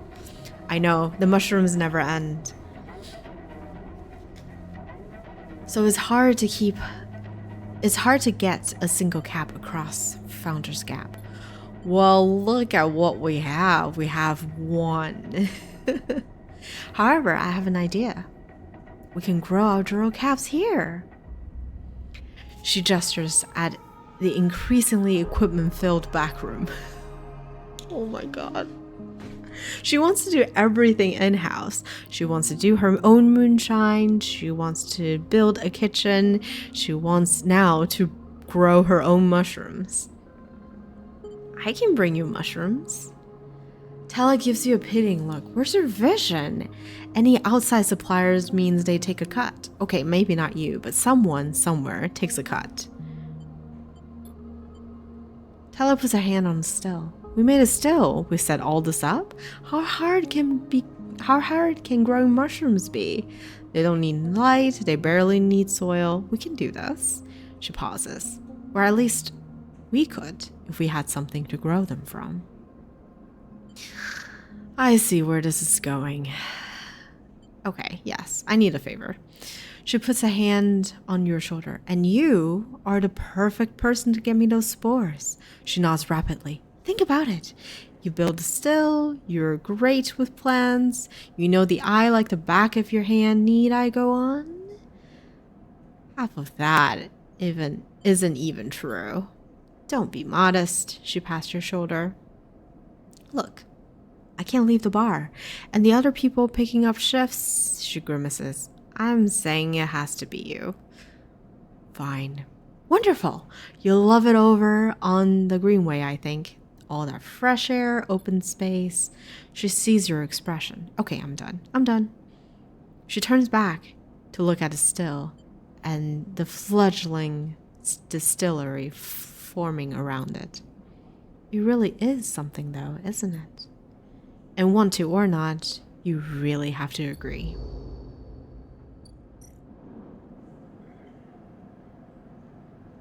Ugh. Gosh. Time to get some spores.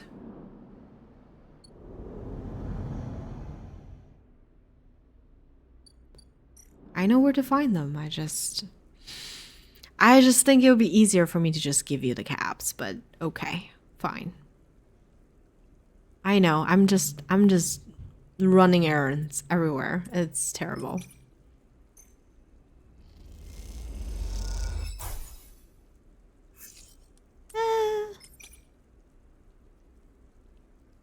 I don't think the gender of the sleeper is specified. So. Look at what we found. Perfect.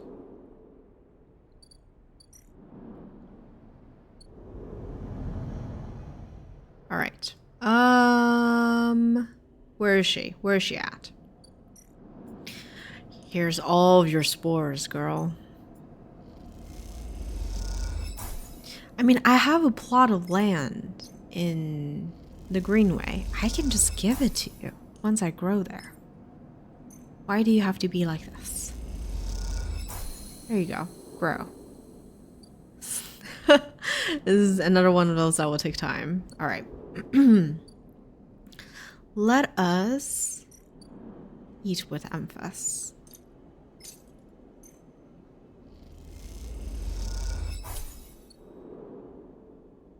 And I mean, Lem is not really dealing with us anymore. So let us feed the cat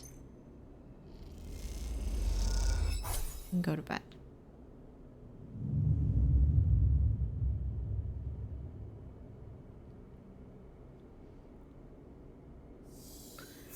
Now, What are we dealing with?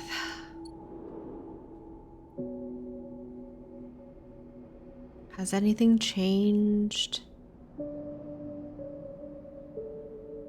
No.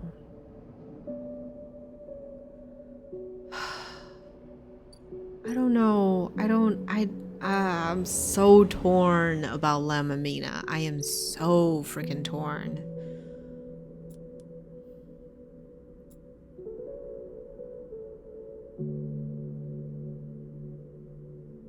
Interesting. Ankita wants it all out. Weapons, countermeasures, torpedoes. It would be a risky job if you didn't know Ember so well. Once this job is ready, you better be ready to make a fast decision. Stay with Moritz or go with Ankita and Bliss? We're staying, but...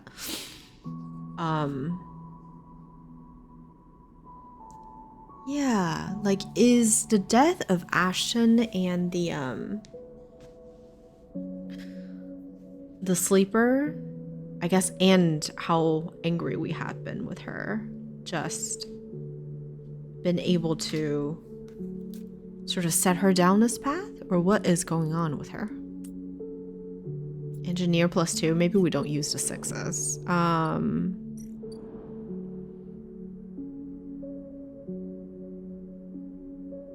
You know what? We do it. I think we're gonna...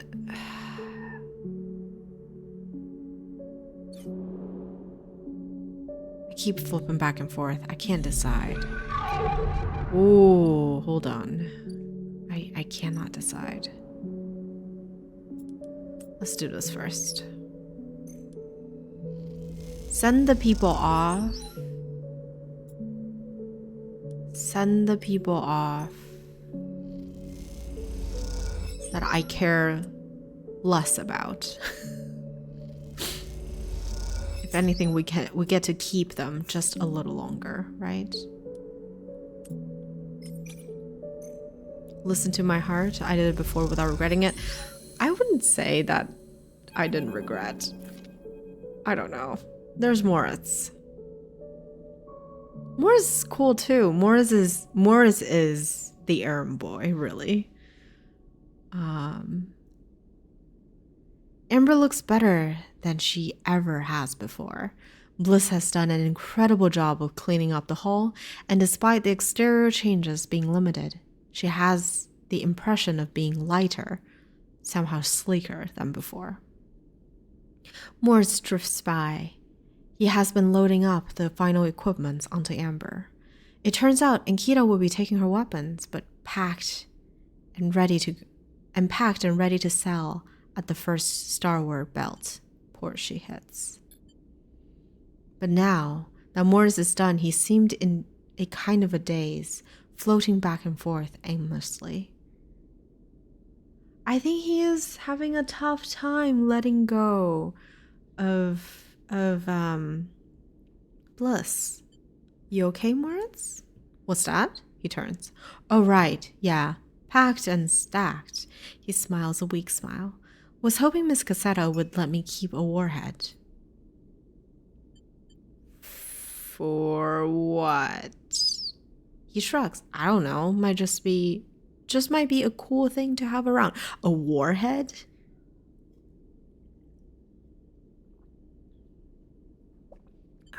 You're trying to make some extra cash, I guess. Hey, sleeper. He looks down. Did you know Bliss was leaving? You understand now, she told him. That's why she's like that. That's why he's like this. I did. He nods distractedly. He said that this place is mine. He looks up. Around the bay, like it is suddenly some vast space he doesn't know what to do with. You do a great job. He looks down at you. Hey, thanks. He smiles. I appreciate you saying that. Not many people believed in me before now. First Bliss, then you. A dark look suddenly crosses his face. Hey, sleeper. There was something Bliss said. He meets your eye. Are you going too?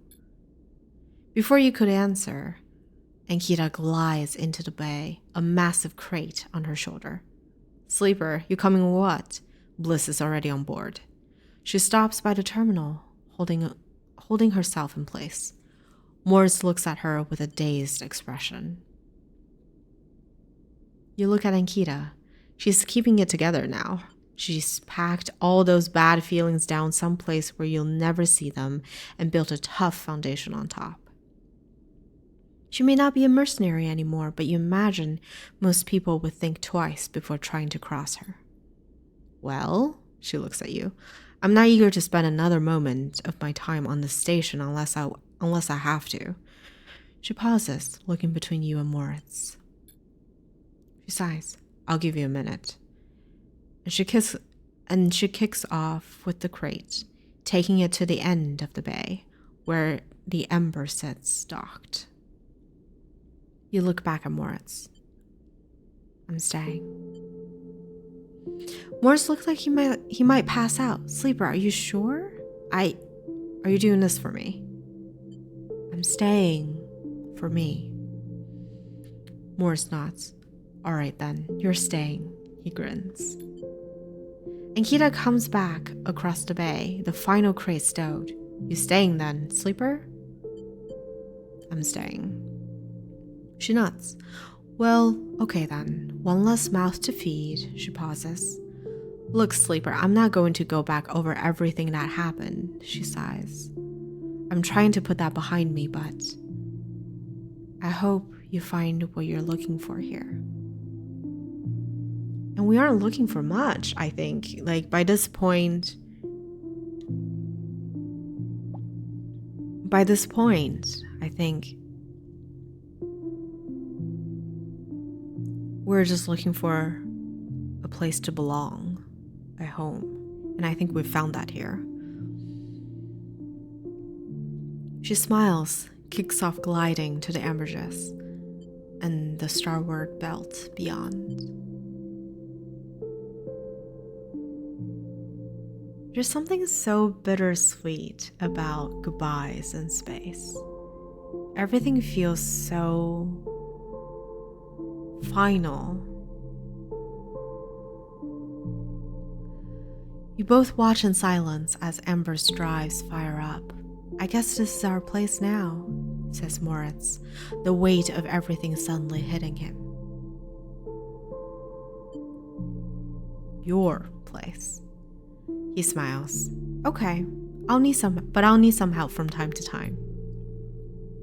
You both stay for a while to watch Amber, and Bliss and Kita leave. And then Moritz goes to the racks to finally implement a new organizational system, and you head out, promising to be back to check on things soon. As you glide around the soft curve of the hub, you catch a glimpse of the distant stars flickering through the windows. They're beautiful, it's true, but by now, you think of them as a distraction. In your time on the Eye, you've realized there's nothing out there waiting for you. No fresh starts, no bright futures, just a whole load of problems you haven't found yet. Now, your place is here, among the people you know and the problems you know. You wish Ankita and Bliss the best of luck out there in the belt. But as you do, you focus on the Eye, on the vast spinning rim that rotates around its hub, on its buildings and flashing lights, on its people and places. This is your home, and for now, it contains all the futures you need. All. That gives me shivers. I think every time we decide to stay, it goes through this. So I think we'll just continue because we've seen this a few times now. And it'll load. Don't worry. It'll come back. It is loading.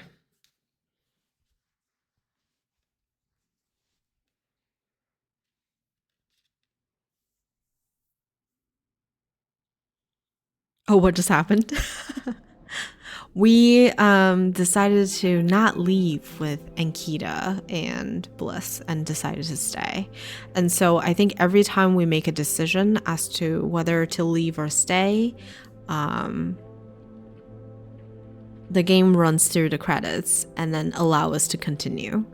So we stayed, right? So that's the game getting us back onto the game itself. Next round is yours. Morris arrives at the table with a couple of steel drink canisters, typical of the hub's only bar, the Gimbal Lounge. He settles into the webbing beside the table and clunks them down onto the magnetic table. This place, you've decided, is ridiculous. A rapidly spinning cavernous sphere. The gimbal's weak gravity, just like the gravity at the eye's rim, is created by its gut-wrenching rotation. The interior surface... Quack! Hey, Sam. The interior surface of the sphere is the gimbal's floor, which descends towards the equator where one long bar loops around the entire circumference. Have I decided to stay or leave yet for your personal true ending? I'm staying all the way. I'm staying. And I think for the sleeper, like this is how I've been approaching the problem of the sleeper. I think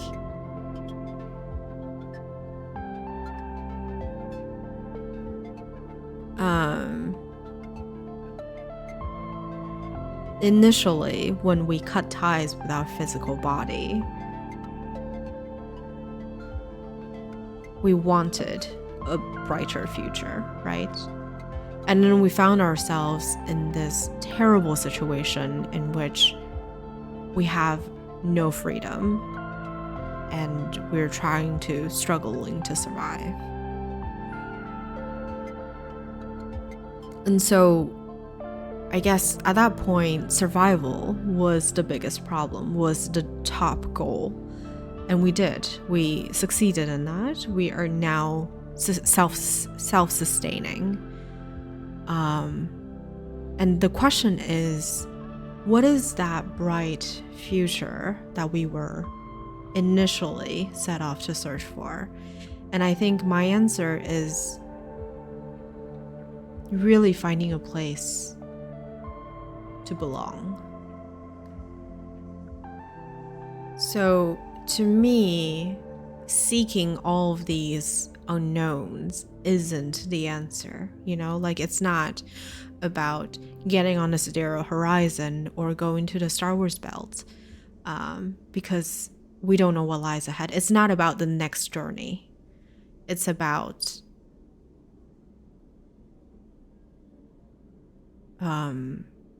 finding a place to lay down and to grow our roots and to become a citizen. That's how I've interpreted the story. The question is if this station is the best place to set your roots on. But it's either this or something completely unknown, right? It's either this or the Star Wars Belt, which we don't even know what's going on there. Or the Sidereal Horizon, right? Where it might take decades to reach and we don't know the problems there either. So I think the way that the ending just now described it was sort of perfect. It mirrors what I was thinking, in that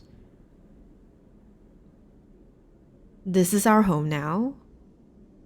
It has all of the connections and the people that we care about and that we've built relations with. And we know the problems at hand, right? We don't want it's the unknown may carry these beautiful futures, but it also carries all these unknown problems. And we are here, and we've solved our fair share of problems here already. So why not just stay and take root? Right? In a way. That's my take. But I'd be curious. I mean, one of the things that we turned away previously was to become one with the network of everything that's non-human. So we could have completely given in to become a digital being. That was one of the ways out as well. So it would have been on the eye, right? It would have still been on the eye, but we would have just joined a neural network of the navigator and the gardener and all of the data points and things that are floating in the data realm. I turn that down because I think that severs the ties that we've tried so hard to build. And I feel that the sleeper still desperately tries to hang on, or at least the way that I'm playing it, still tries desperately to hang on to the human roots. Like, yes, we're an android, but in every of our doing, in every one of our doings, we try to eat, right? We try to eat emphasis food rather than like other rations that are cardboard, taste like cardboard and stuff, because we treasure that human experience. And so we're trying to hang on to that humanity in every way that we can in that regard as well. And that's why I turned down that way out as well.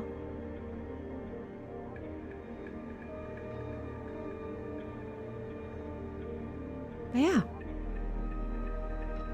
We're just gonna keep staying, and I think we'll just play this game until there's nothing to do, and I'll park myself somewhere and we'll end the game. I think that's how I'm going to play this game.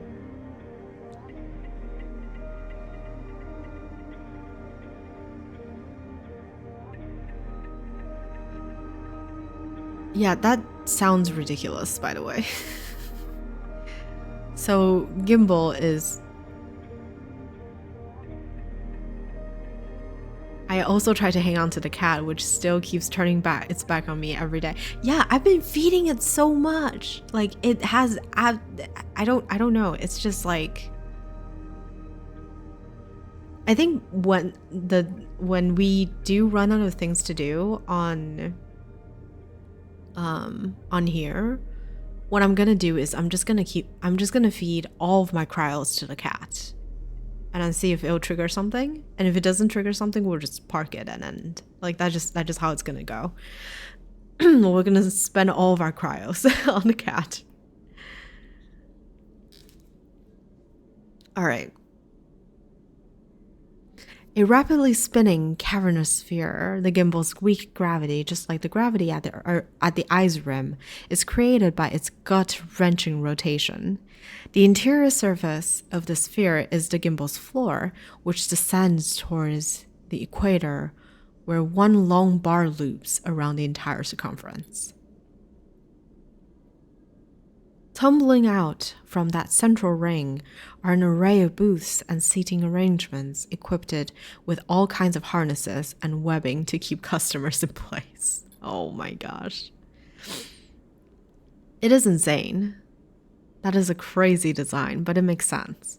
Those harnesses are there because the gimbal doesn't quite spin up fast enough, and you watch as this clientele bounce towards the bar in crazy arcs or shifts from table to table with graceful leaps.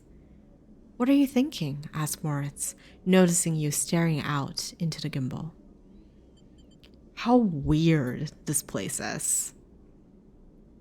Moritz glances around, as if for the first time. "Yeah, Bliss never used to like coming here. Morris takes a drink and stretches. So, Sleeper, you sticking around? Not sure. Not sure. Morris nods, no pressure. Morris rubs the back of his head. One cycle at a time, that's how we'll take it. Nice and easy. You aren't sure if he's talking to himself or you. We'll make it. He lifts his drink for the forest. He lifts his drink for a toast. To the next cycle, he pronounces and knocks it back. Later, when you finally leave the gimbal, Morris is still laughing. You help him out of the spinning gimbal and back into the hub, sending him on his way home to the bay. I love the word home in this game. Then you pause for a moment to watch the stars as they spin and spin around the eye. You smile to yourself and think of Bliss and Nikita out there somewhere among those points of light. To the next cycle. Ah, I love it. I love it. I love it. Okay. Yeah, this is still just a drinking place. Excellent. Anything to do here? Oh, just a way to earn money. All right.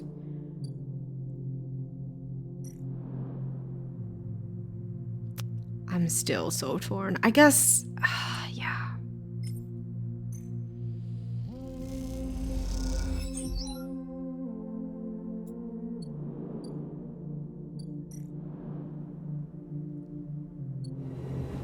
I think as a good friend, all we can do is we gather as much information and we put together as many options for Lem and Mina. And the decision is ultimately theirs, right? If they want to go and we found them a way, we send them into what they want, what they've always longed for. And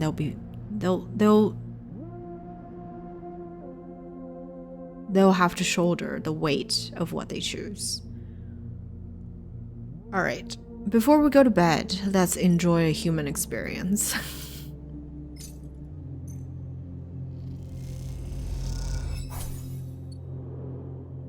And then go to bed. And we feed the cat. Will the cat visit us today? No. Shame. Yeah, let's repair ourselves.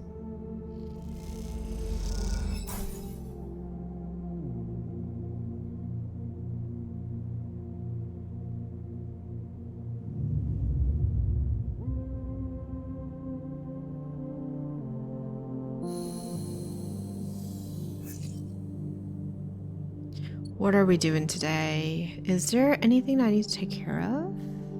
And the Green Bay has the mess been taken care of by Helene? Helene! Yes. Oh, she's gonna be pissed. I don't want to deal with this.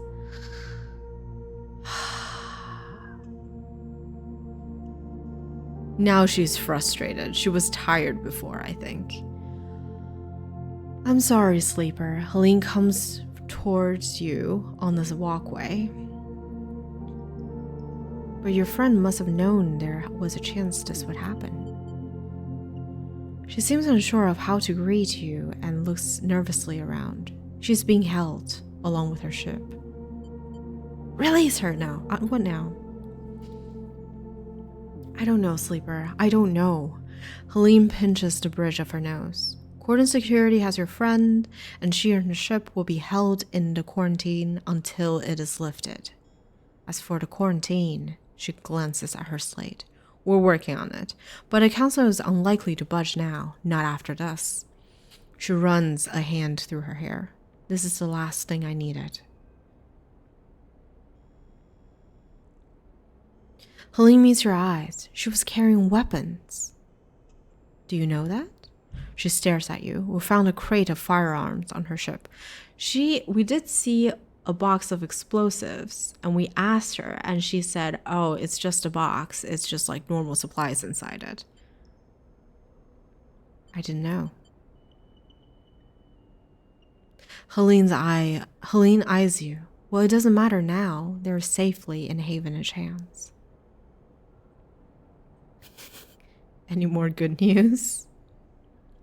Nothing good. Helene looks away. As you know, cordon security intercepted your friend before she could get supplies through. Since then, the refugees have cut off all communication. I'm worried, Sleeper, about what is happening in there. But after recent events, cordon security are keeping the place locked down tighter than ever. No one can get in. Meanwhile, the hardline counselors are preaching in a chamber as we speak. It is a deadlock. I don't know when it will loosen its grip. Helene walks a little away and turns back. I wish I had better news, Sleeper, but we all knew this was coming. What can be done? It's a waiting show now. I'll do my best to make my voice heard in the debates, to persuade members, and we'll see what can be done. We still don't know why the flotilla came here, why they abandoned settlements and outposts throughout the system to flee to this ruined station. What little we heard from them concerned computer and life support systems collapse in waves, machinery in flux. Helene sucks in a breath. This isn't over.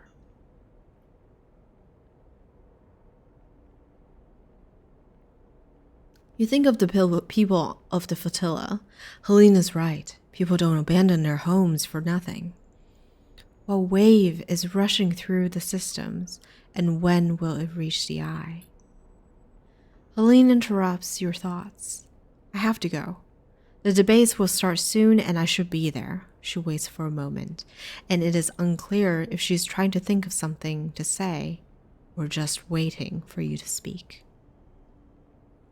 But the silence keeps you both quiet, and she walks off down the corridor, a nod the only farewell she offers.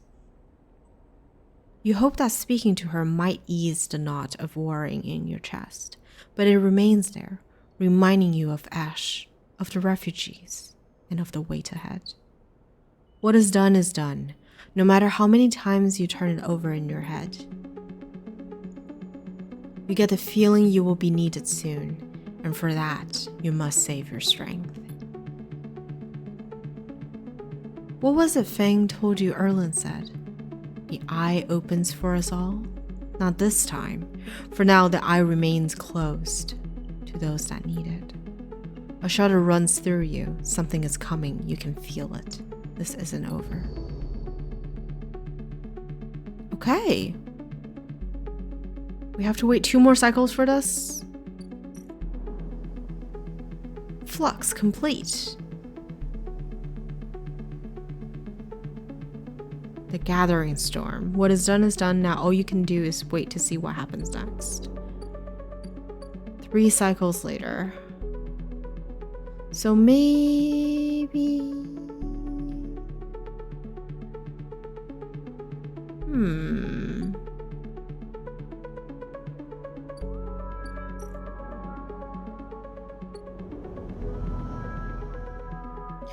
What is there to do? I don't think there's anything else to do. Oh, improve the overlook? That one we're still waiting for the first batch. There's 3 more cycles? 4 mini? 6? Oh wow, 6 more cycles to this.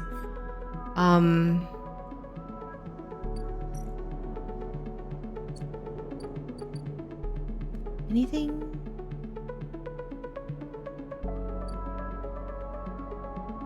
Let me see. Data. I guess we could go into the data realm and get everything. There's 2. Perfect. Let's get rich.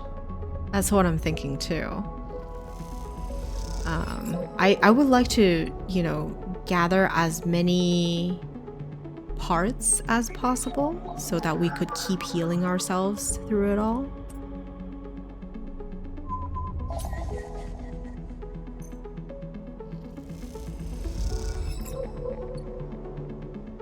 What else is there?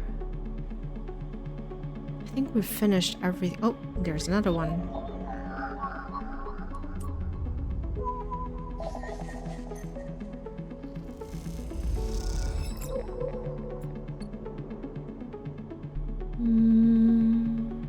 Yeah, that's it. Okay. Oh, nope. I just found another one. Oh my gosh. There's another 3.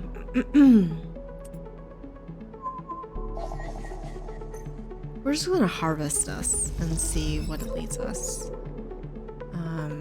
I think we got all of the data points, right? Perfect. Okay. So with that, let's see what this guy is gonna give us. Havenage data. We have 5 now. What are the old guards up to these days, I wonder? I appreciate what you presented, but I have nothing more to offer.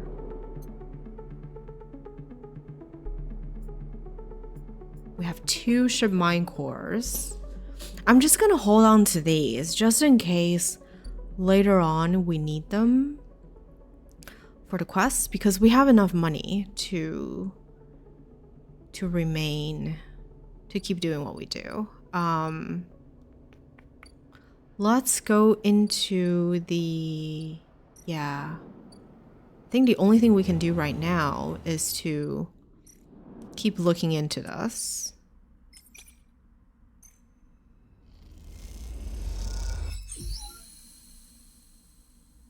You watch the loading crews going back and forth, noting their paths and entryways. Could this work? It might. Oh, Castor. Castor.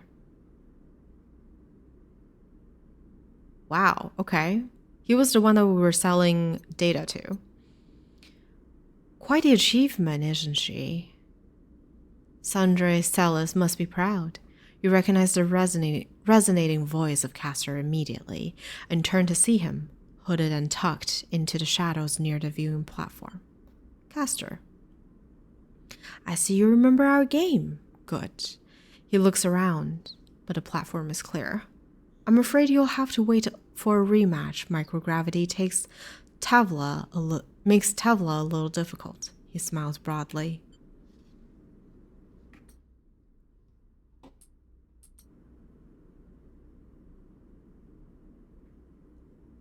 Castor walks out to stand beside you on the platform. The telltale clunk of magnetic boots accompanying his slow crossing. He notices you looking at them. I don't much like it up here, he explains. I hear there was some trouble at the Havenage shipyard when they announced the result of the crew lottery. They screwed us. I know, he sighs, meeting your eye. An ugly business. Sellers are too focused to the way things work in the core. Exploitation is the only logic they know. He gestures out at the stereo. You know why they built this monstrosity on the eye? Money. That was a part, perhaps. But there are cheaper shipyards. He glares at the pristine yellow hull.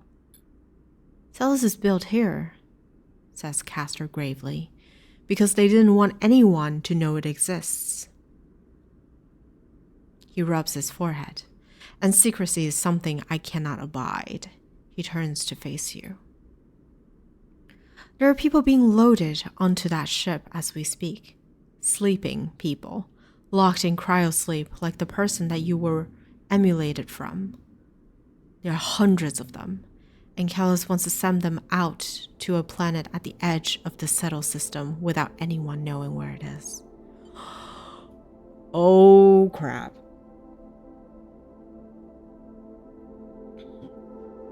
No. No, we absolutely are not letting Lemamina go. That's bad news right there. That sounds terrible. But you, Sleeper, can do something about that. You're like me, you deal with data. You can read it right out of the air. With someone like you on that ship, secrecy isn't a problem. You can ping back whatever I need whenever I need it, as long as you're on board. Who are you and why? What are you doing? With you on the sidereal, and with some minor modification, he pauses, you can be my eyes and ears. I'll keep track of Callus's grand project through you.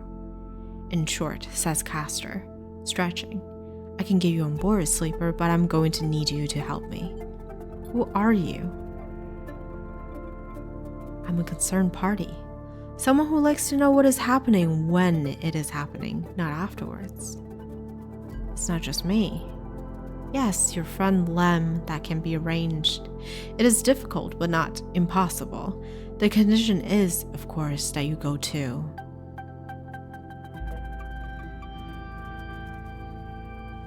Castor clunks closer to the window, watching the tugs wheeling around the stereo.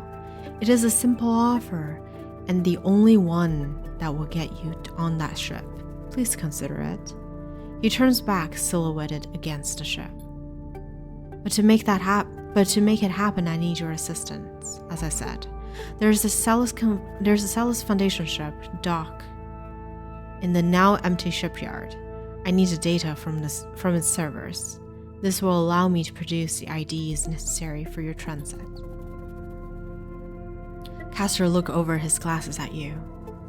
Sellers aren't stupid though. Their ship is totally isolated from the station. You'll need to get on board if you want to access their air-walled servers. Once you have the data, meet me at your friend's unit so we can give him the good news, he smiles. I notice his importance to you, and the little one, so cute.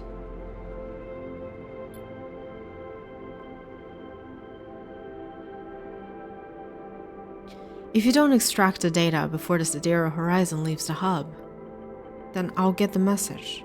We have other options, but you're certainly my preferred one. But be sure when you act, Sleeper.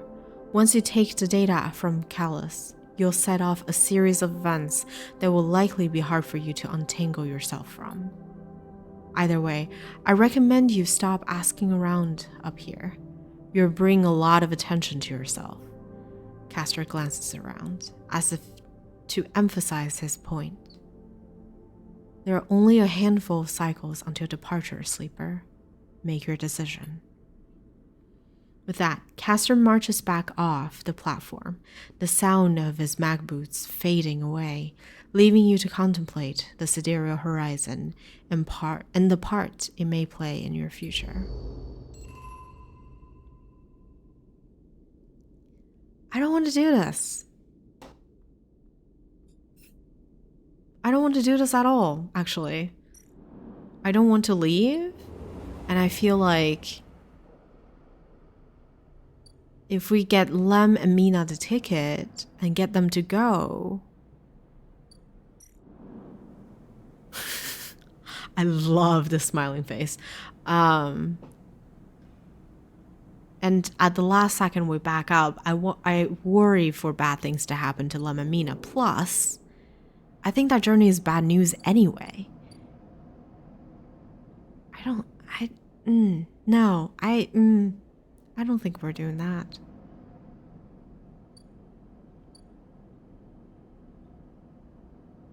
What is this ship? I know, it's cute, right? It's a Celis ship. Basically, Castor wants us to hack in so that he could get us onto the Sidereal, but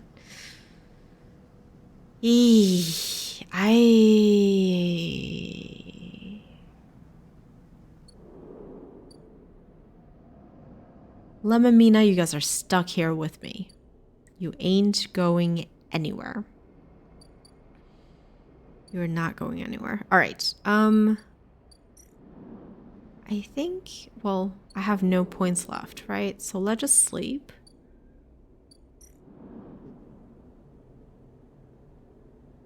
Is there any way to get... I can't. I don't have enough. All right. Let's use a stabilizer.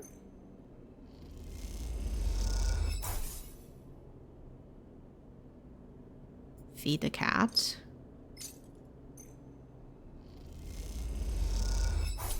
And cycle. I think we're just gonna go and farm the the junkyard. Dang, these rolls. Memphis, feed us. Thank you very much. Alright, let's go farm the junkyard. What is going on there?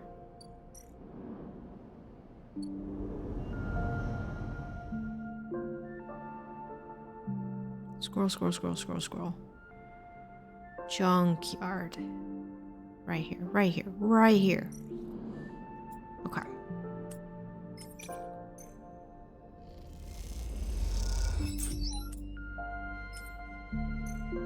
That's 1 day. 2 days. That's so bad.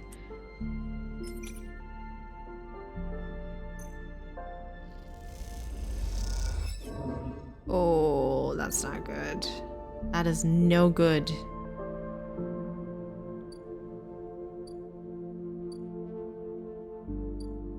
But I think if we keep growing, yeah, maybe we collect the spores. I think that at least is safe.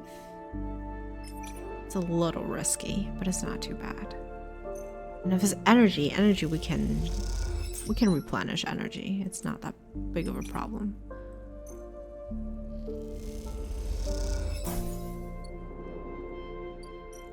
Okay. Time to plant spores.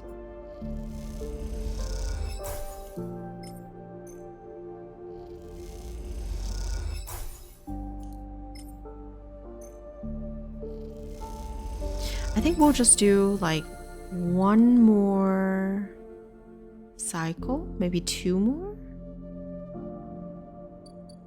Because this is our main focus next.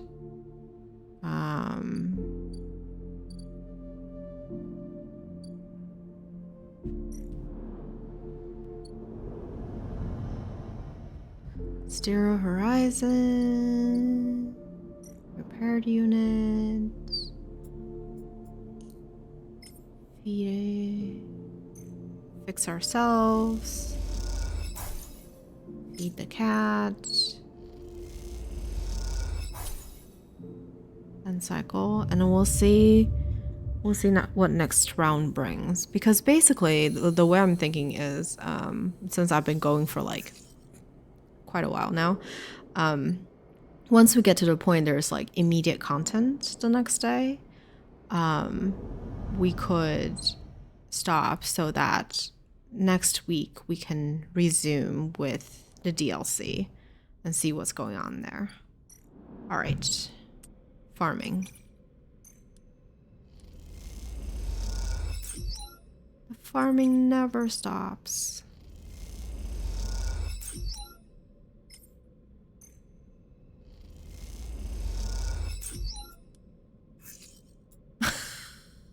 I swear to God, it always ends in the same things.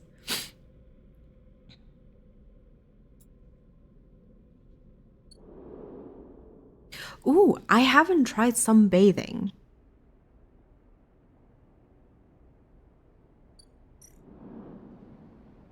Maybe we could do that.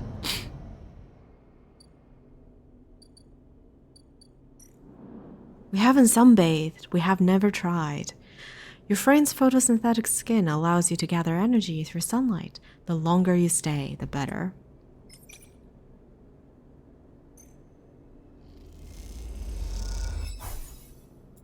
One more?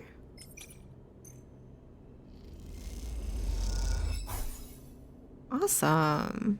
Very good. All right. These are really short days, but bear with me, people.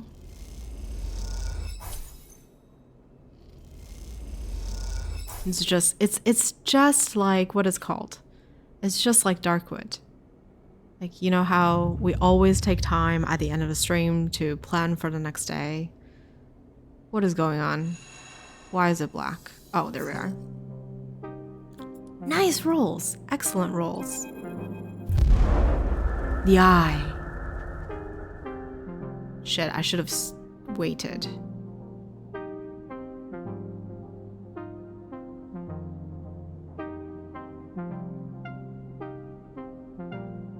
maybe how long has it been since I last saved? Because I kind of want to start from here next stream. Let me see. 22 seconds. Oh, okay. So it's saved after the day has turned.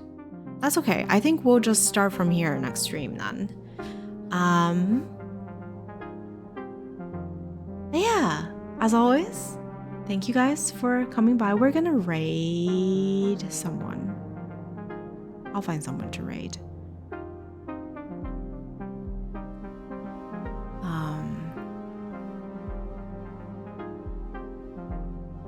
Didn't expect this one to go for that long for a small indie game. It's 20 hours so far. It'll probably be 25. I'm imagining I'll only have to do one more stream on the DLC. I think it's gonna end next stream. But I think it might be anywhere between like 3 to 6 hours of contents left. It really depends. And I also take my time. So I think like a normal person playing this, not reading out loud also, would be much faster. But it has a lot of really wonderful writing and some really nice content too. So I'm very pleased by the depth of the story and like, you know, the writing is wonderful.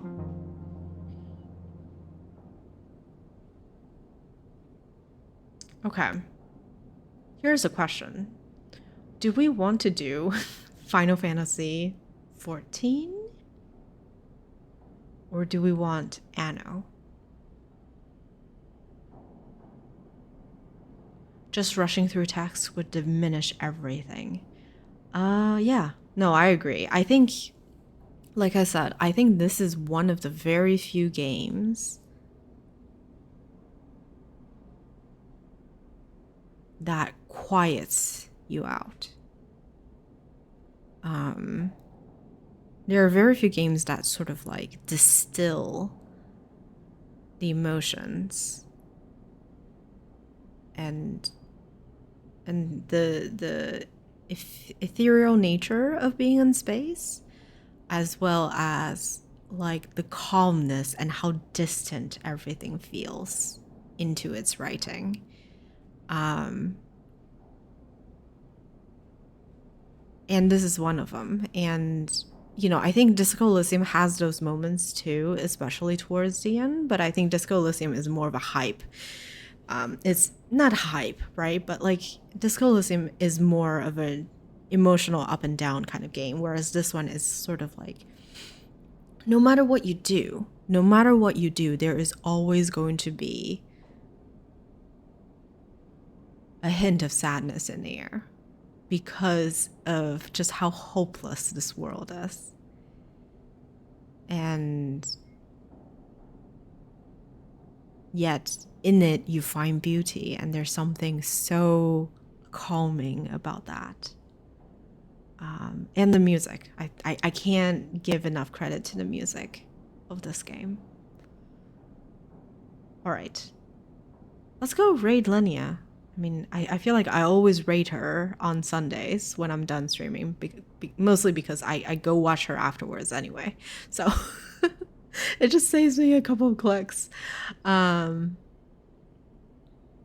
It also almost feels very similar to a visual novel to me. You can decide a lot, but it doesn't show visually. Yeah, absolutely. It leaves it to your imagination for sure. And to a certain extent, I almost prefer that for what it does, because I can't imagine this game with a lot more visual cues for how quiet it feels. Sure, there are moments of action, but yeah. Like, it's quite Disco Elysium-esque, and I guess I would have appreciated perhaps in those moments of action, like, in the Ankita scene, to see like sort of a moving scene-ish, kind of like Disco Elysium, but I don't feel that. I feel like the form that it has taken is kind of wonderful for what it is. Because that quietness is different for everybody. And the fact that it's not acted out means that you feel it. Yeah, a few little events, like at the height of the actions, right? Like the Ankita scene, or the scene where the where Ash was getting chased, trying to dock, like that would have been, at the height of the emotions, would be nice to have a little something going on. But I like the way that, for the most part, it's a very quiet world. It really builds the atmosphere. But all right. We're just gonna go visit Linnea, as we often do. She's such an easy raid target on the Sunday streams, and I hope you guys don't mind. She's having a wonderful time in Final Fantasy 14. I can read Roman numerals, so we're just gonna go and do that. No.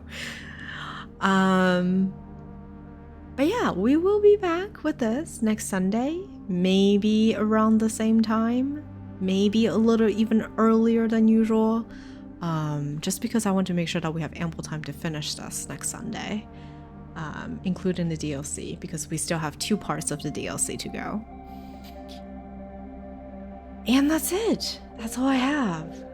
Thank you all for swinging by. I hope you enjoyed your time and have a wonderful week ahead. I do Steins Gate 0 during the week, so swing by if that sounds like you're at a cup of tea, but if not, I'll see you on Sunday.